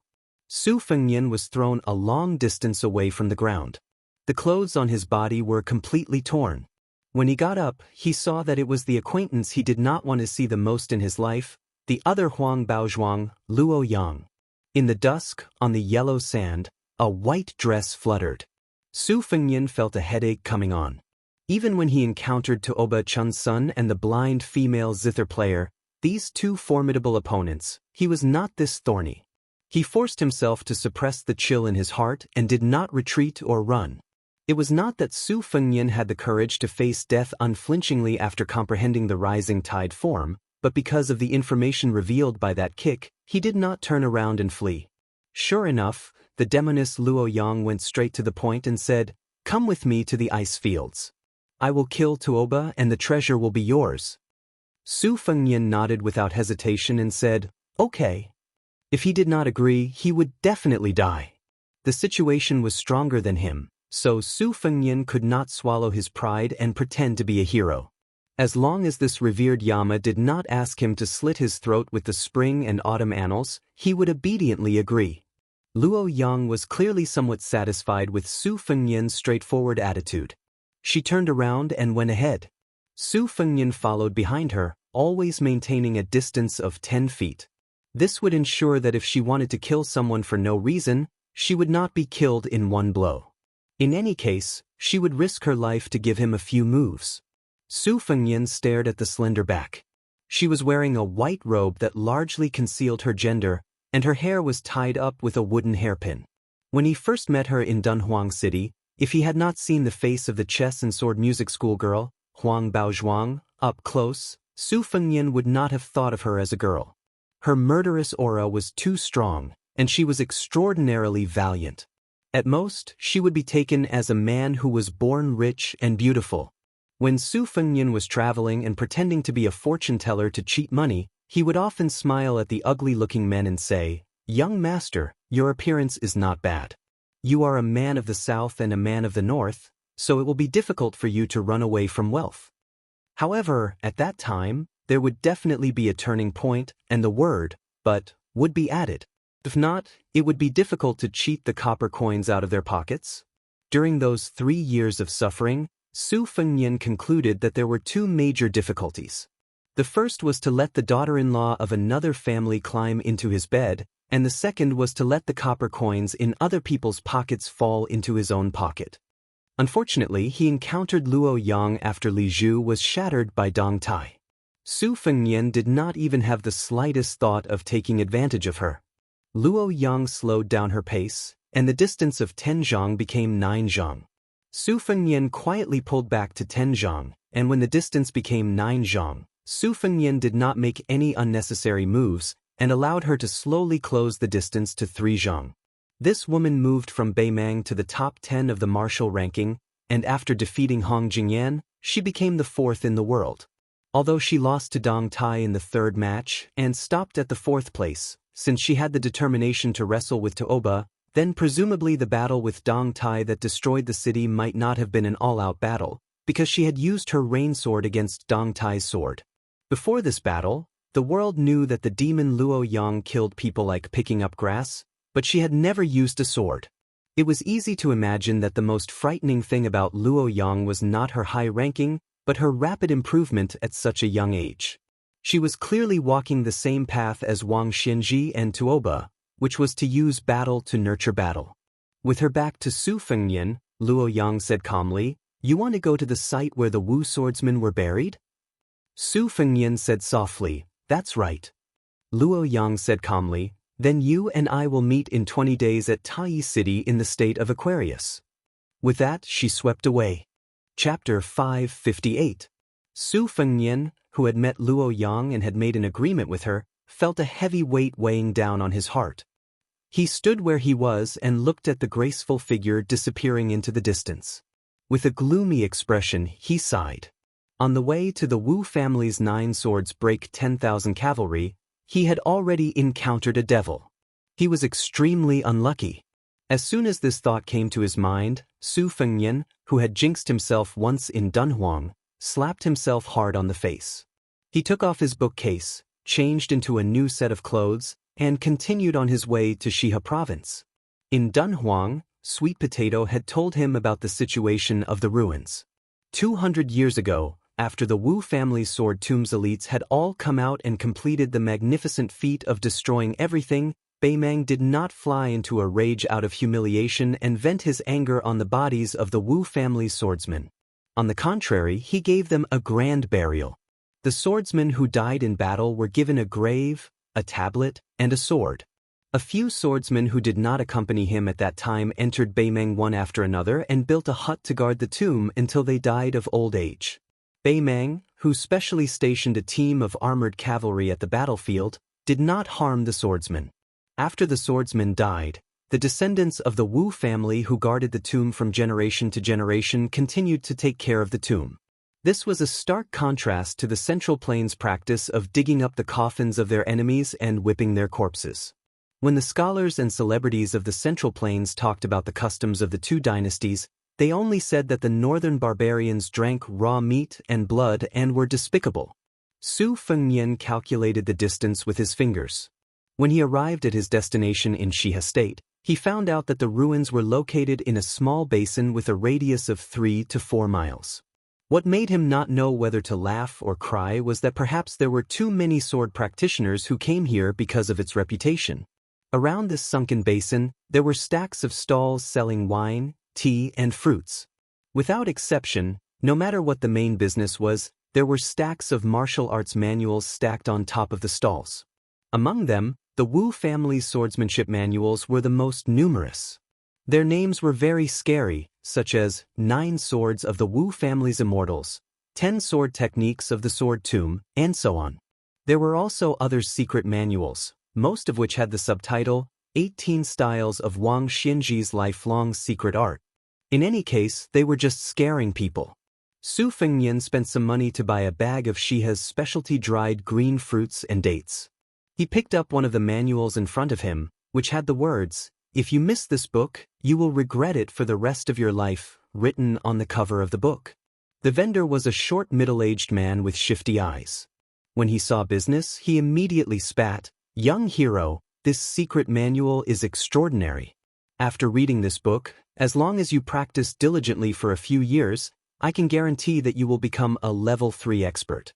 Don't look at the tattered books of the Wu family swordsmanship that are sold at the next stall, which are full of extravagant praises. In this world, there is no such thing as becoming a sword immortal after just a few glances. Here you get what you pay for. This mighty bull's divine art is the secret manual of the Xianyuan family in the Liang dynasty. Don't judge it by its reputation, but it is real. I can see that young hero's physique is very good, and with one look, I can tell that you are a talented martial arts prodigy. The original price of this manual is 6 taels of silver. Only 3 taels." Su Fengnian was eating green fruits and jujubes. He looked at the stall owner who stretched out 3 fingers and just smiled.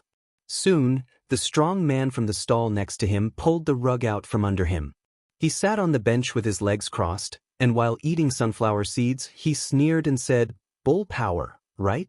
I have a bunch of them here, but they haven't been sold yet. Not to mention 3 taels of silver, one book is only 30 coins, and it's a buy one get one free. Do you want it, young master? With this price, it's not expensive to wipe your ass." The short man who was selling both dates and secret manuals turned around and scolded, "Zhang Dapeng, do you need to be taught a lesson?" The strong man threw the sunflower seeds in his face, stood up, bent his arms, and exposed his firm muscles. He roared, "Third Mouse, who's teaching who?" The stall owner who was called Third Mouse shrank back, curling his lips. Seeing Su Fengnian put down the shitty book that couldn't be sold, the strong man immediately put on a bright smile and tried to attract business. "Young master, this way please. I, Zhang Dapeng, am famous around here for being honest and kind. When doing business, the most important thing is that if you don't like it, I'll sell it to you at a discount. After 3 years, if you haven't mastered the divine art, I'll compensate you with double the price. Come, take a look at this book. Sword opens the gate of heaven. It records the old god of swords, Li Chuangong's famous secret art. Look at the exquisite binding, the quality of the pages, and the handwriting. It's obviously the real thing. If young master finds a similar book around here, I'll twist my head off and use it as a urinal for you." Su Fengnian walked over and took the secret book. It was obvious that compared to the dense books sold by ordinary stalls, he put more thought into it and asked the price. "How much is it?" The strong man who was about to say 1 tael of silver forcefully swallowed it back. Out of the corner of his eye, he saw that Third Mouse next door wanted to take revenge. He stared at the bastard and scared him into silence. He hesitated for a moment, squeezed out a sincere smile, and said firmly, 90 taels, I don't bargain here." Su Fengnian reached for the dry purse at his waist and fished out about 30 copper coins. He said expressionlessly, "That's all." The strong man hurriedly grabbed the copper coins. "Friendship is important, friendship is important. It's good that young master has the heart. 30 taels it is. Zhang Dapeng is not the kind of person who would be moved by money." Su Fengnian put the secret book into the box on his back. The stall owner, Zhang Dapeng, did not forget to flatter the young customer with a long sword on his back. One look and I can tell that young master is a master of swordsmanship. Your future is immeasurable. If you amaze the world with a single brilliant feat in the future, don't forget to tell others about Zhang Dapeng's sword opens the sky gate. Su Fengnian nodded and smiled. Of course, of course. Zhang Dapeng saw that he was about to turn and leave, so he quickly dug out a handful of melon seeds from the bowl and said with a smile, "Young master, don't mind. These things can pass the time. Take your time and walk slowly. Maybe you can even pick up a few peerless secret books." The ruins were separated by a fence, and the stalls were built along the edge of the fence. Su Fengnian slowly walked half a circle, but he did not meet any strange people. He saw a sloppy old man sandwiched between two stalls. There was only a piece of cotton cloth in front of him, and a few secret manuals were placed on top of it. It seemed that his business had been poor for many years, and the shabby old man was squatting and taking a nap. The two neighbors, one was selling wine and the other was selling tea. Their business was not bad, and there were 3 or 4 tables for customers. Su Fengnian saw only a young man and a young woman sitting at a wine table. Their temperament was outstanding in this basin, so he walked over and asked if he could have a seat. The man in satin clothes frowned and was about to refuse, but the woman with a golden hairpin pressed on the back of his hand and said softly, "Young master, please help yourself." Su Fengnian waved his hand and asked the owner of the tavern about the price of the drinks. There were not many drinks sold in the tavern by the weight and the number of bowls. Naturally, they were all coarse drinks that were not presentable. They could quench one's thirst, but it was difficult to get drunk. Su Fengnian ordered a bowl of white wine under the guise of Apricot Blossom Village. With his back to the young man and woman, he bent over and read a few books that the shabby old man had placed on a shabby cotton cloth. There was nothing special about them. The martial arts manuals that followed the trend were not novel at all. When the arrogant man at the opposite table saw this scene, his eyes became even more disdainful and the corners of his mouth curled up into a mocking smile. The tavern owner brought a bowl of cheap distiller's grains. He kindly kicked the old neighbor and reminded him in a bad mood, "Watch the business." The squatting old man was awakened by the kick. His eyes were cloudy. When he saw a drinker bending over to read the secret manuals, he smiled in a hurry. However, his smile showed that he had no front teeth. The drinking man sneered, and the delicate woman chuckled. Su Fengnian took a bowl of wine and left the bench. He squatted in front of the cotton cloth that could not even be called a stall, and asked with a smile, "How much are these books?" The old man scratched his gray hair and said with a silly smile, "Young master, just do as you see fit. Just a few coins will do. They're all fake anyway." Su Fengnian took out the last 6 or 7 copper coins from his money bag and handed them to the old man with no front teeth. The old man did not think it was cheap. He took it with a smile, folded 4 or 5 secret books, and handed them to the young master in front of him with both hands. Seeing that he was so stingy, the man at the same table looked at him with disdain. The woman also seemed to think that the young scholar's face was a bit tacky, and it was a waste of his elegant appearance. She drank half of the wine and left the tavern with the man who accompanied her. Su Fengnian, who was indifferent to this, sat back at the table. He opened the book box and put the secret books inside. After fiddling with it for a while, he seemed to be happy that he had found treasures. He waved at the tavern owner and said with a smile, "Boss, do you have any good yellow wine? It doesn't matter if it is expensive. Give me 2 bowls." The tavern owner smiled brightly and became more attentive. "Yes, yes.